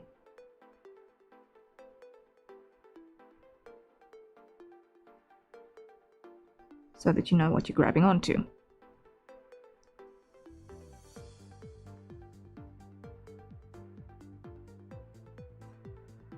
Okay, I think we're almost there. The point that we can go into the slightly more detailed sculpt.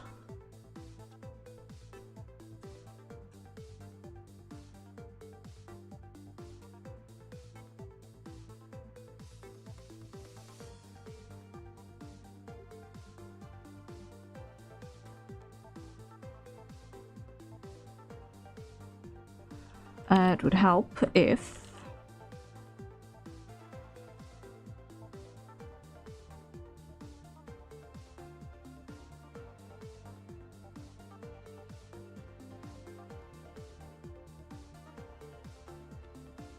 that was on. All right, there we go. Better. Better. Let me just see.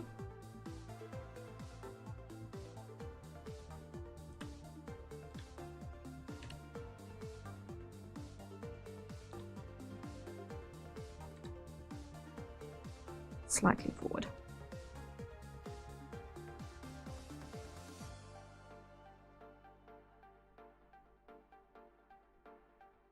Okay. So that should give us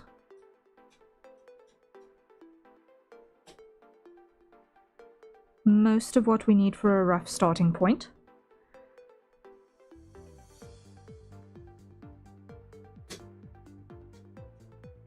I want another one of these.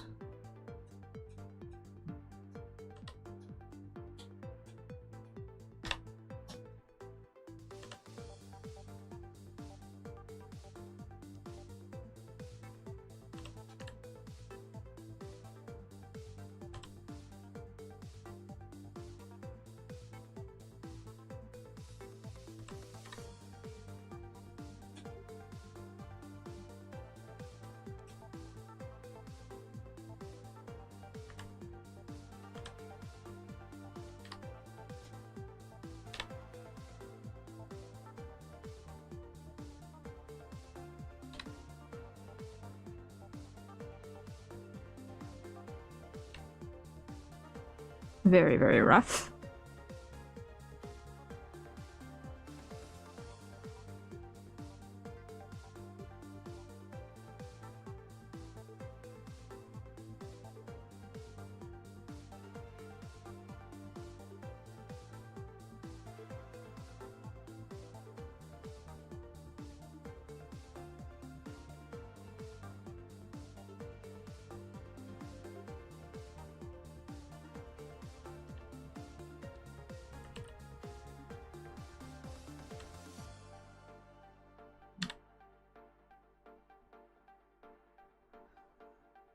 Something like that will do the trick.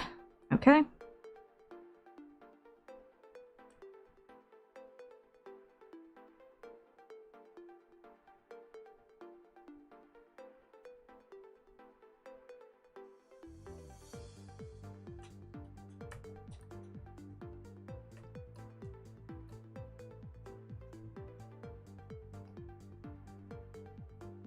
Okay.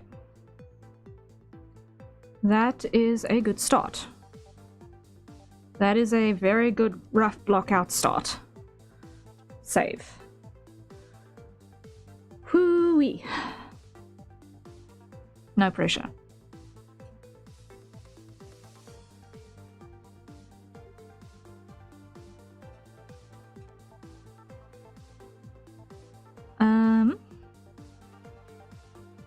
Now, the next thing that I need to prepare is gonna be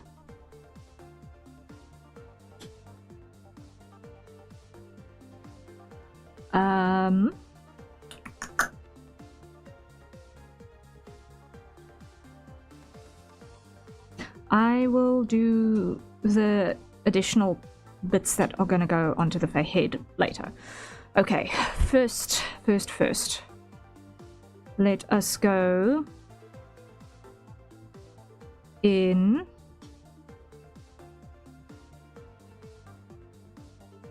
Let's go in with the torso, and then we can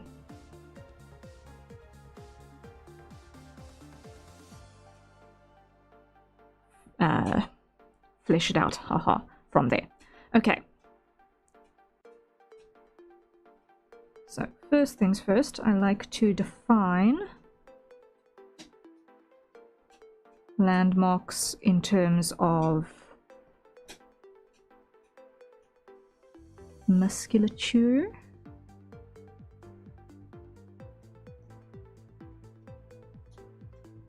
So, instant traps.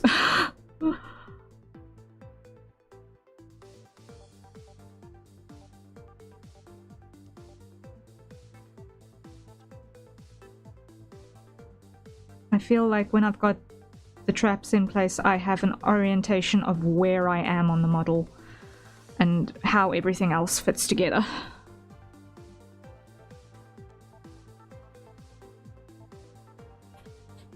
I don't know why they have that effect for me, but that's just kind of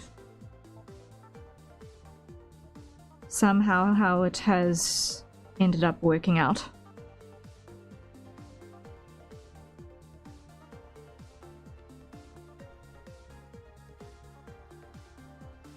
If the back looks right, then the rest of it kind of works a little bit more readily.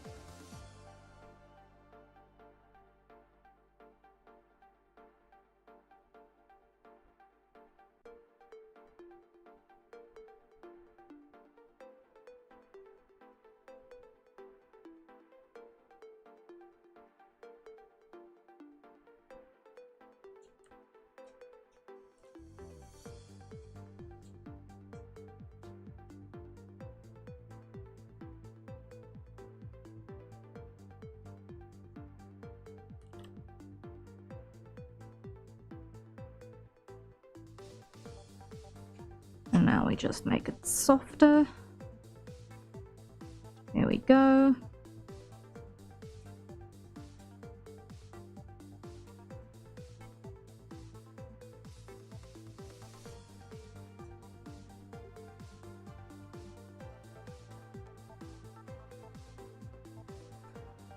Okay.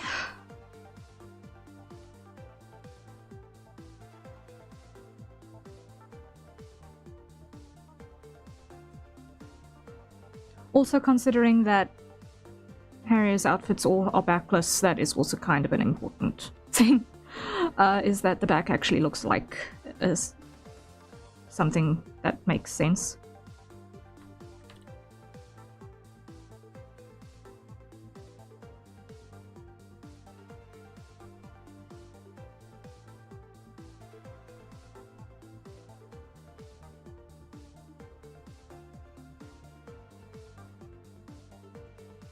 So just adding in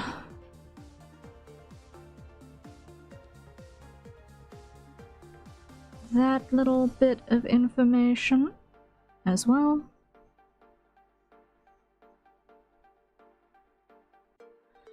Okay. Then we need to just increase the size of that dip.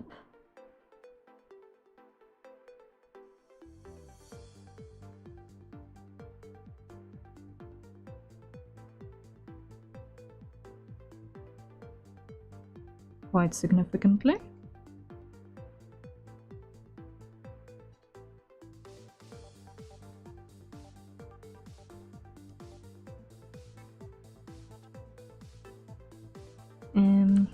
Carve it out just a little bit more. And smooth out over here.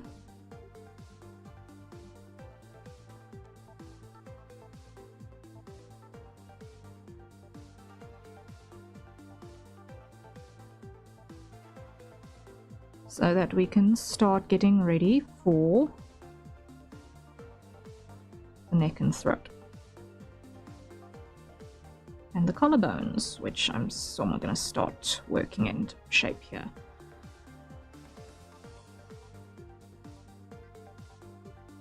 That is right, the top of the neck is not yet right. So that needs to get narrower.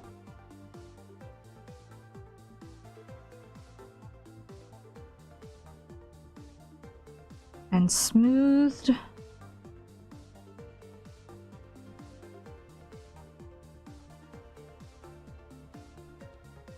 And remesh. So that we've got enough material to work with. And then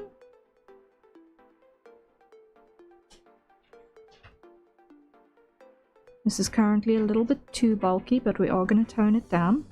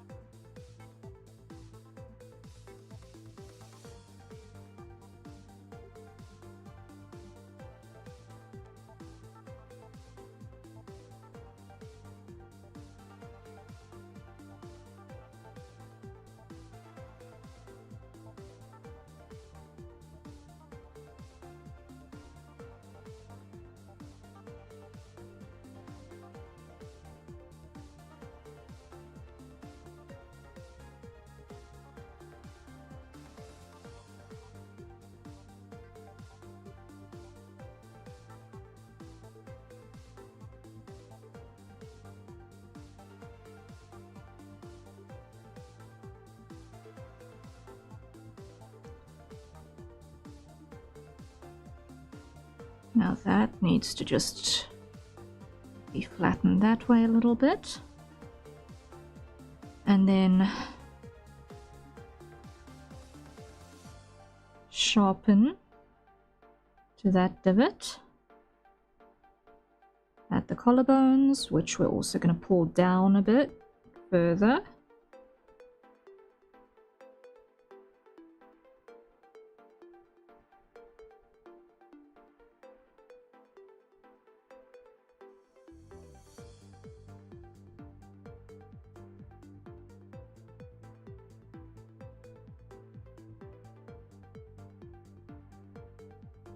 Smooth, smooth, smooth.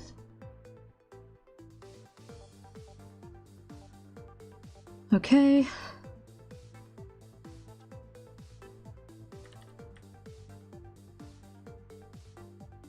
Give us that edge. Give us that edge. Give us that edge. And smooth. Yes. Better. Just deflate this a little bit.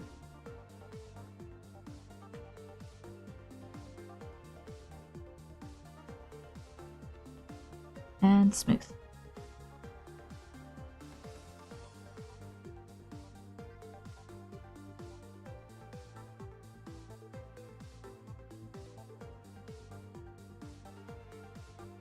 Almost got it.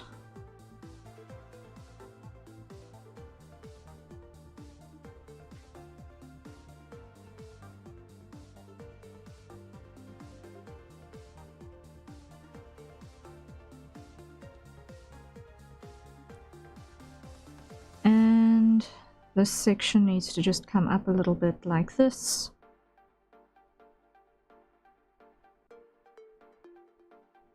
So that we've got enough to work into the back of the head when we get there.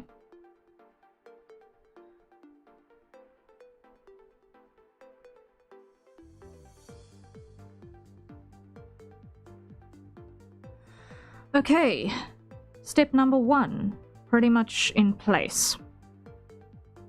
When the throat and collarbones and the top of the back work, then immediately everything else feels a little bit more manageable. Okay.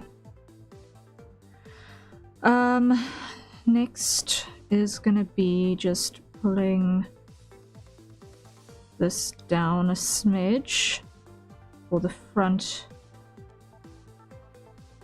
of the chest to attach to the pectorals, because that needs to attach under the arm.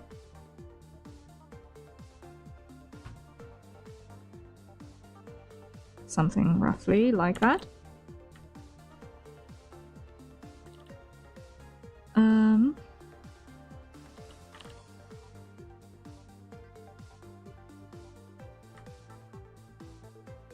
Because remembering that we have a crease over there for the back, which is presently behaving strangely. Why? Because it's too far forward.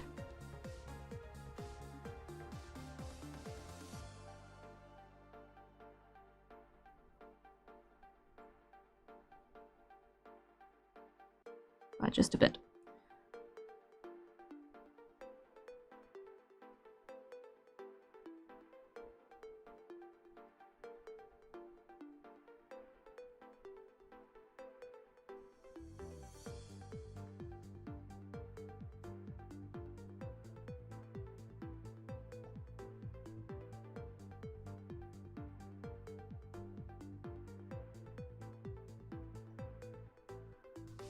Okay.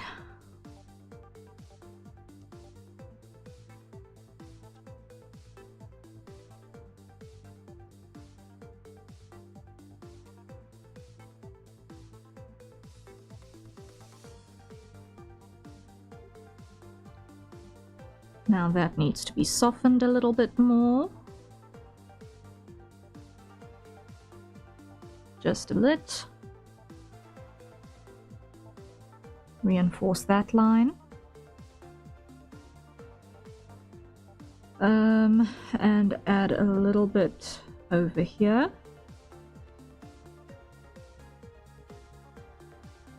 To connect to the shoulder, because otherwise that's going to not work.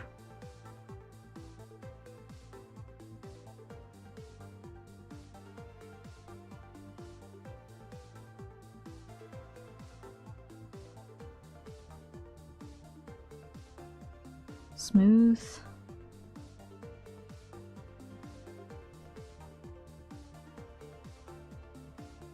Flatten.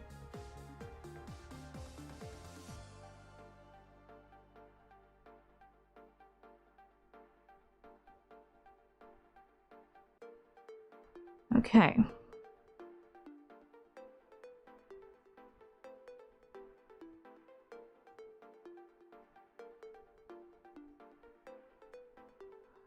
That will do for that bit for now.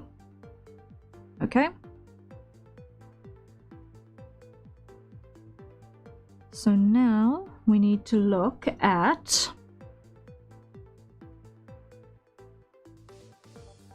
adding the ridges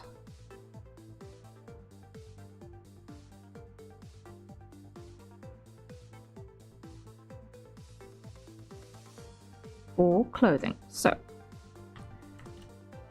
that needs to not be 12 pixels.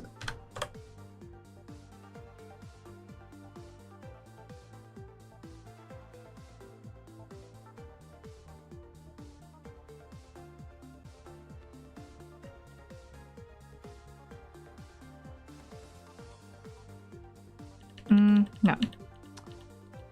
I am actually going to put that on a different mesh because otherwise I'm going to break things. I can see it coming.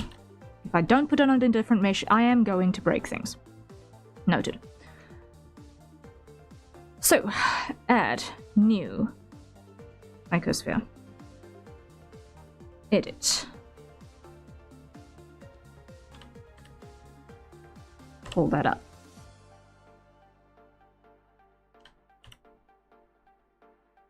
Pull that there.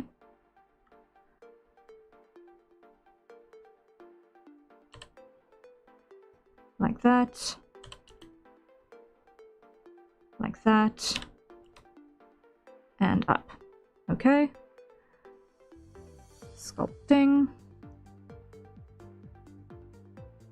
Remesh to 0.01.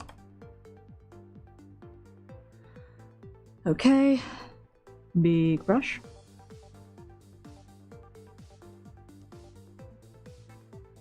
Now this is gonna be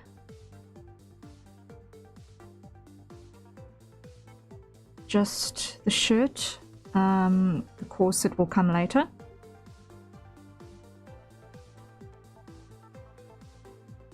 Why? Because I can see trouble brewing if I try and put them on the same piece.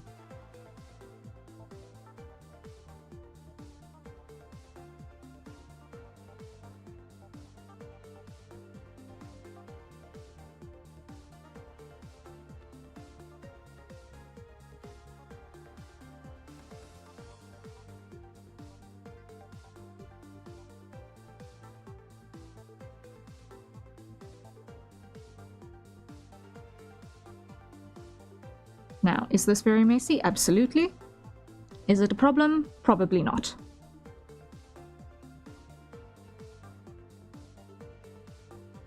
At least not at this stage. And that is the next hydrate timer, which means it is, as I said earlier, time for me to quickly go and make some more coffee.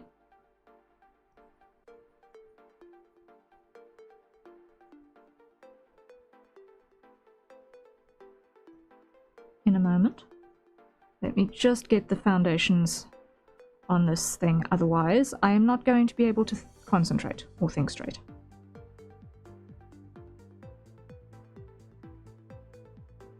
Or stand up in good conscience.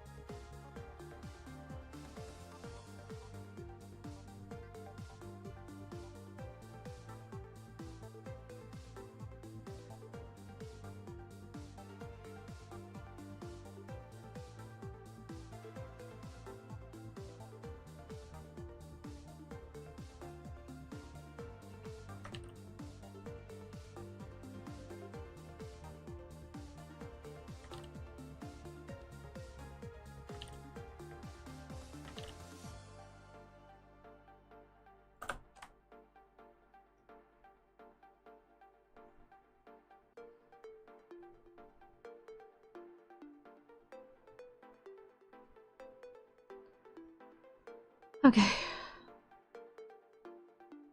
Almost got it.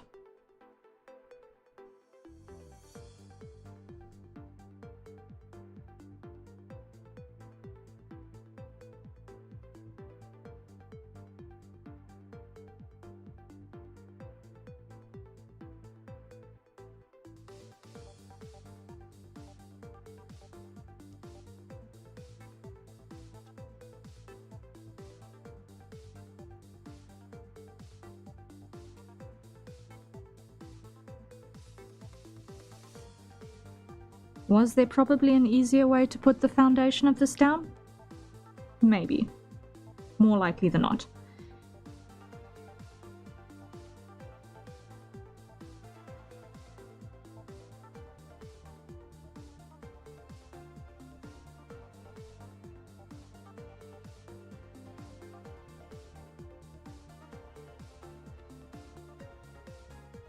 But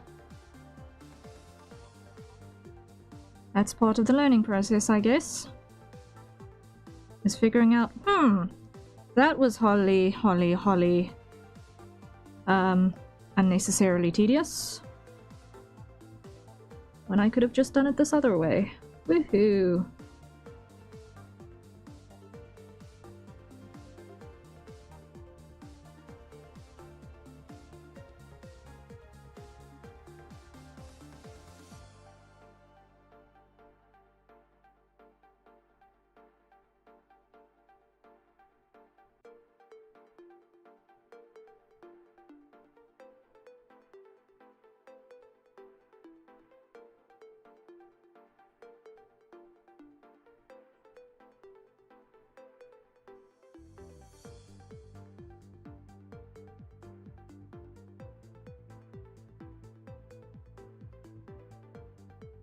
I could have just used this.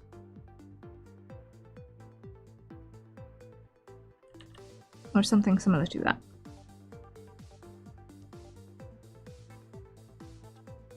Hold up. Hold up.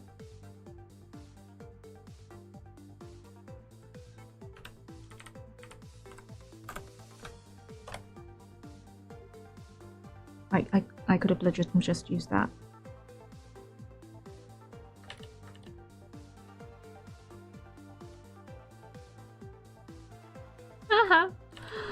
Okay.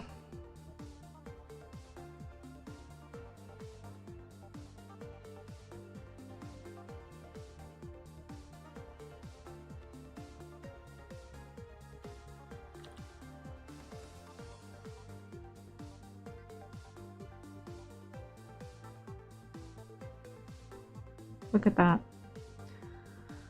Ay, ay, ay. Okay. Well, it's useful all the same. Managed to get that edge nice now.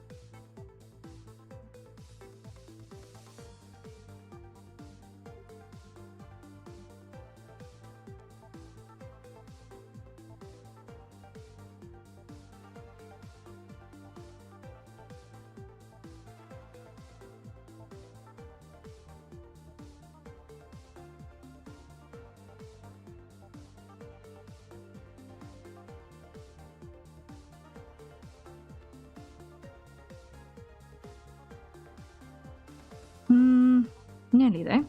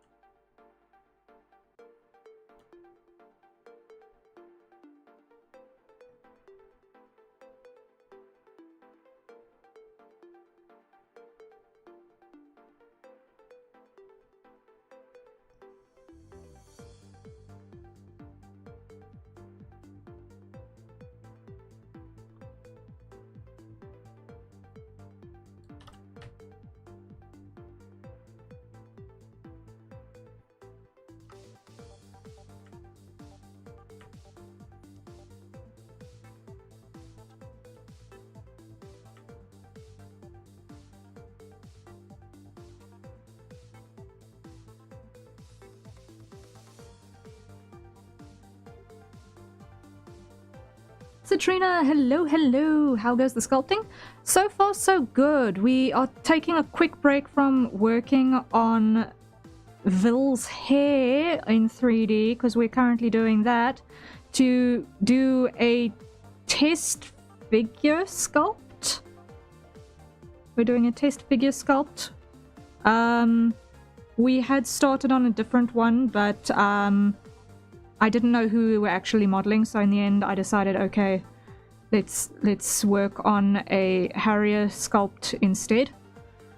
And I'm sort of taking the opportunity to do that in the V2 outfit design, basically, which is basically the one that's going to be a little bit more refined. I'm going to step away in a second to just quickly go make myself a cup of coffee. And then when I return, we'll probably resume with Wolf's hair. But I feel like I'm starting to get the hang of putting clothes on the mesh now, which is a good thing. Oh, sounds fun. Yeah, we're learning new things. It's fun. It's fun to learn.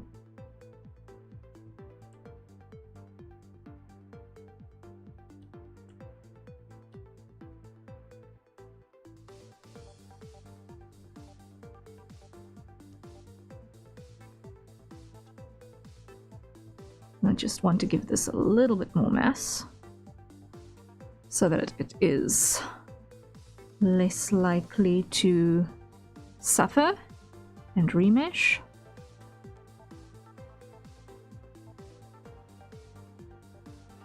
And edge. I feel like this actually needs to be slightly higher resolution because that is very, very rough.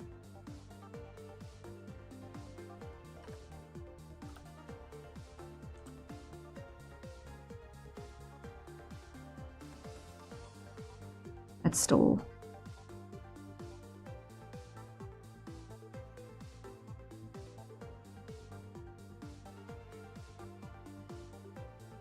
That looks a little bit better. As few as possible artifacts that could break a print is what we're aiming for.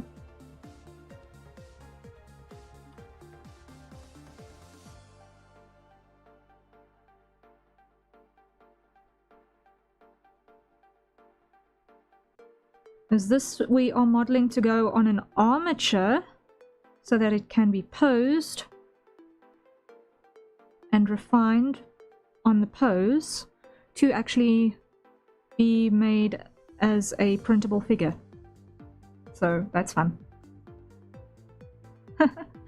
It's like watching you make pretty pottery but on PC. Exactly, it's that legitimately what it is. It's PC pottery.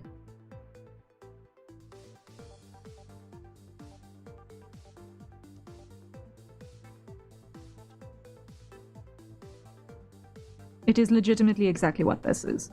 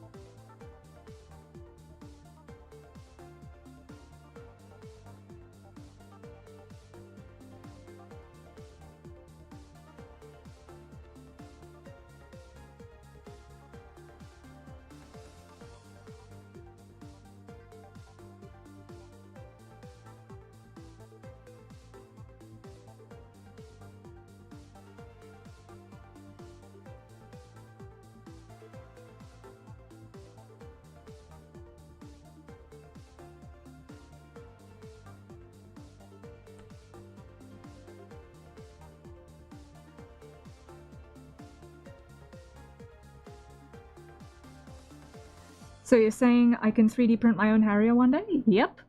Guess I'm going to have to steal my brother's printer. Yes! That is the goal.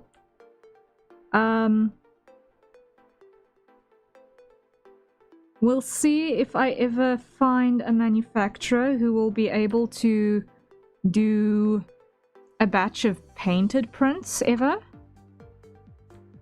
One day is one day.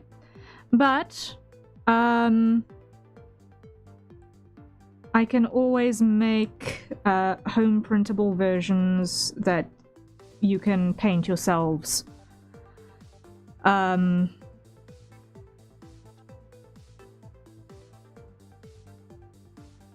As something kind of cool and also kind of crafty.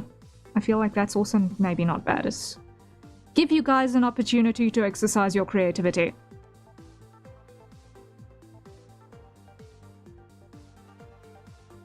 Paint your burb.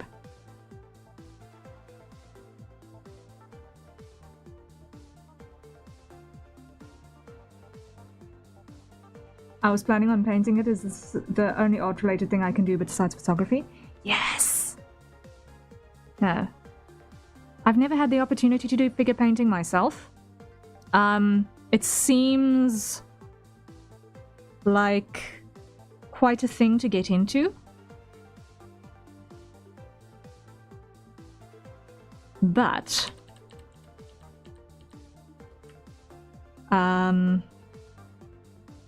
I can imagine it being very, very satisfying.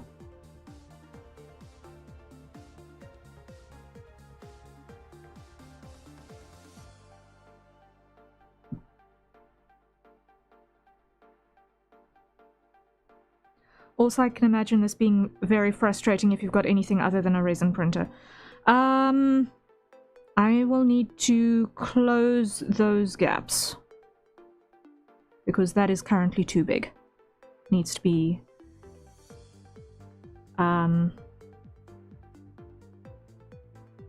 more in contact. Otherwise, things are going to break. And I would rather they did not.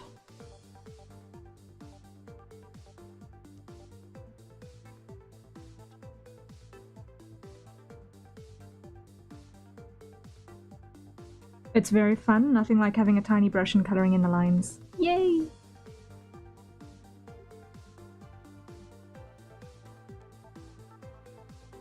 Well, if I can get this right, and if I can get this printed myself as well, maybe that will be an option for a hand cam somewhere down the line.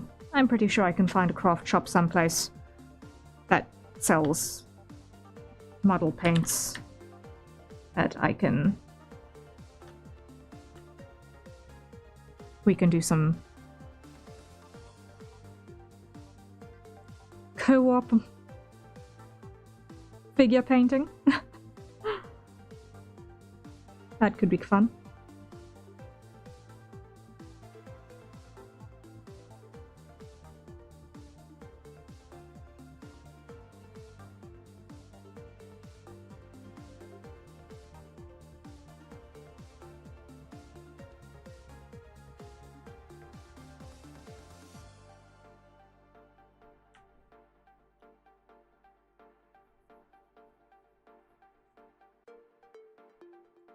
Could be fun. We'll try to be there for that. Yeah, I will let you guys know if and when that happens. It all depends on if I can firstly get this to work, secondly get this in a printable format, and thirdly find a printer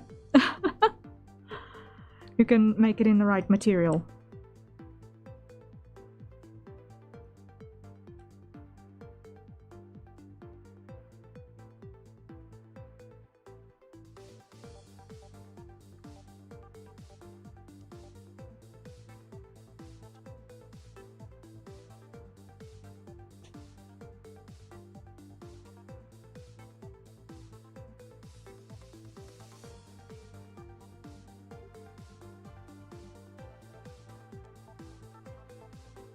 I have incredibly limited painting experience in the physical realm. Most of the painting I've done has been, you know, just make this wall beige or grey or some variation on that theme.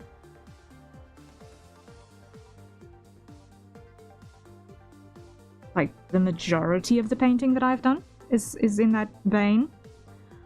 So the idea of figure painting is going to be a very, very new thing. This needs to be front faces only. Bleh.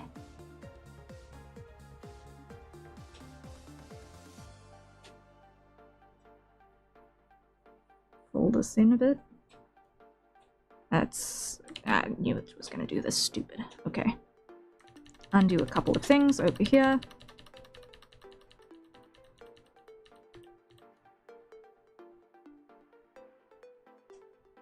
Front faces only.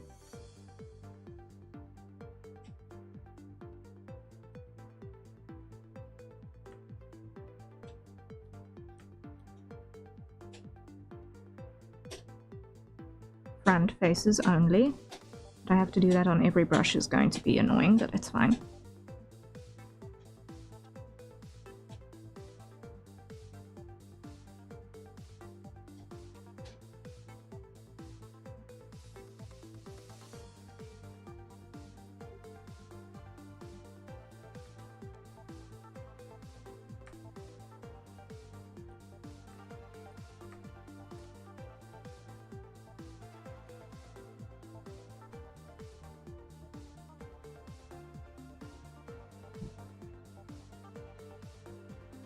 But okay,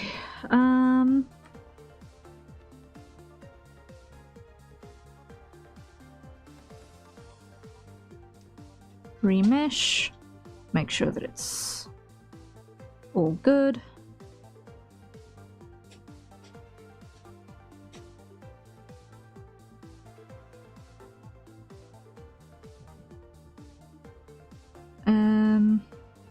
Come down here, pull that in.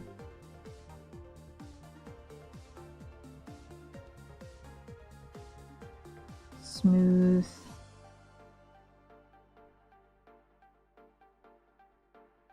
And I'm gonna need to add material here.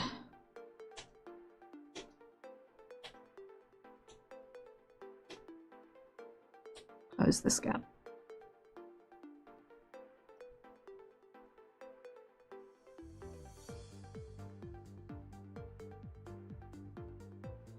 I might need to actually fill in this gap on the shoulder just a smidge to get this to work. Which I don't necessarily actually want to do, but I might have to.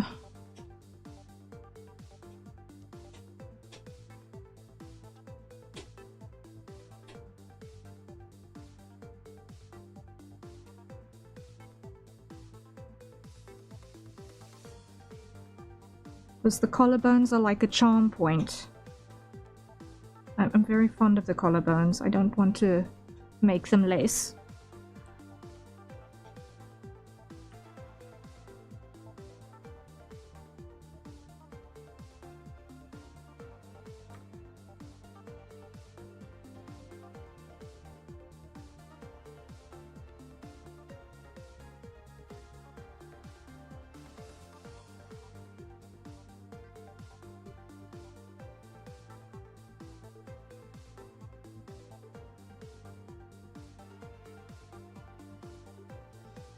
But okay.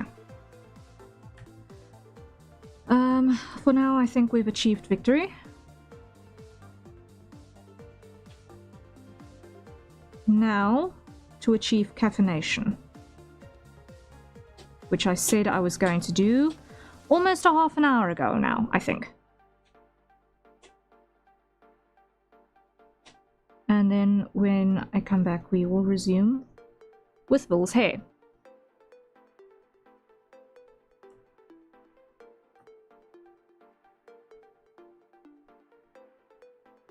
Yeah, so that didn't exist an hour ago. Actually, almost to the minute an hour ago that didn't exist. So, can't say that nothing has happened. That's for sure.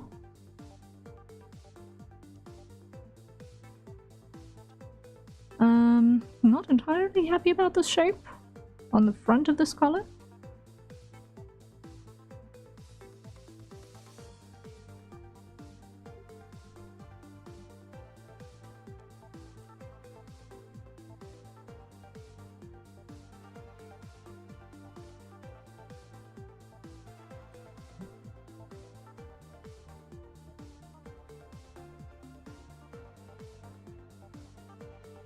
could be squarer.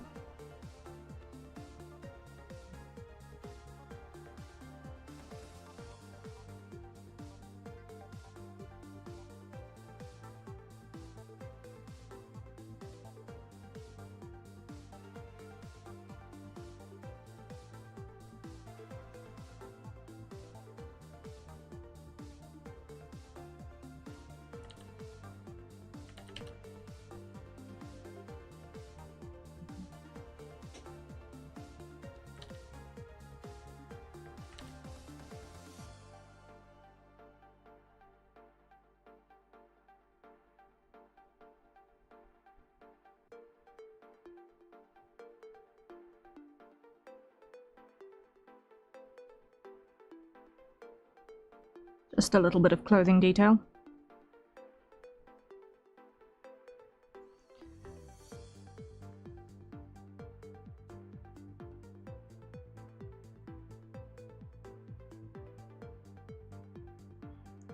Will it probably get lost in the print? Very, very, very likely. Do I feel better for putting it there? Absolutely.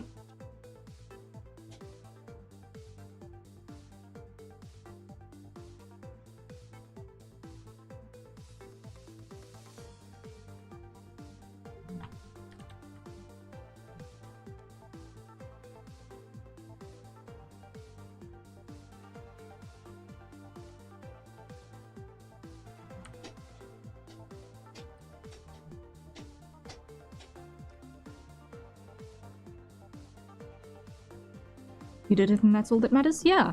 Especially in the sense that if you're going to do a figure that is 3D printable by other people, technically they can rescale it.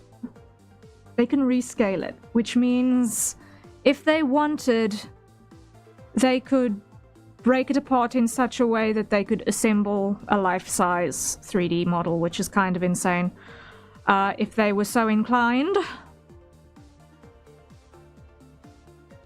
Kind of crazy to think, but not impossible.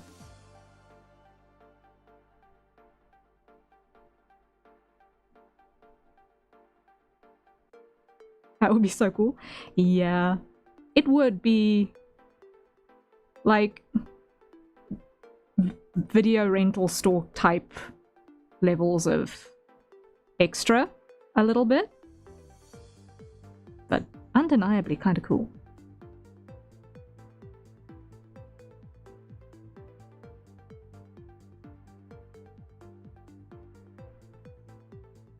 Now I kind of want to do that for funsies.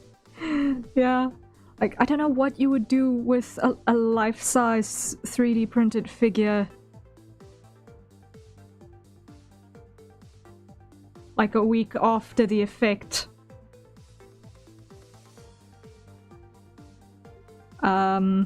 I don't know if you would still be enamored to have this huge thing taking up space uselessly in your abode or your workplace or whatever.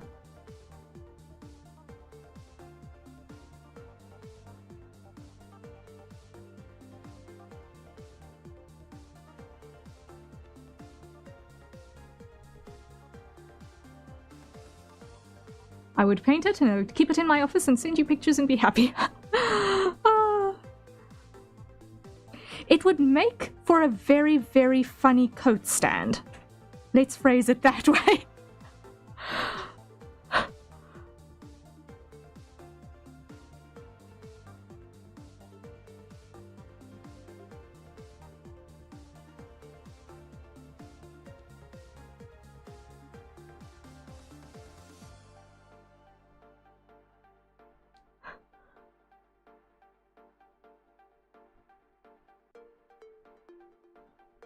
Life-size cutouts, those would be fun.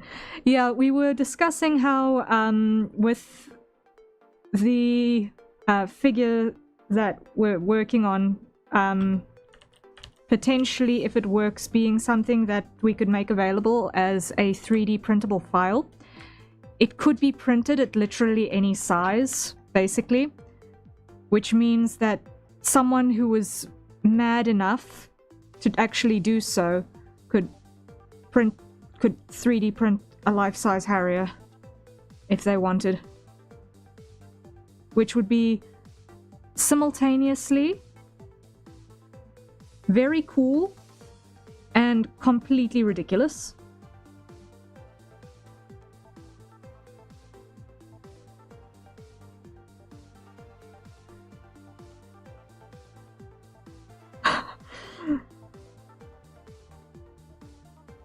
Day one of life-size Harrier cutout figure.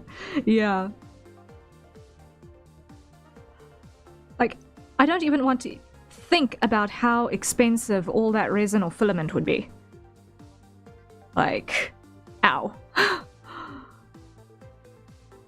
Like, that is one thing that it immediately comes to mind. Materials costs.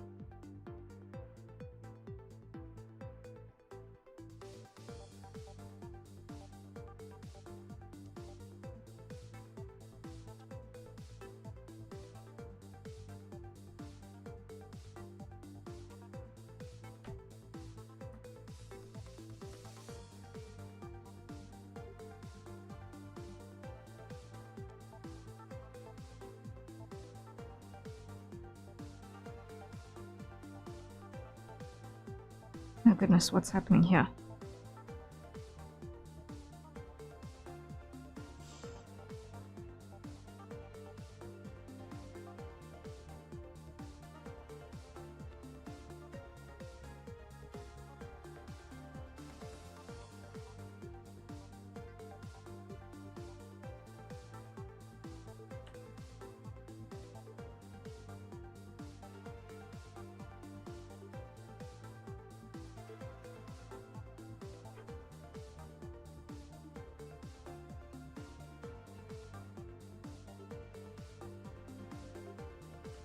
Whatever it is, that was mildly terrifying.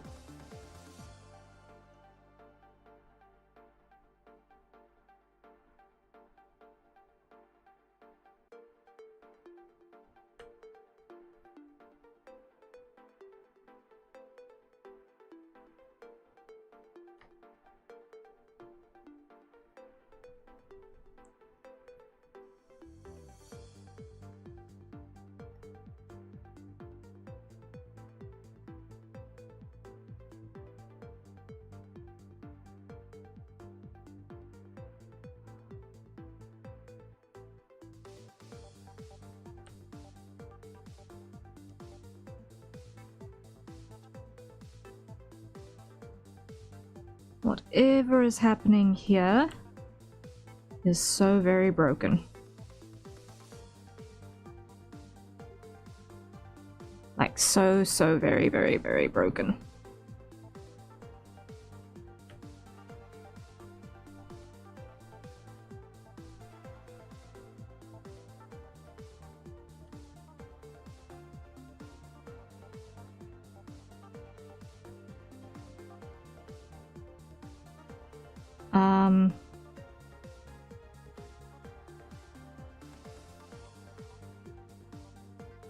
Let's just hide everything else. So we can see the abomination that is the inside of the clothing layer.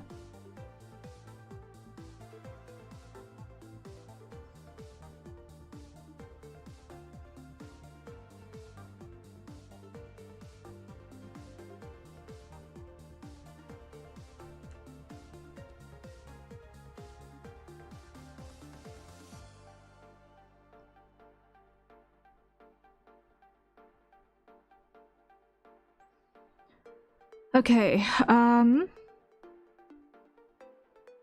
negative x to x.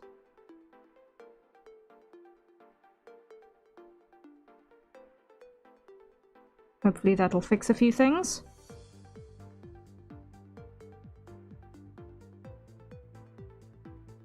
Maybe. Yes.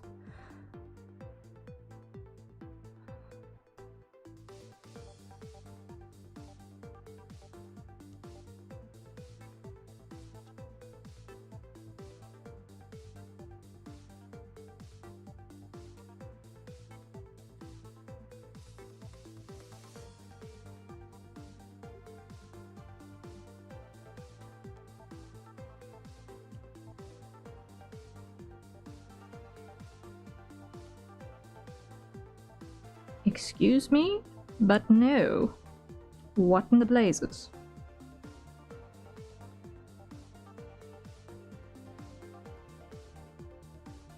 Are you even doing?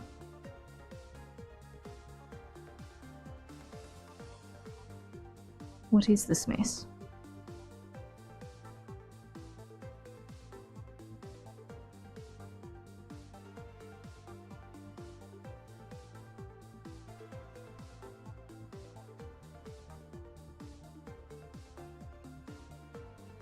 Just be gone with you. Just go away. Scrape, scrape, scrape. Get rid of this. Whatever is happening here is wrong. Be gone with you. Abomination.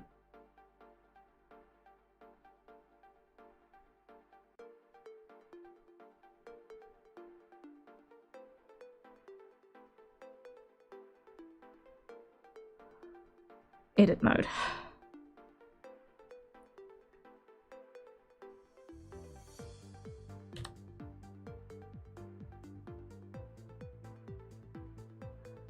Mesh.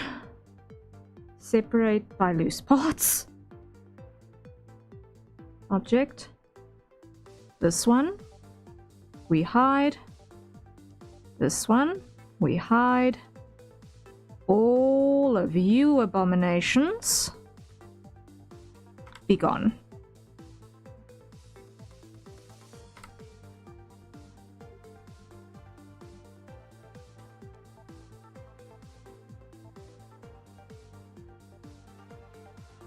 All right.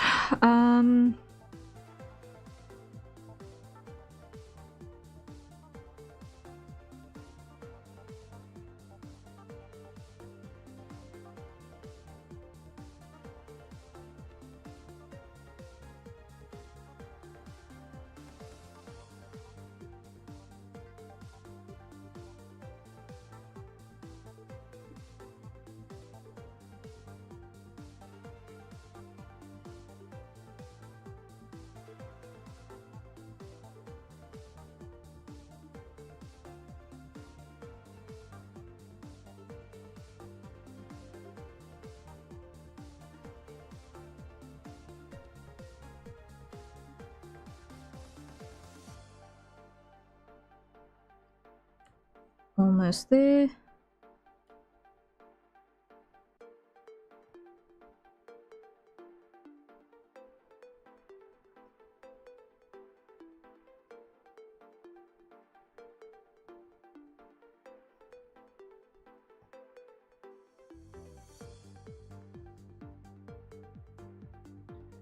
And at this point,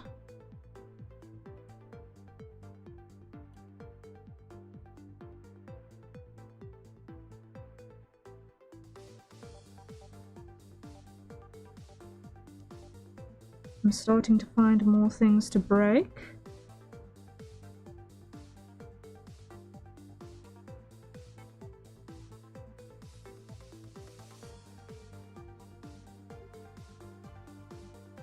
And therefore,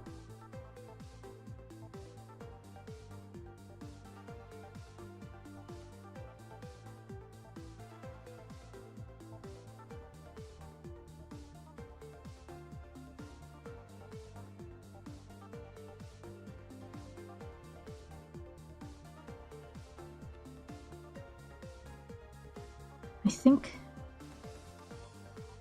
it is time to stop and to coffee.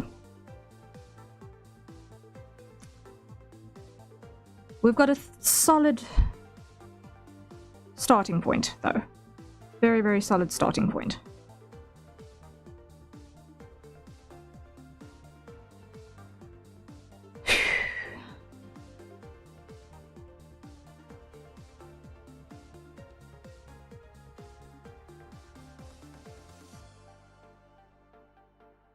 She's looking beautiful, thank you!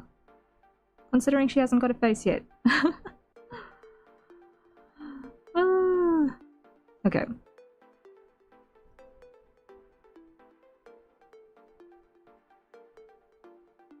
Need to reduce this still, though. Because otherwise there's not gonna be enough practical space for the corset that's coming, given the actual profile in question. Harrier is a great many things, but busty is not one of them.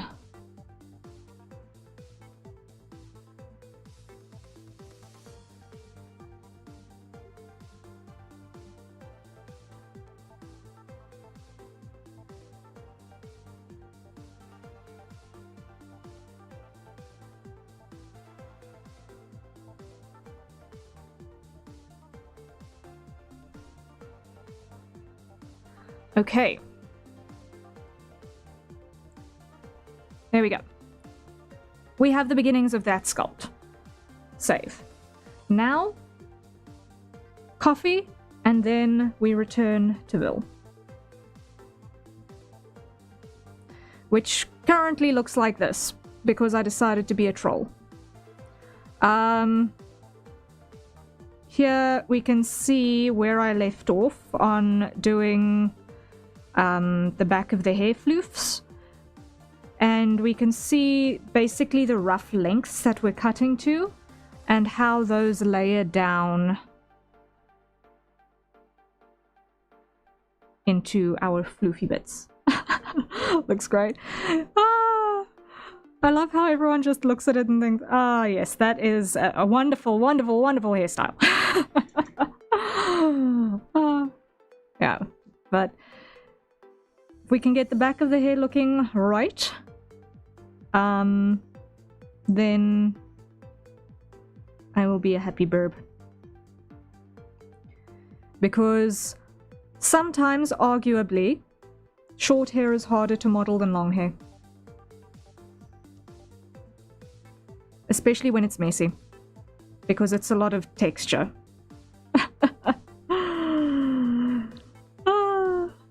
Beautiful, magnificent, absolutely gorgeous, darling. Ah, lovely. Thank you for the vote of confidence. Floof for the floof's sake, yes. Okay. I'm going to quickly acquire coffee, like I've been saying for the last hour. See you in a moment.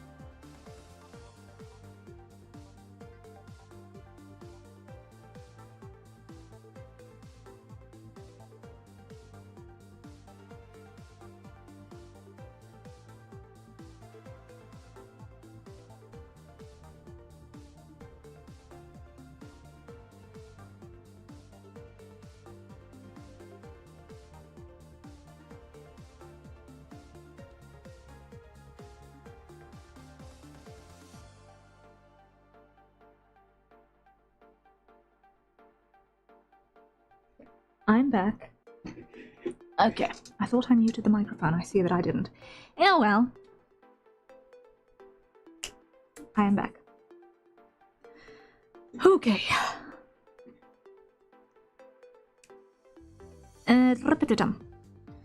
So I'm gonna go back to color mode so that I can see where I am and what I'm doing. Welcome back. Thank you. Thank you. Thank you.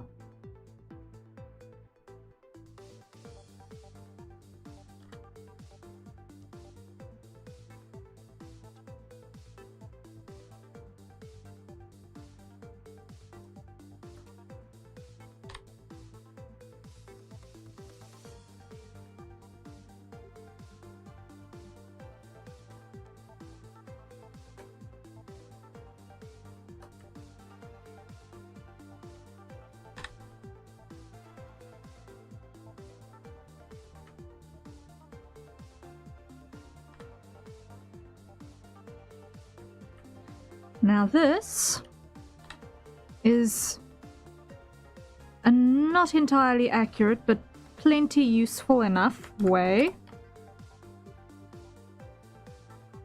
to guesstimate the actual lengths being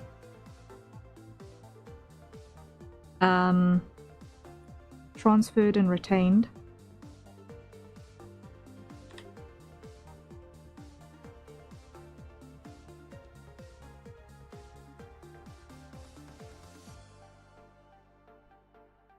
So in terms of our vertical change, in terms of length, that pretty much has us sorted here.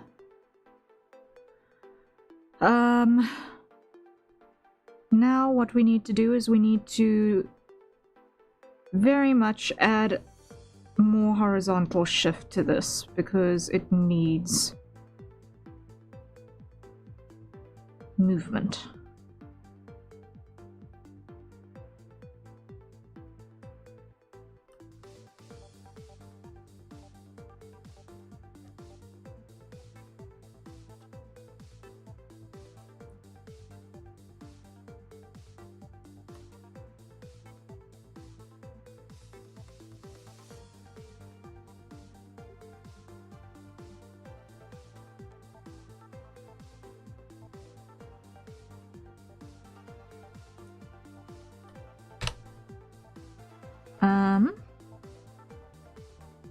And that merge at center, just so that I've got something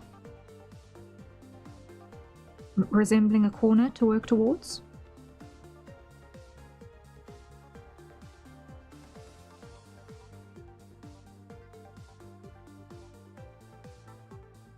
Shape is still very up in the air. We'll get there.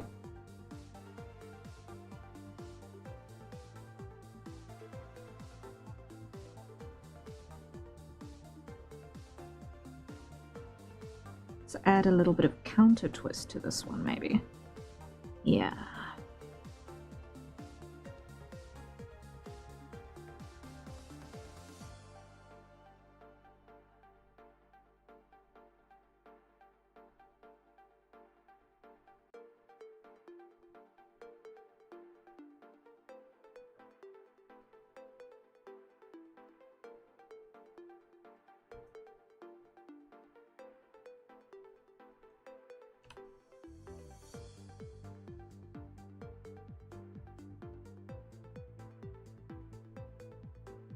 And now we grab these and we go merge at center, merge at center. No, wrong one. Merge at center, wrong one. Merge at center. And then from here we just shrink.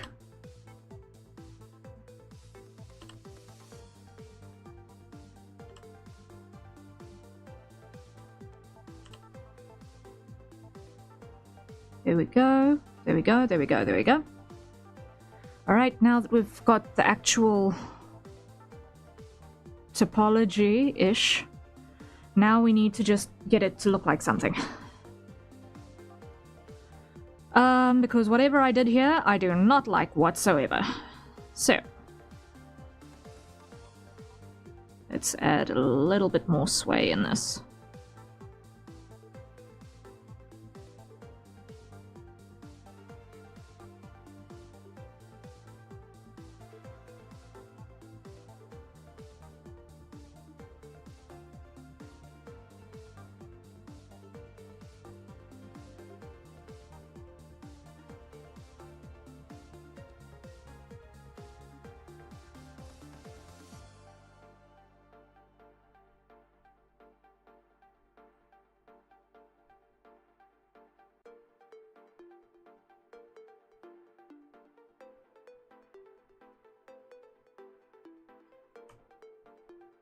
Nope.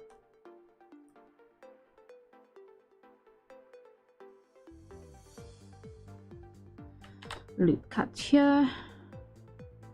Loop cut here.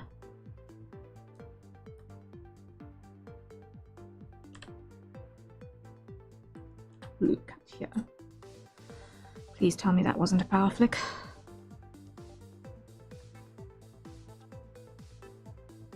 Okay, it looks like I'm okay.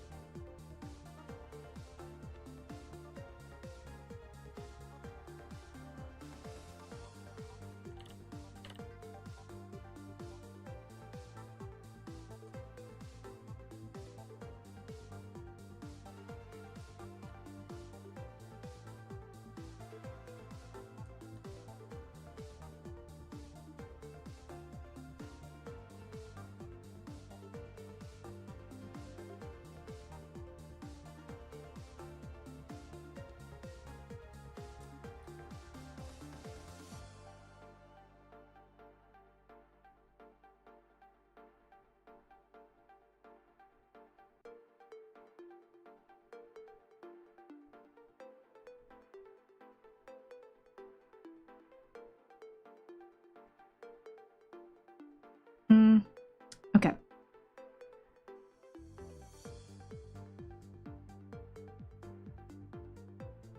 It's better now to just clean up this side again because it keeps going wonky.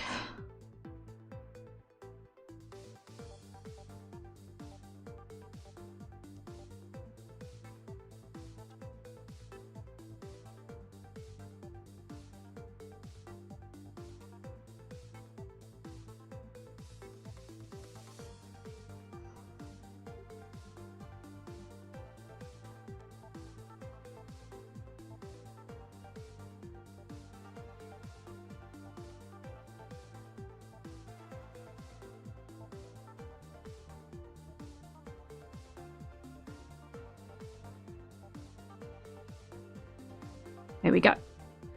Now, before I forget, grab edge, mark seam. That's a very important step, is grabbing the edge and the marking of the seam. Because otherwise, I am going to cry later when I have to do the painting for this, for textures.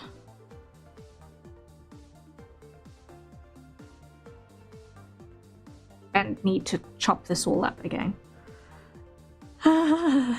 Okay. Next, edit.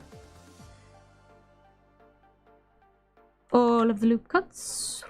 That should do.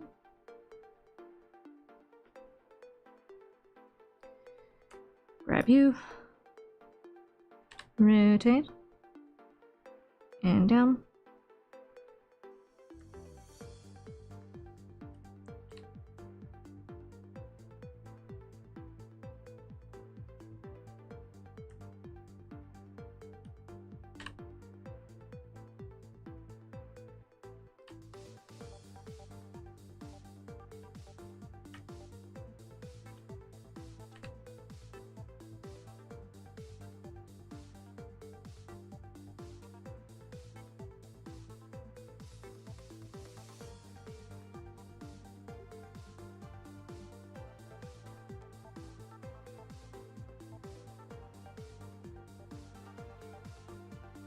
Okay.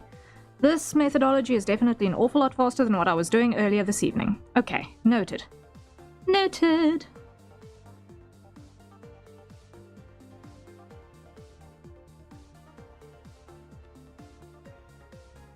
Grab that. And let's just check here. Merge at center. Yes.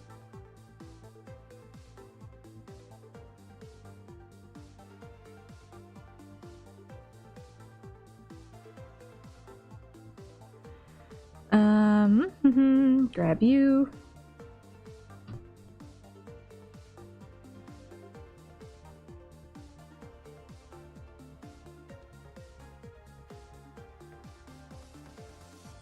Merge at center. Merge at center. Merge at center. Merge at center. Merge at center. Merge at center. Merge at center. There we go.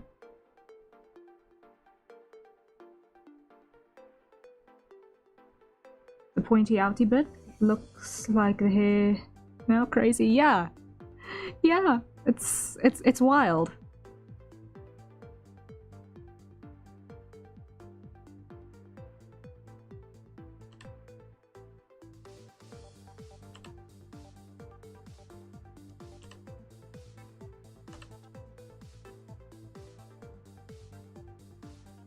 Exactly the same object, but totally different.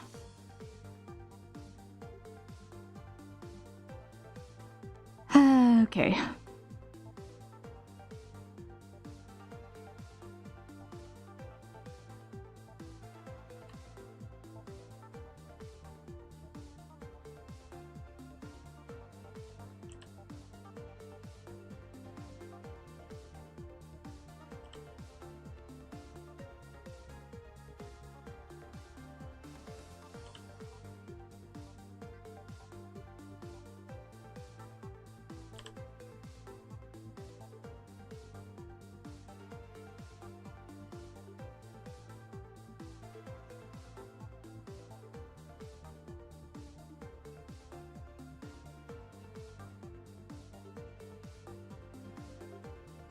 I kind of want this one to have an S counter swing.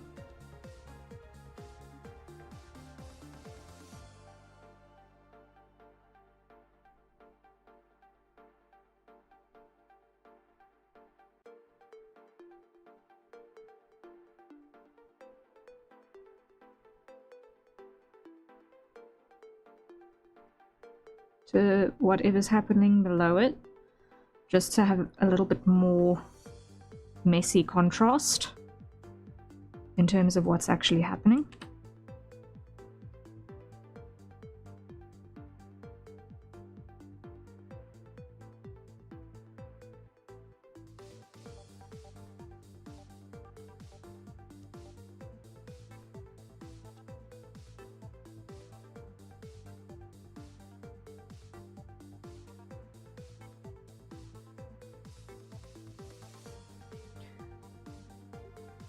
No, I do not want vertex paint, I want sculpt mode. And I want to pull that out a little bit more. And squeeze that flatter.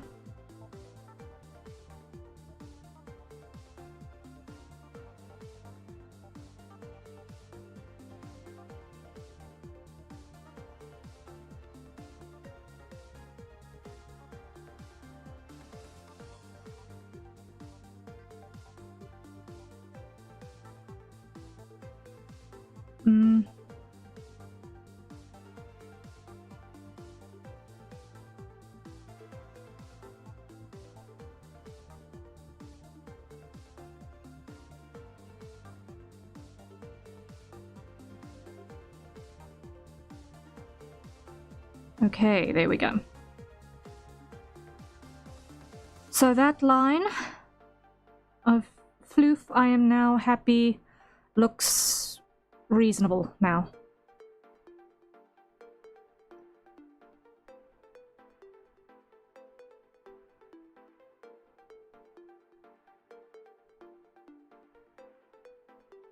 We've got the beginnings of silhouette going in the right places. going in the right directions.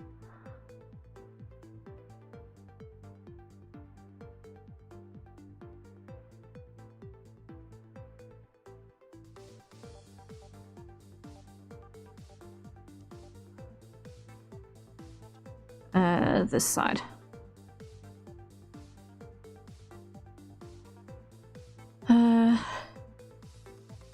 Yeah, because it's very, very choppy at the back there, and then long from the top down. So getting the choppiness in the back was really, really important to get that angle of choppiness. I feel like this can be a little further out here. Same with this one.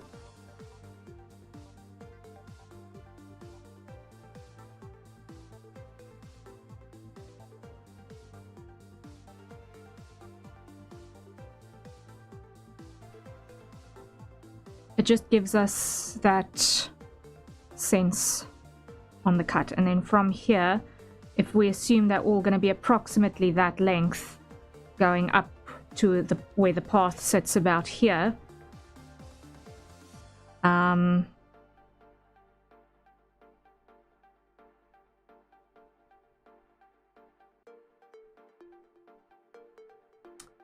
we ought to be able to get the sense of it.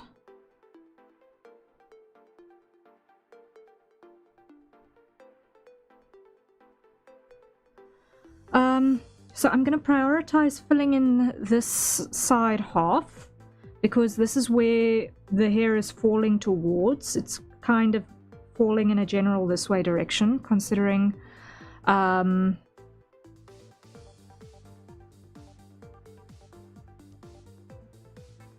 the path sits on this side, so that means that the origin point for the hair flow sits there, which means it's all going to come in a general that way direction out of that. So I want to fill in this side first, and then this side will kind of layer over the top.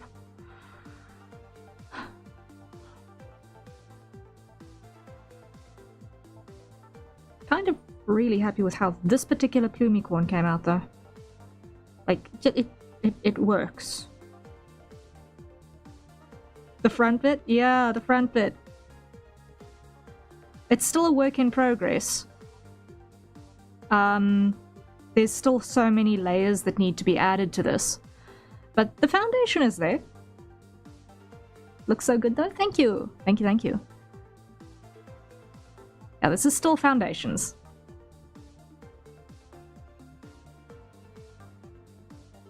But we can start to see who we're looking at. So, yay. I still need to give his eyes interiors. At the moment it's very creepy. And I need to give him brows. And a tongue. Still a lot to do. A lot to do. We've not even started work on anything below the throat.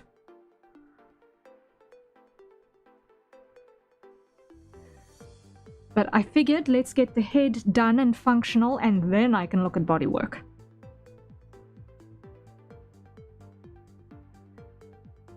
It's definitely looking more and more well the more you work on it. Yay! Victory!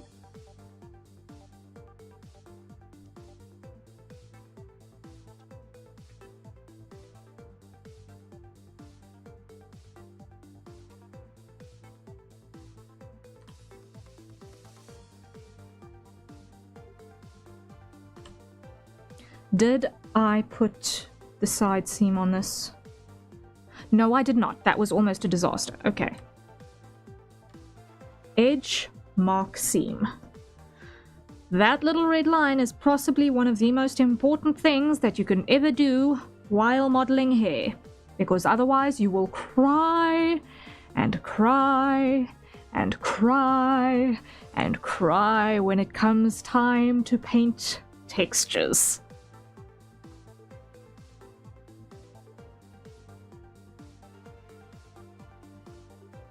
And the reason being is that it all gets merged into a single object like this. when that happens,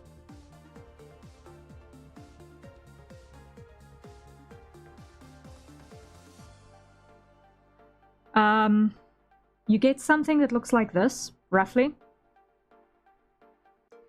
And in this square, you put a picture, and whatever is on this picture that's in the square behind me,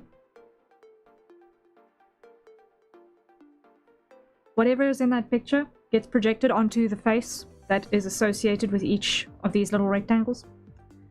And if you haven't got this cut up, then what happens is that you get an overlapping and abysmal mess that you then need to figure out. And that's bad. That's very, very bad. So here, the way that this is unwrapped is actually terrible.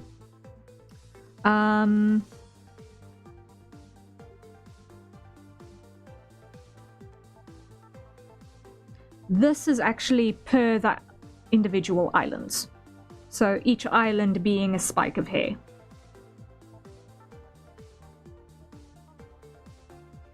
And then what needs to happen is that it needs to get packed a little bit more nicely than this.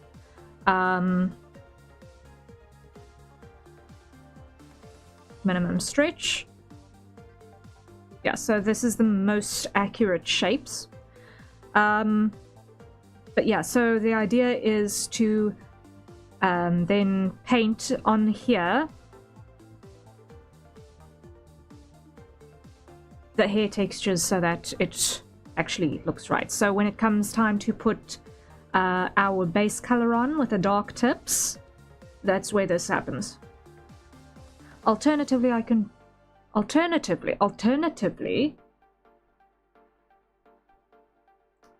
that can be done with shaders, because then it can be recolored. If I do it with shaders, it might be it could be recolored. I am not going to do this with manual painting. I'm going to try and do everything here shader based. Okay.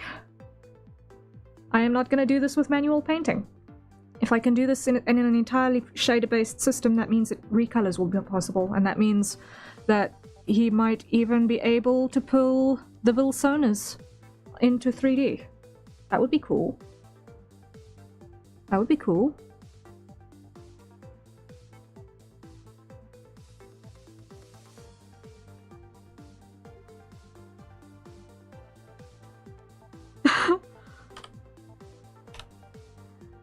Yeah, I think that would be kind of fun. So let's make this as user-friendly as possible.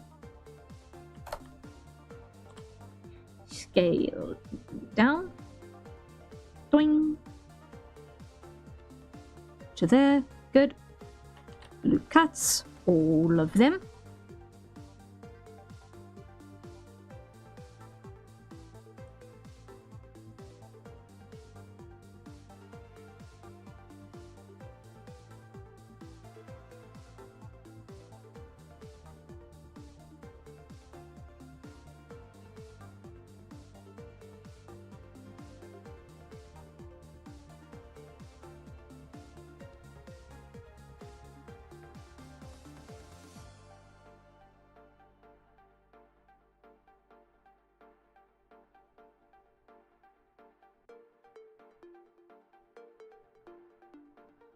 Okay, now hide the base mesh for a bit so that I can get this curve right.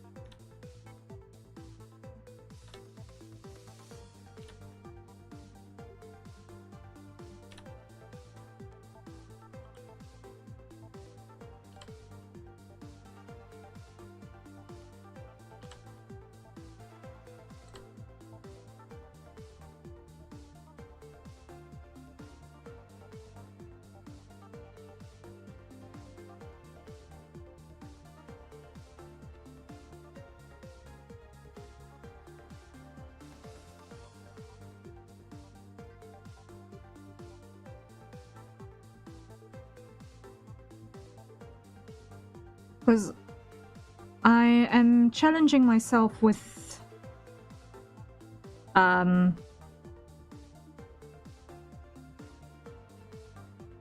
attempting V2 as obviously our major reference. But I did, before we settled on V2,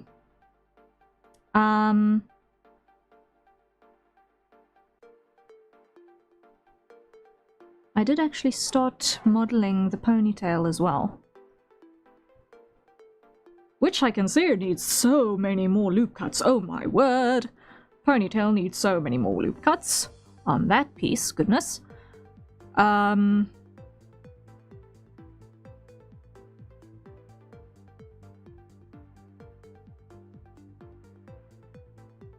So, chances are V1 with Crowhelm and company will also probably happen.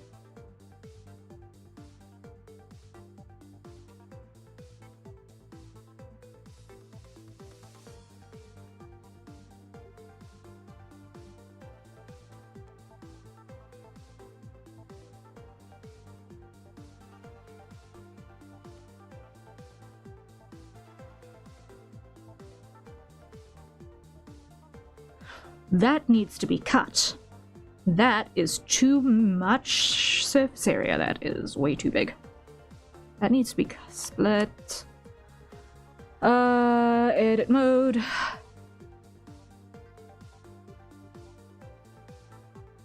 Edges.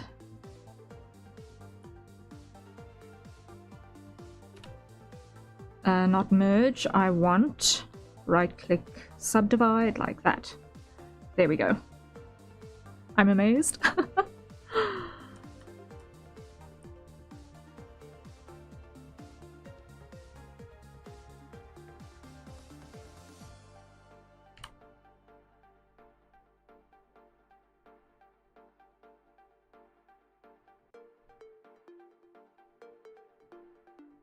I'm just thinking aloud while I'm problem solving.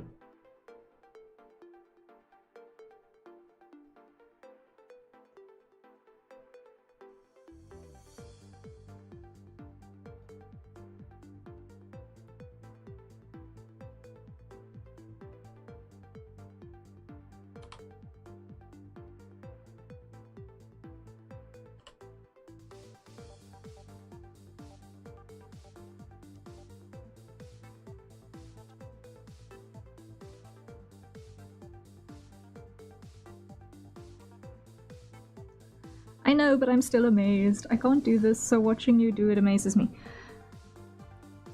Well, Citrina, I have a question for you. Have you ever tried doing this? Or anything like it?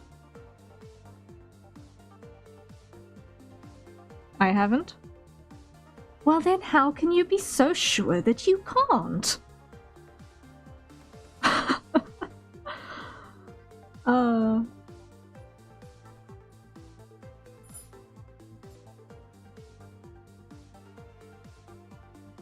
It looks new, but there's absolutely no reason it's not within your capabilities if you really want to be able to do the thing. I've not got the best computer. That is fair and valid.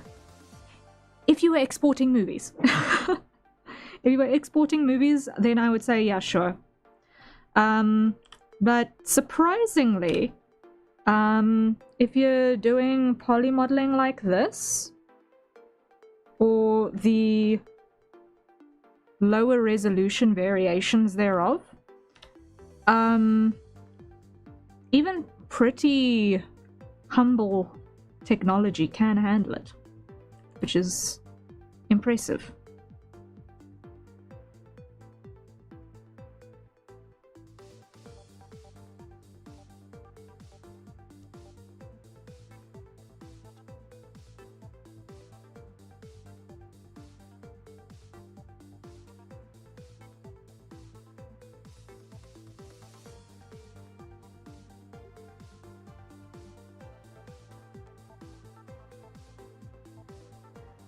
as long as you're not trying to, like, render out movies. If you're just doing the actual character modeling,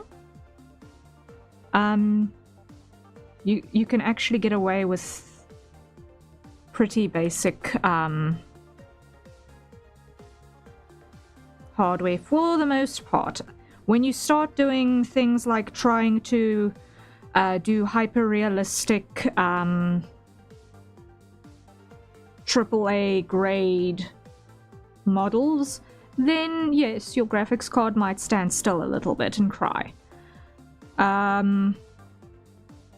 But like messing around in the NPR space, the non-photorealistic space, you can get away with quite a bit.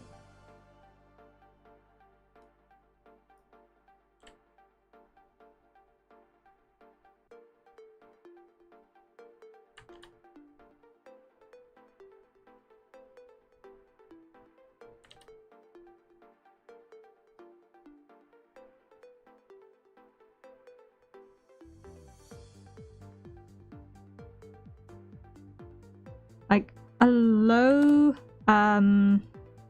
spec PC, I would not recommend using to render farm out for like rendering flow. that would be a little bit heavy. That would be a little bit much.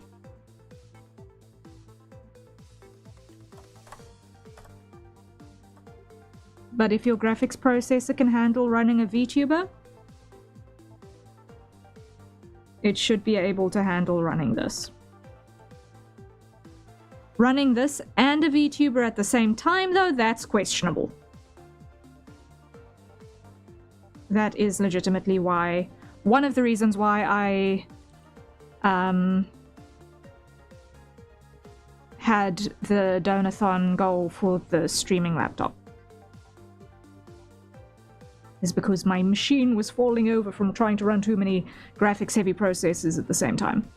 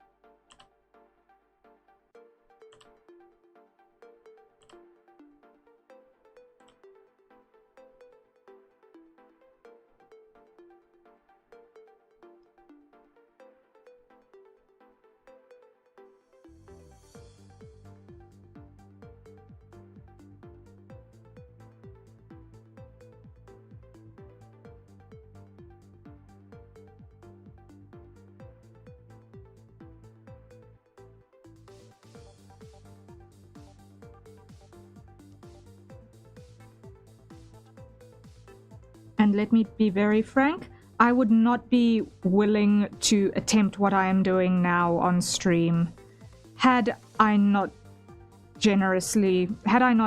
graciously been able to get the streaming laptop with the Mistling's generosity. I will be very frank on that topic. It would have not been a viable idea by the broadest stretch of the imagination.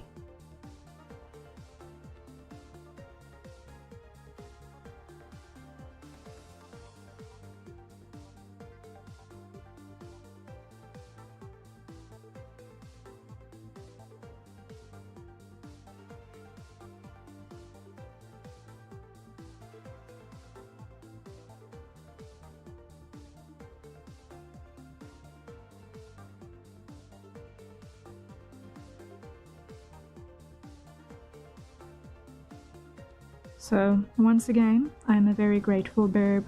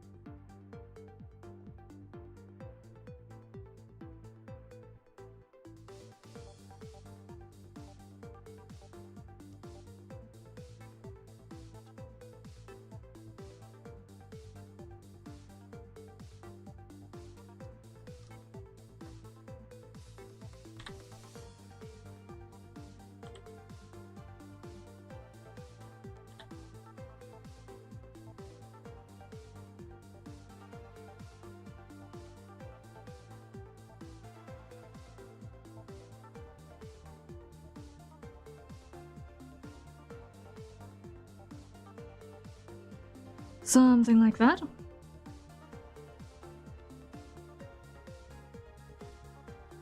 Now at the moment, it's clipping through the piece that's beneath it.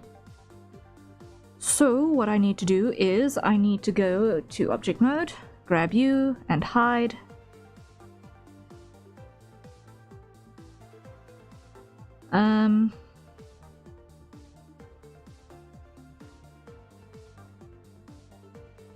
Was it actually clipping through? Wait. Yes, it is. Because it's you. It's you that I'm looking at. Sculpt mode. Pull you out.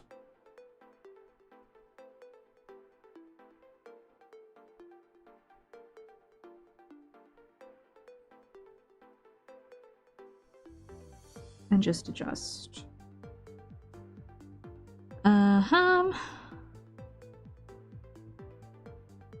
That will work, that will work.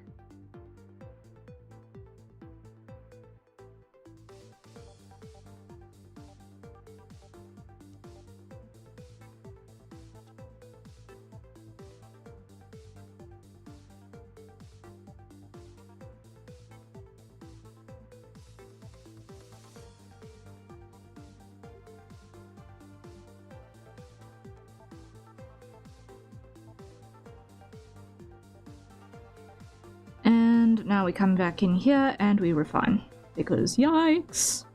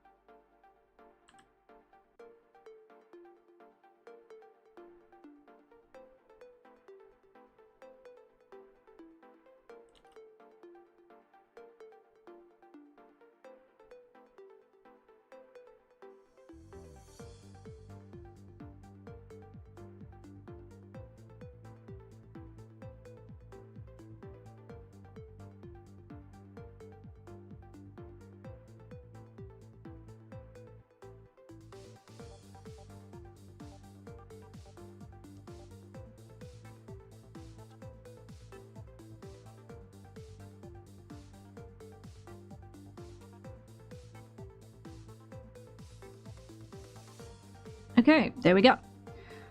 That'll do, that'll do, that'll do, that'll do.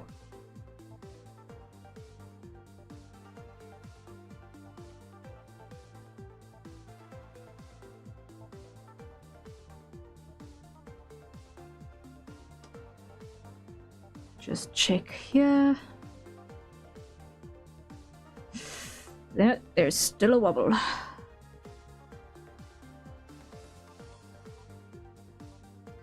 And we need to do edge mark seam.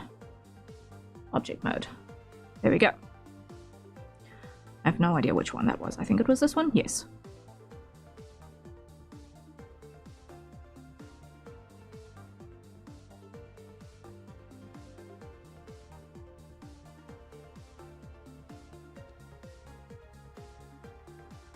Okay, so the next one that I want to prioritize is going to be this face over here, which is, once again, doing the dumb.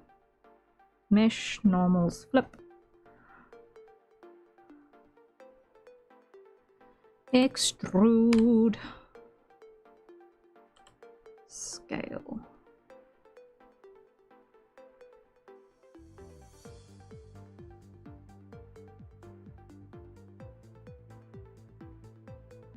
Like that. Make it brown. Extrude.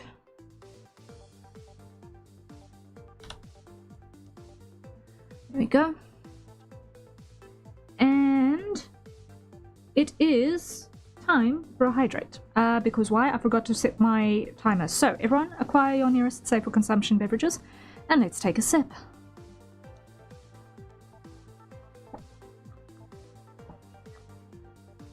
I made coffee and never had any of it, and now it's mostly cold. Already. Gasp. Silly bird.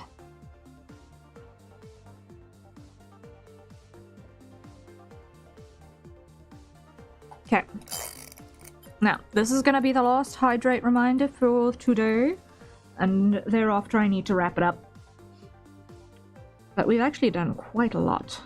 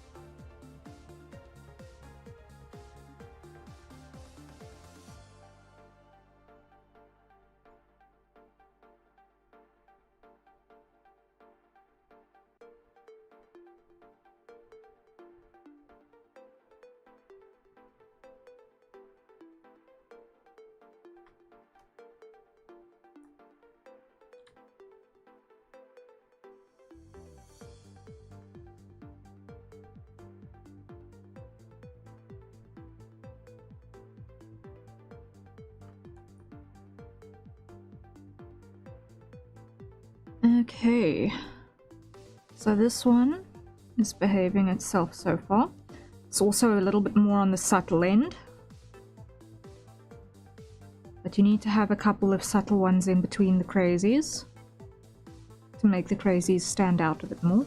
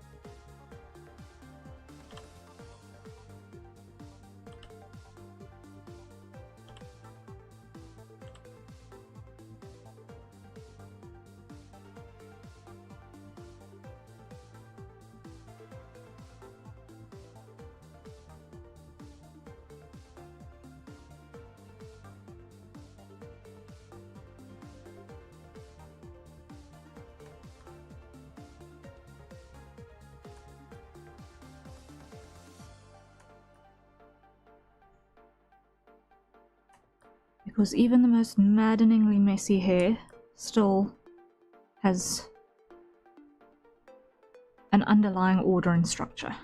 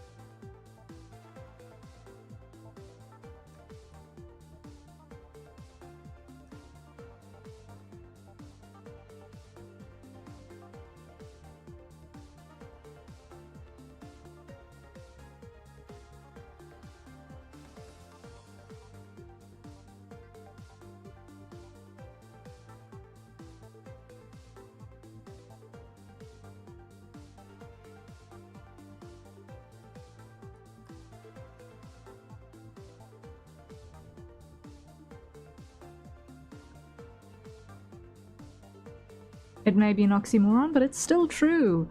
There is always order in the chaos. Indeed.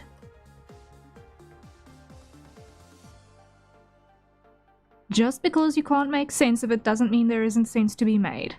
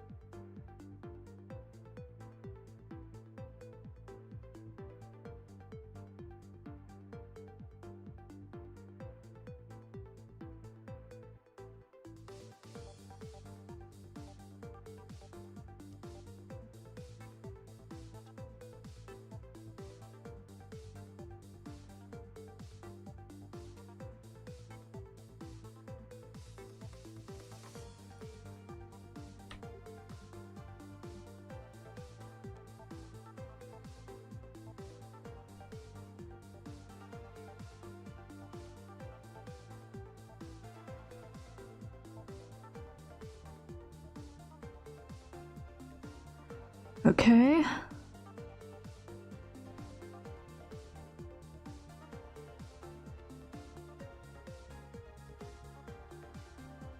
So far, so good. That is looking very fluffy.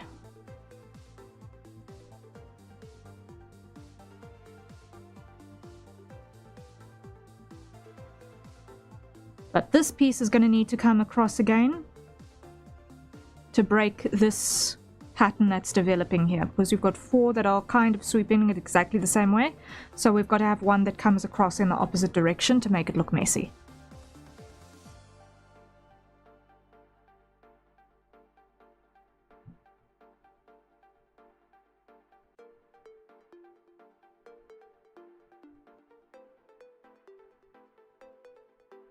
General flow is going this way, you've got one little stray going that way. General flow going this way, you've got one little stray going that way.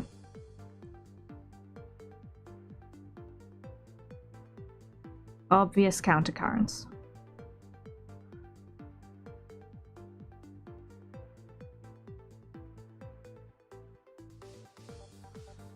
Okay, so that color, edit mode, grab everything, please. Extrude to about there, scale.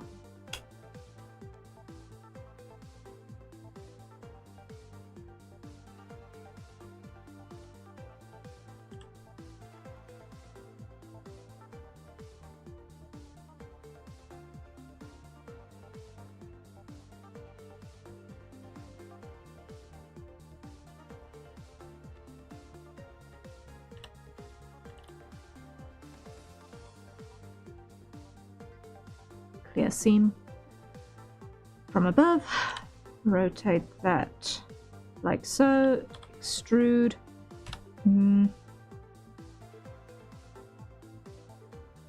merge at center, pull that back.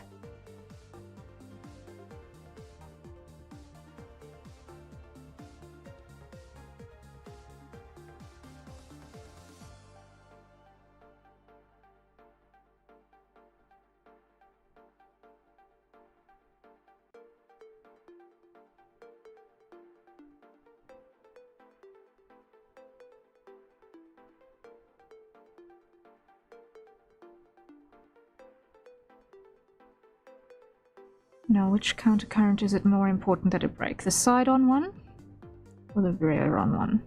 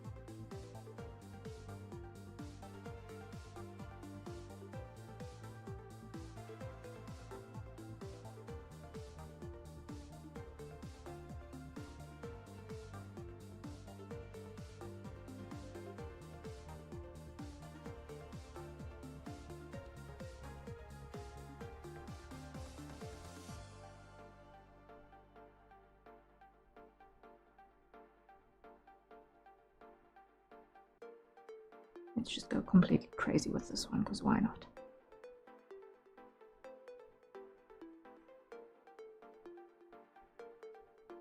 I saw you working this morning, at least for me, more than 12 hours ago now. Were you working on this some more at that time? I was working on the morning's test sculpt, which was this one. I had not touched this again this day before starting stream.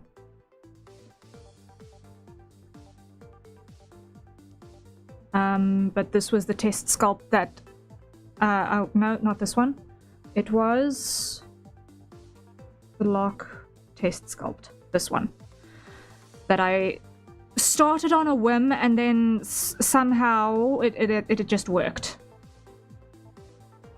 It somehow just worked for the first time ever. For the life of me, I cannot tell you why I tried it this morning. Like, it was really just such a... at the spur of the moment, I want to try this. I wonder if I can get it right this time. And then it just worked and clicked. And I don't understand it, how it just clicked this day, but I am not complaining. Love it when it just works, yeah. So, I still need to figure out brows, lashes, and how to sculpt hair on this in order for this one to actually be functional. And then I can maybe try doing a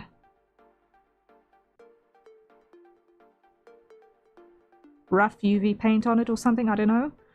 We'll see.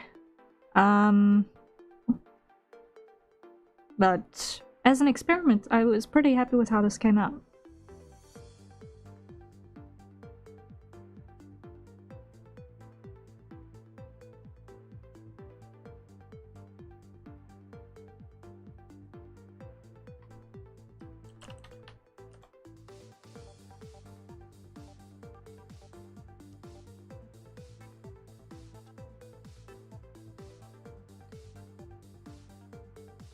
Like, oh, here is an example. Here is an example of what it looks like when you have a mesh that has not got any seams. When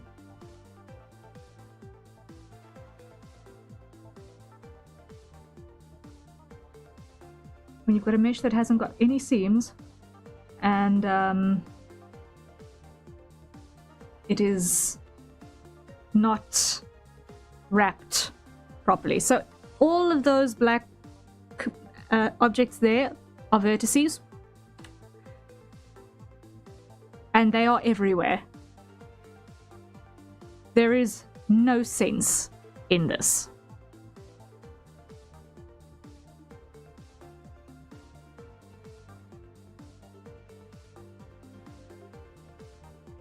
So in order for this to be paintable, it would need to be probably retopologized so that this lot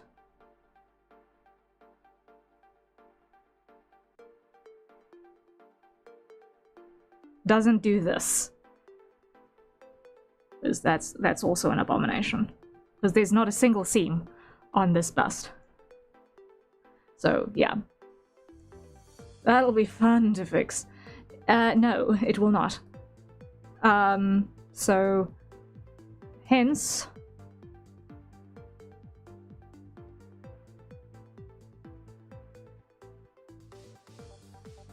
we're not going there right now.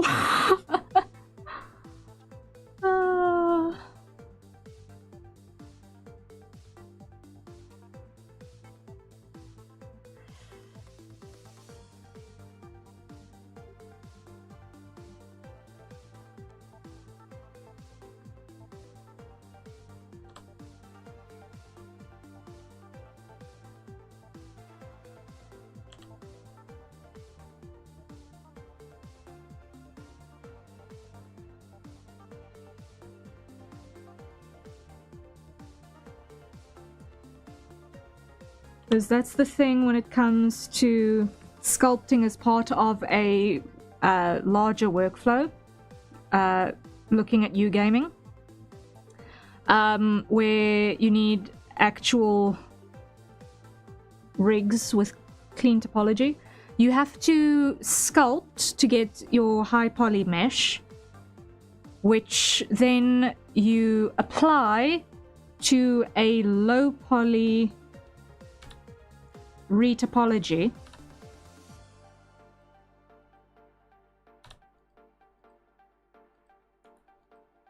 that has loops in all of the right places to be able to do the UV unwrapping so that you can paint it nicely, and do the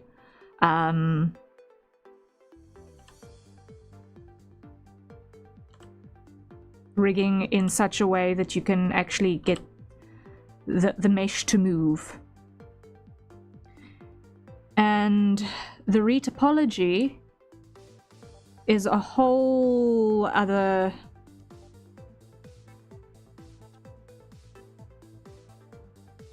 crazy kind of task on its own.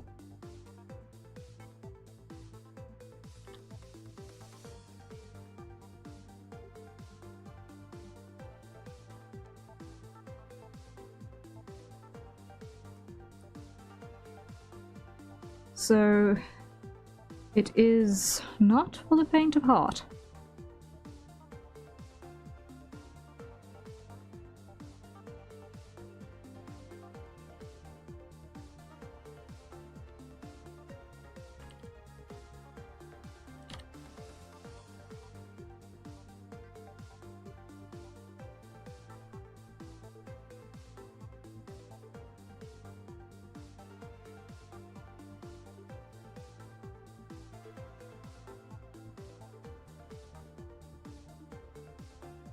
Like, there are tools that are supposed to make it easier, but so many of the tools nowadays are actually also generative. So it's like you have to triple check your retopology tools to make sure that it's not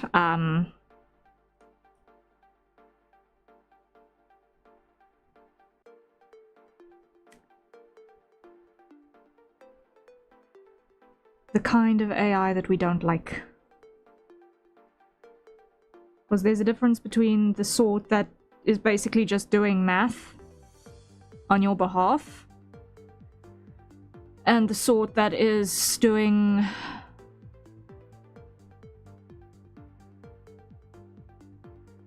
theft machine chaos.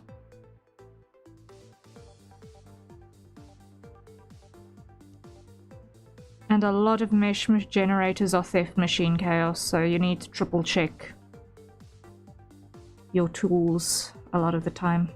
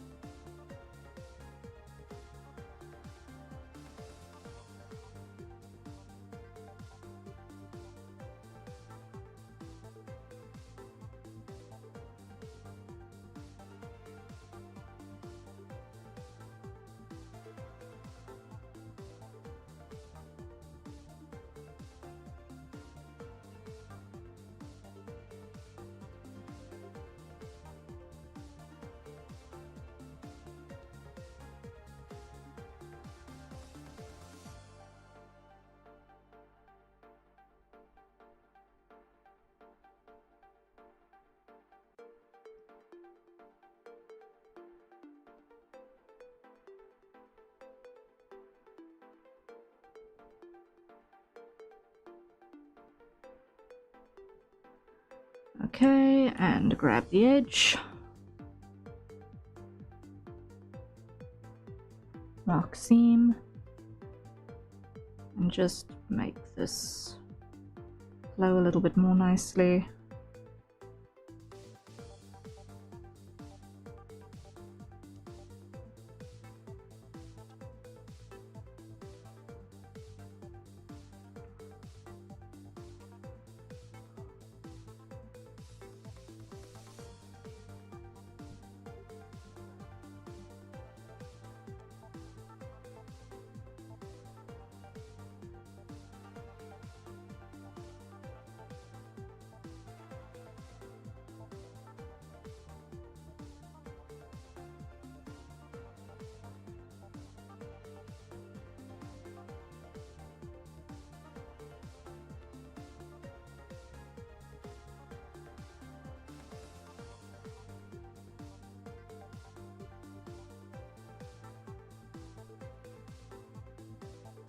Hello, Boss Cat. What are you doing in here? You're never in this room.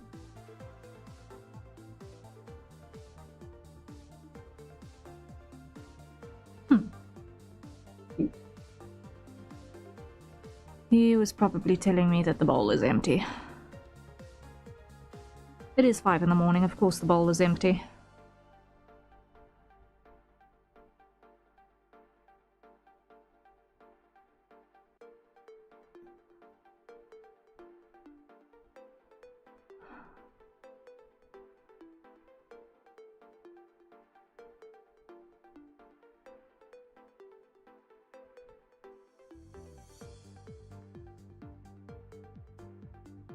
Yep, he's telling me that the bowl is empty. He literally would not come into this room if it were not to catch attention. Oh dear. And there are exactly 2 things that Boss Cat looks for. And that is food and milk. In that order.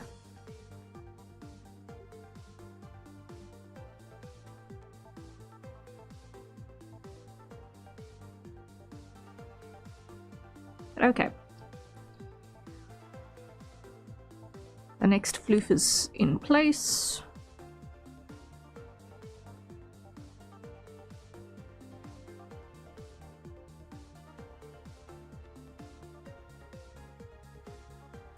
So we're getting there.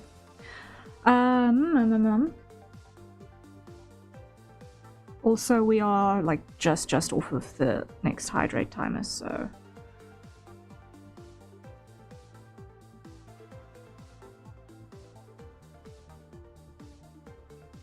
Cat is beating us to it by just a smidge.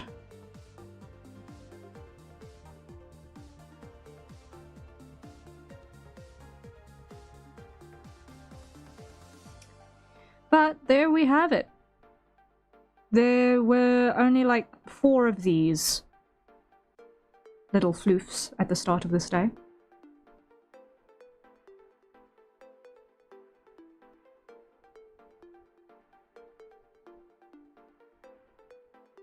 But we've got the beginnings of an actual head of hair going on here.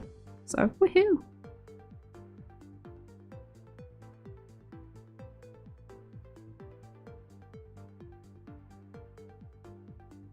Like, it's actually starting to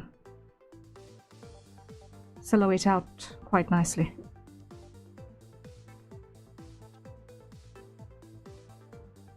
Crow helm.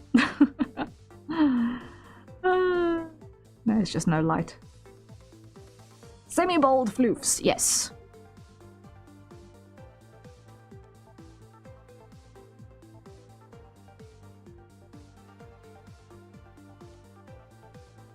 So many of these still to do. That's how many on the side? 1, 2, 3, 4, 5, 6, 7, 8, 9, 10, 11 on the side. At least now we've got the workflow that makes it go a little bit faster than earlier this evening. Because yikes, earlier this evening I was really doing it the slow way. Like, well and truly the slow way.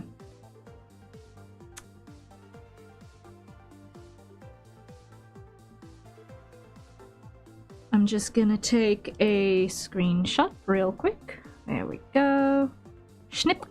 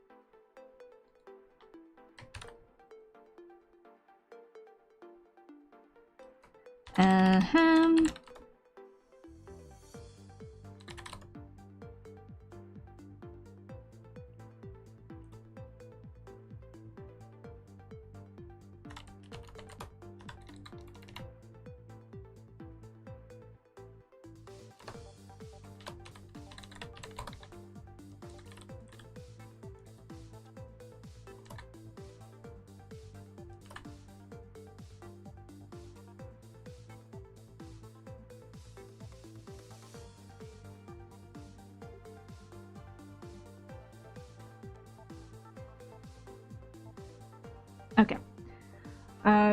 Showing off your progress to the owlings? Yeah. Just dropping the work in progress to the Ploomy channel. There's a work in progress channel on the Ploomy cord.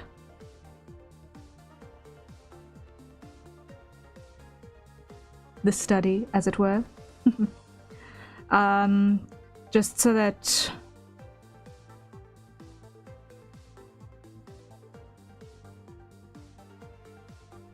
it's not coming off as, you know, top secret. Because there was no ways I was going to keep this secret. Not a chance on this Blue Earth.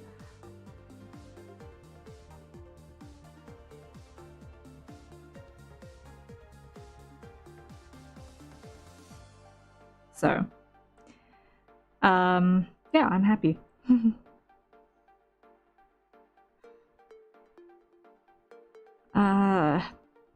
So, I think what I'm going to do is I'm going to try and finish, or at least on this project anyway, I'm going to try and finish getting the floof at the back here sorted.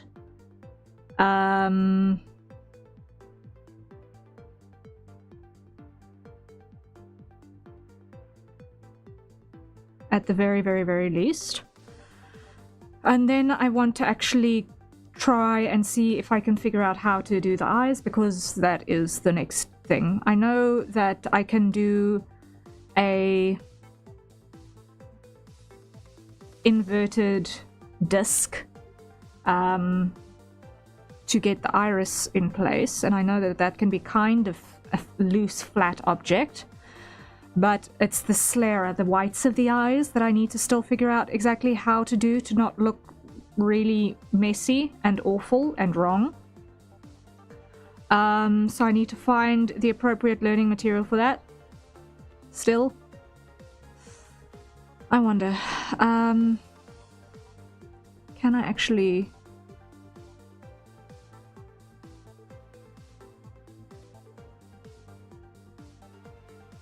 Let's see, if I can just get...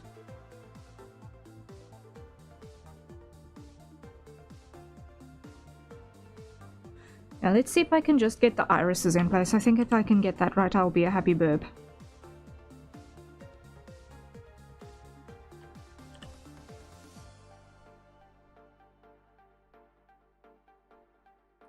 So those...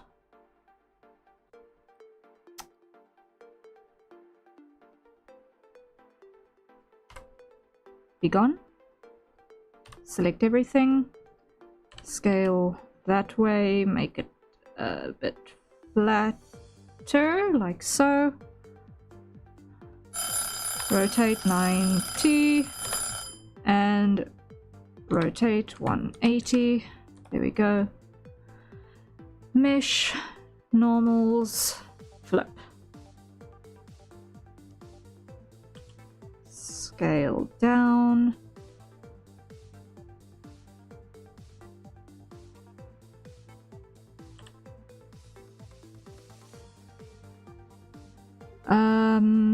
Let's see.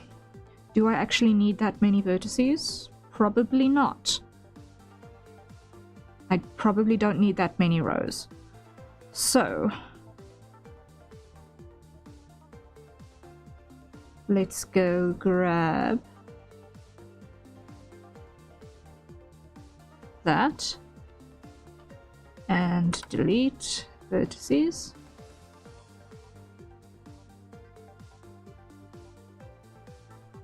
Okay, that should be enough, because then what can happen is I can go select that loop, scale it up, select that loop, scale it to center,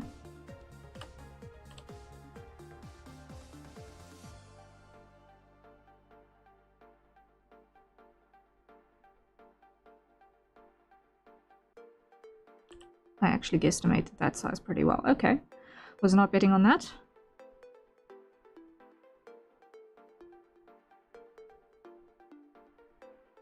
Oh wow.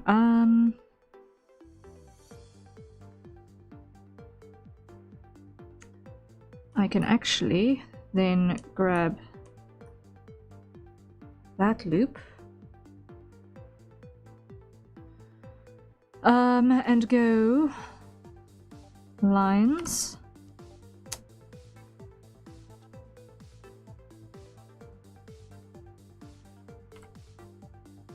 dissolve edges, because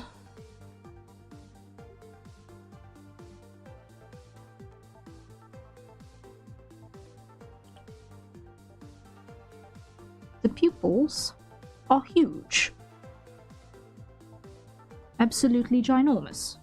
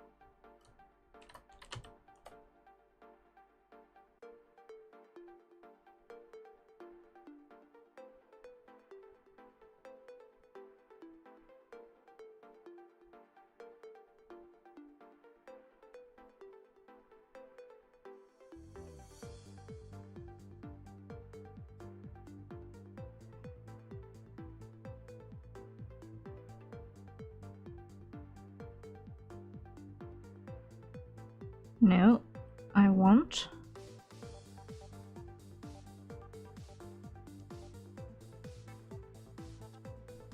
Hey, come on.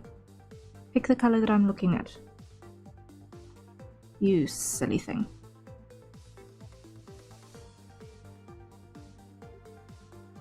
Hide the base mesh.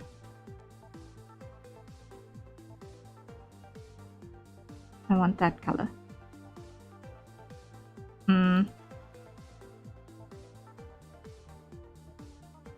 That color. We'll use that as a base. Okay. Come back here.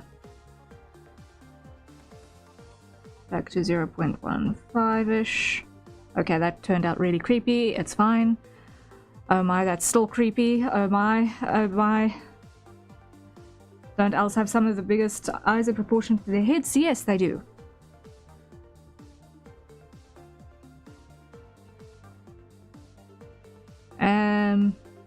Okay, that is very, very creepy.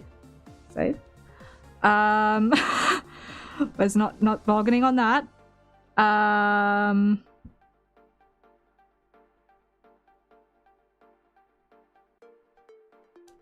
Add. Let's just see. I'm gonna borrow the eyelashes material for this as well. Edit mode. Assign that material just so that there's actually a pupil in there. Because that was just too creepy for me for regular viewing for now. But we can start to see the effect that you get by having the mesh concave.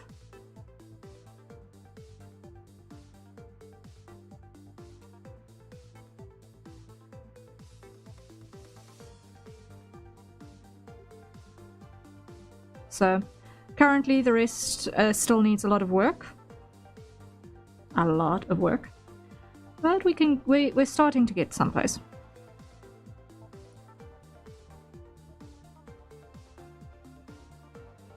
I feel like probably though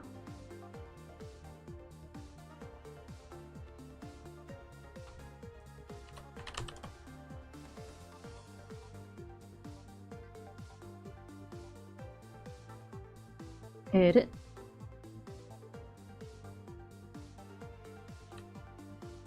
I feel like it can probably lean outwards just a smidge, just a teeny tiny little bit.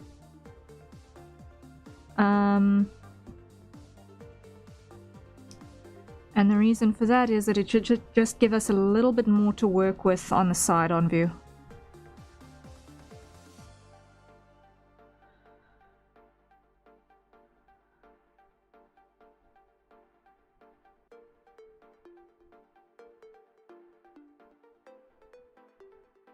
Okay, the backspace cutting is important.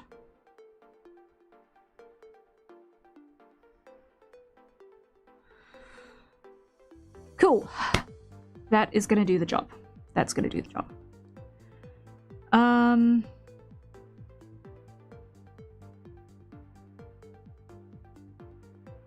So yeah, that's where we're at for now.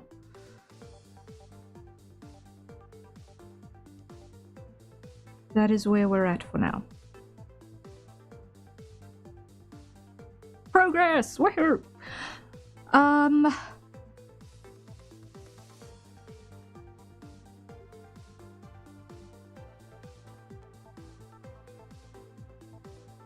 Yeah. So I am happy with where this is going, I think.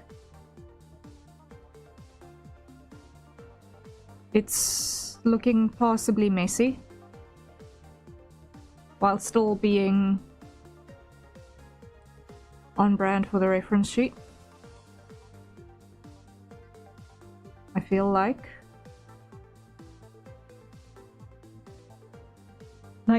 in 2D it's grossly simplified. I could probably have followed this pathing a little bit more closely now that I look at it. But it's also very simplified in 2D. So it's like, how closely do you follow that pathing? You know?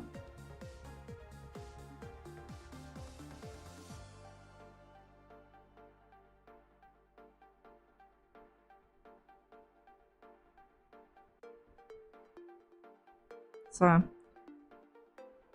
we'll probably come back to get that shape when we go over the top section. But definitely sweeping it that way on the bottom section, I think it's working.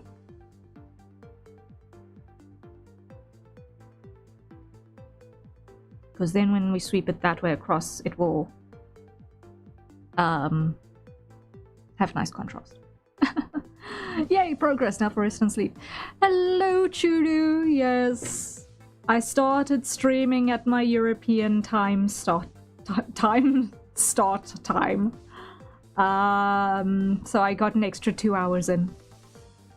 We did a lot. We did a lot today.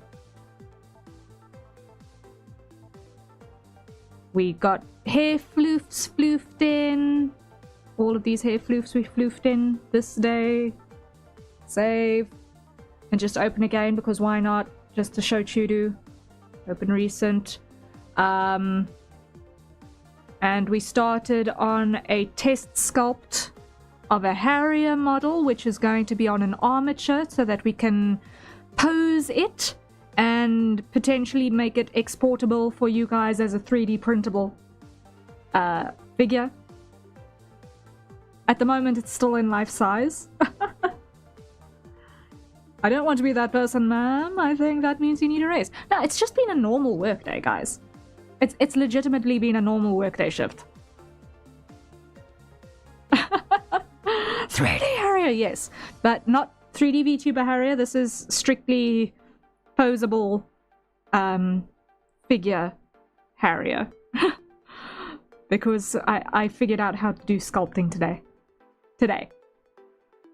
And since we threw a little bit of practice together.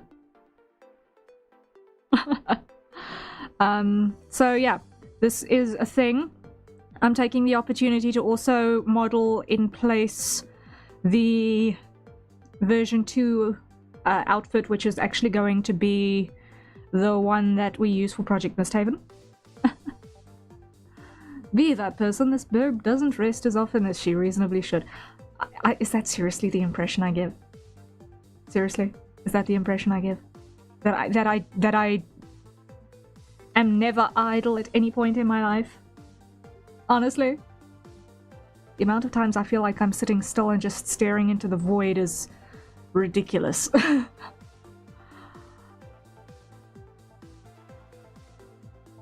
I cannot agree with that assessment. I know how much time I waste.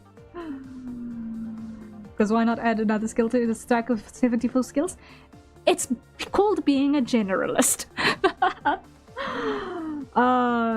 It's part of the set of workflow skills that one needs in order to be able to do the things that I want to be able to do.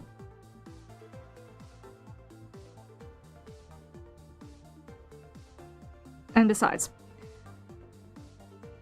if anyone's gonna make my own merch for my own IPs, it's gotta be me, right? As someone who people think is always doing something, I know the feeling, but also they're right. I feel hopelessly less productive than someone who is suffering that. Always busy with things. Like, I feel hopelessly less productive on that front, but anyway. But yeah, so now to close this before I can have the slightest inkling of working on it any further. Okay, Blender is now closed. You see, that's my desktop. Blender is now closed.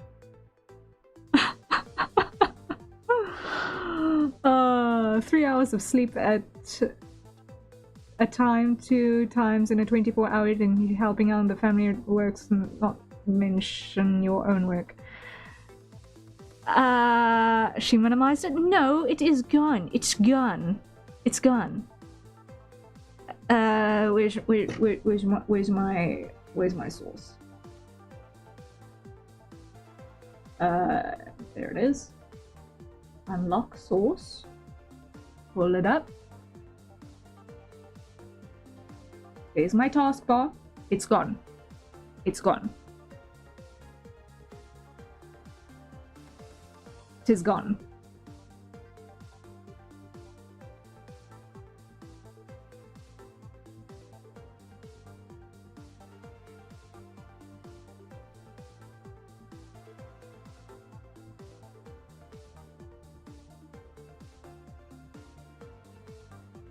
Oh.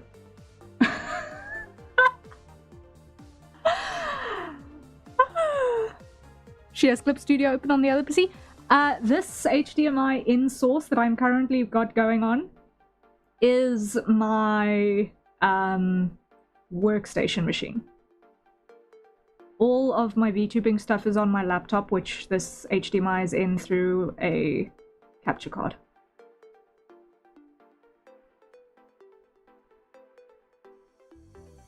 So it's closed. It's gone. I promise you.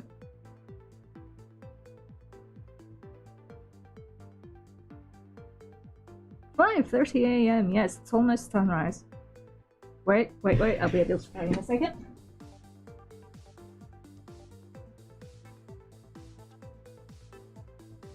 Yeah, I'm starting to see the slight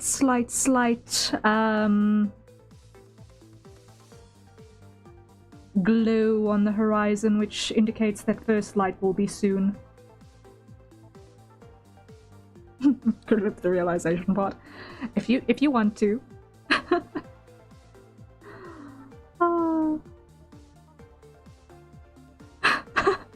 Closes Blender, shows taskbar, sees 5:30 a.m. Yes, I was supposed to end stream half an hour ago.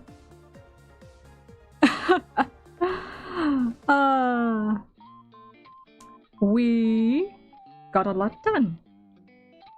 I think we got a lot done. Yeah, I know. It has been a normal workday, guys. If I were sitting in a 9-to-5 desk job, it would be the same number of hours. The only difference is that I was doing my normal workday live on stream instead of in an office.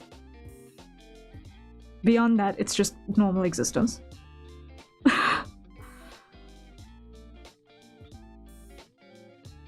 You wanted to wait for the timer, which was 15 minutes ago? Yes, and I still haven't had my coffee. So my coffee is now iced coffee next to me, which I'm now going to swig.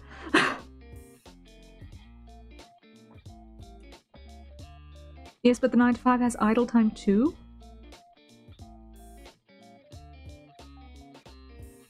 No coffee?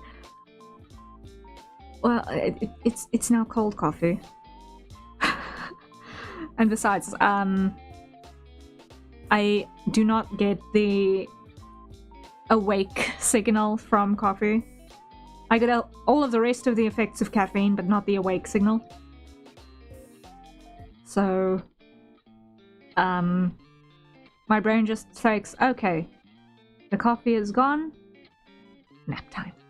Crash. Yeah. Caffeine does not keep me awake.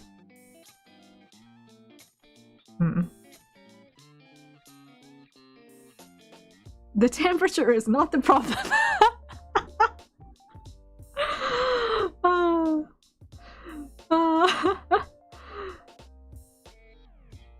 10 to 6 is almost exclusive. My 10 to 6 is almost exclusively idle time.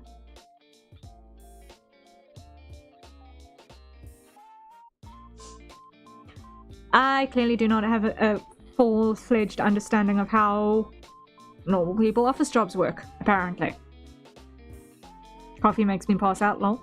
Yeah. Same camp. It's like, if you don't have coffee, then you can't fall asleep because you've got the withdrawal headache. That's the thing. If you don't have enough coffee, then you get the withdrawal headache. Which on some days can be debilitating.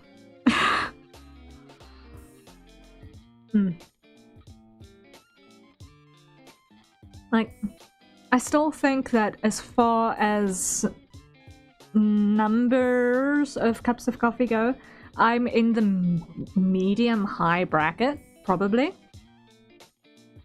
But it has been significantly less since I started going onto the biphasal sleep cycle. It's not an office job. Security is very interesting. Ah, yes. That's shift work. That is a completely different kettle of fish. Shift work is crazy in comparison. So I part-time sometimes for family business things, and when that happens, it doesn't happen often, but when it happens, it's basically like shift work, because we're gigging at that time. And in those situations, it can be anywhere between 4 and 14 hours where my workstation is one where there isn't a relief person on shift, because we have not got the staff capacity for things, which is why I have to part-time sometimes. And let me tell ya, 14 hours of focus work on a gig, it knocks you. Oh, it hits you for 6. It hits you for 6 so badly. Ow.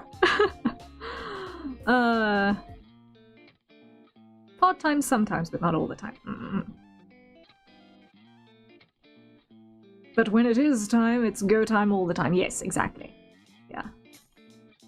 And then, like, that kind of gigging work is the sort of thing that I have literally grown up with being, like, just part of the culture of the family. It's like, when the gig is on, the gig is on. There's no relief because there's no extra staff. You just gotta muscle through it. And sometimes it's hard because usually you didn't get sleep the day before because something went horribly wrong. And you end up going into a 14-hour shift on 2 hours of sleep, if you got that lucky. I've had that relatively recently, actually. March, I had that. I die figuratively the day after those, yeah. On the high for the time when it's done, yeah. When it's done, the adrenaline crush hits you and oof, it is heavy. Wait, was it March? No, I'm thinking all the more reason to pass out, yeah. Next gig is Friday now that I think about it, but it's a relatively short one. It should be like 4 hours. So it's about stream duration, so it's like a doddle. And it's like midday gig, which is also nice. So, yes, from today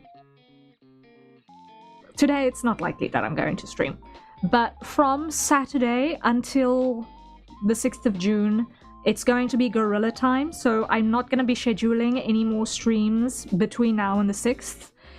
If I do get an opportunity to stream, I am going to do so in European daytime hours.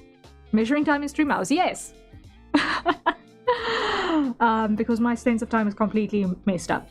But yes, so if I do any streams between now and the 6th of July, it is going to happen during European daytime hours, so American mornings, Asian evenings, afternoons, depending on where in Asia you are.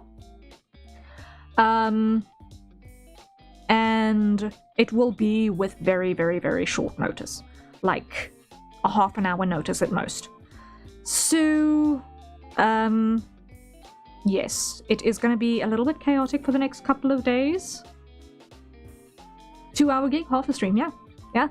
That's like a 2 hour gig is like a Zatsu. A 2 hour gig is like a walking Zatsu, which I need to do after the 6th. During the guerrilla streams.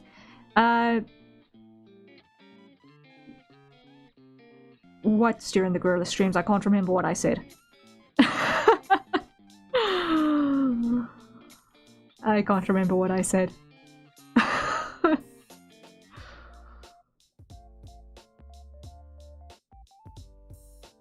But yeah, so it's gonna be pretty impromptu in terms of when we go.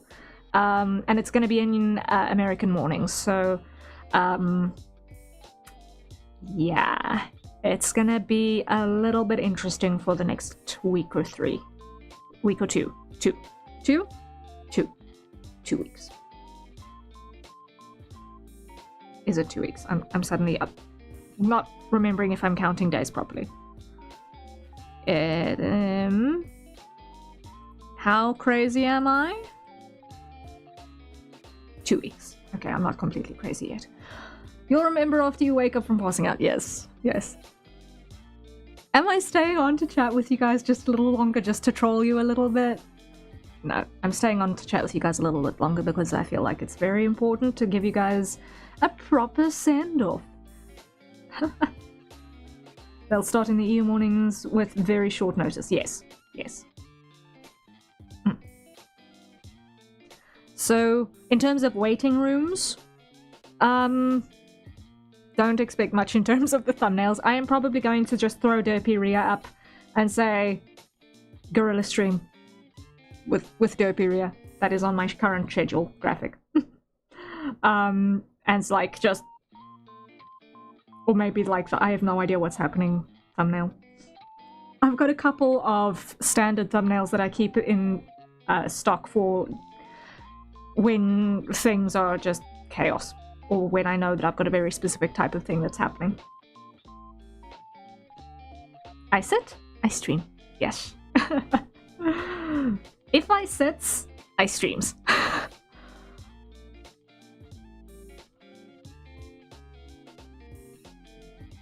Sometimes I sits and thinks, sometimes I just sits, and the rest of the times I sits and streams.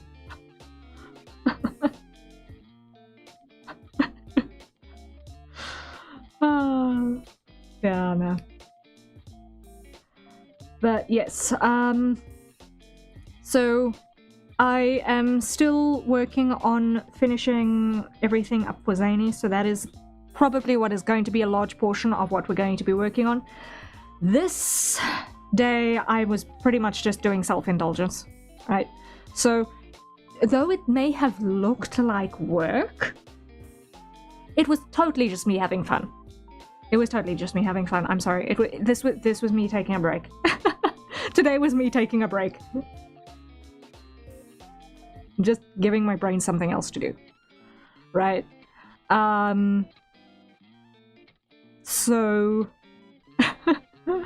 I will probably be resuming with working on Zany's stuff at every possible opportunity going forward until I've got it done. I might, and this is a huge might, make an opportunity to play a little bit of Final Fantasy XIV, but it's a big maybe. It's like a solidly maybe. Because I have no idea how the next couple of days are going to pan out.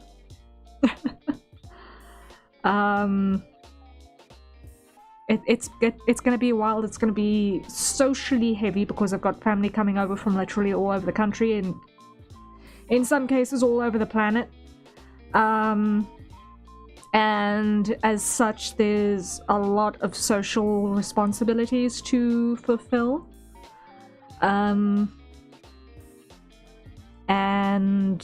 yeah, it's going to be a wild next couple of days. So on one hand, it's very exciting. On the other hand, not knowing exactly how the time is going to pan out makes it very difficult to plan things. Good luck with managing the battery. Thank you. I appreciate it. I'm going to try and save as much of the social battery as possible for the 5th, which is the big day of the wedding, my brother's wedding, where I'm going to need to be sociable. Where I'm going to need to be very sociable. So, yes. Thankfully,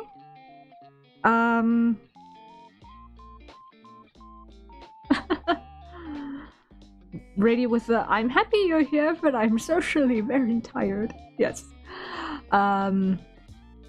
I'm going to need to look up again my list of starter questions for conversation starters, because oh my word, I think I'm going to be at a table with a bunch of introverts. Alternatively, what time I'm not spending working on zany stuff, I should be spending watching anime. Because I think we're either at my table a bunch of introverts or a bunch of weebs. Or both. Introverted weebs. So I should probably do some studying. You know, just pretend that I am also on the level. Not just a workaholic normie in an anime-themed cosplay. When that happens, I become the extrovert. Yes. Yeah, it's fun. It's fun. It all depends on what the table ends up being like, because yes, it's a bunch of introverted weebs, but it's also a bunch of introverted weebs who don't necessarily know each other very well and who come from some variation of tech backgrounds. So it will be anyone's guess how the conversation at that table is going to end up going. It will be anyone's guess.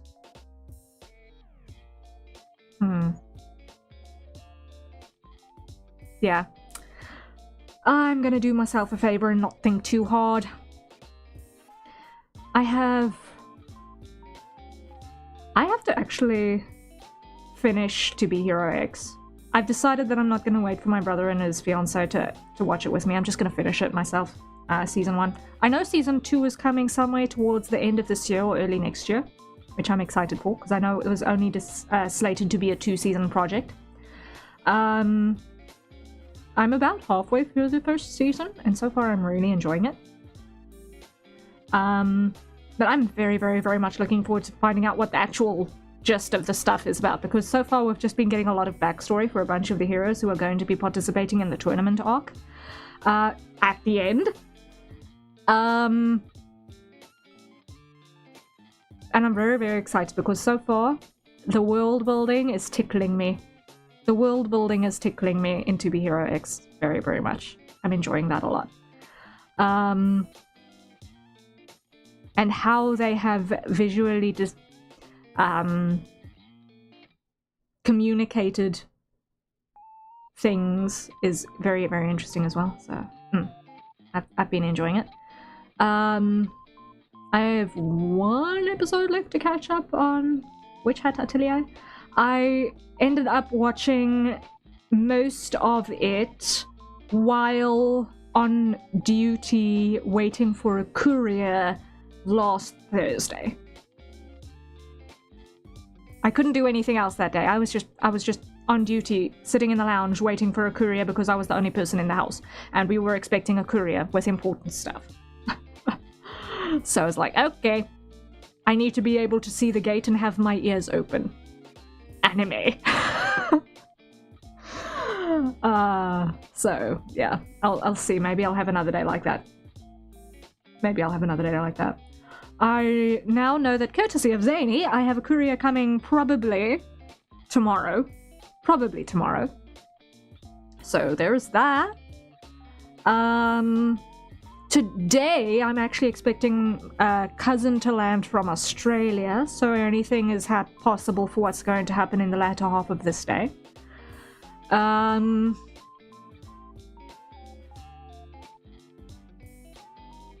Harrier versus courier. Yeah. Well, most of what I do while sitting at work too, so I can't blame you. Yeah. But yeah, aside from To Be Hero X and Witch Hat Atelier, I can't remember, is Freya in Season 2 out? I think it is. If so, I need to catch up on that. Because I did watch Season 1 with a buddy when that came out. I watched Season 1 with a sailing buddy when Freya came out. What else is on my to-watch list? I've got a lot of stuff that I haven't finished yet. Season 2 is out. Okay, awesome. I've got a lot of stuff that's actually in a state of partial having had watched, but not being done yet. I don't know, I'm even less of a weeb. Oh, lovely.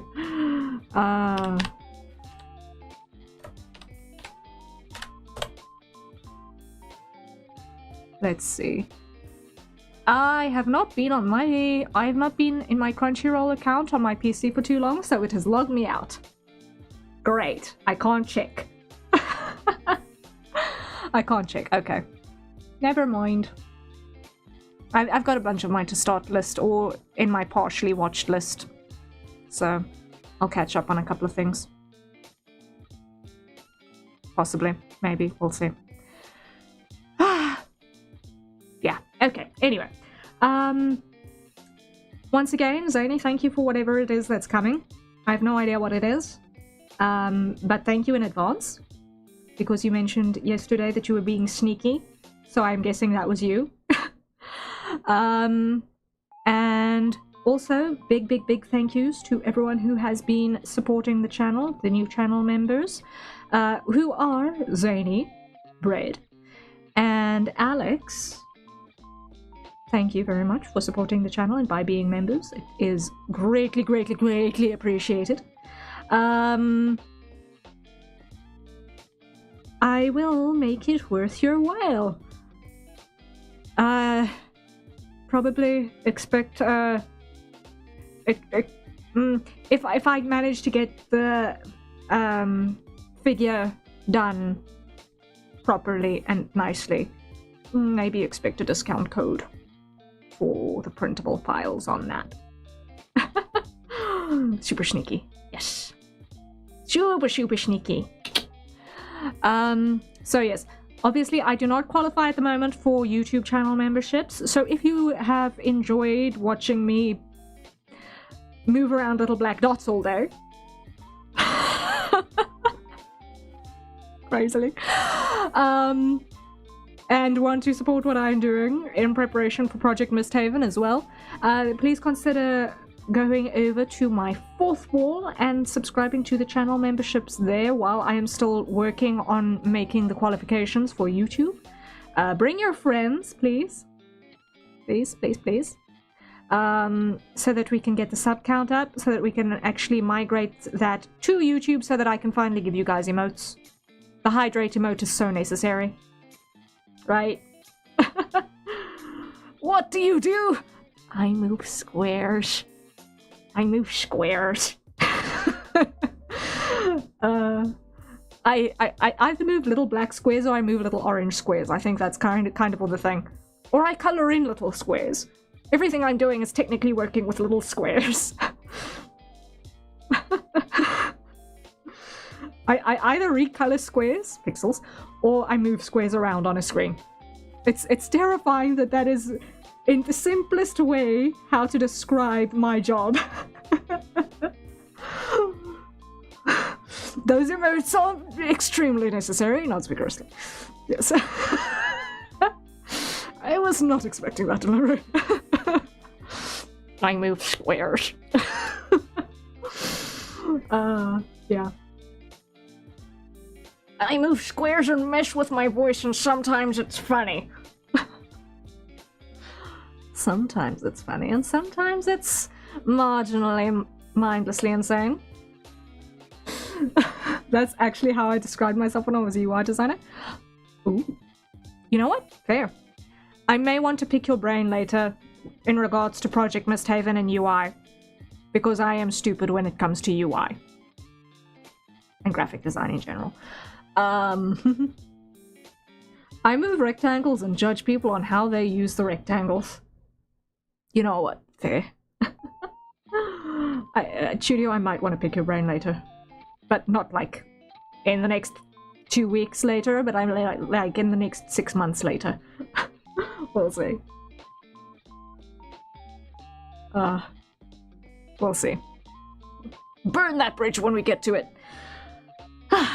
Yes, fun times. But now, it is indeed nap time. It is indeed nap time. I think that the wind down has wound down. That's a long time. Yes, but I've got a lot of building to do still. Oh, graphic design was funny too. I make people want things that they don't need. Yes, that's very similar to marketing.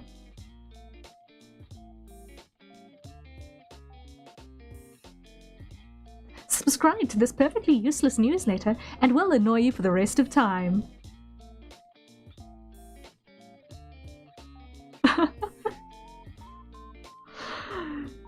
Go nap, big sleepies, yes! Today's actually Big Sleepies Day. Thursday is time zone reset day, which means I now get to sleep for a solid 6 hours. In one go. 6 or 7 hours, depends. In one go. Wow.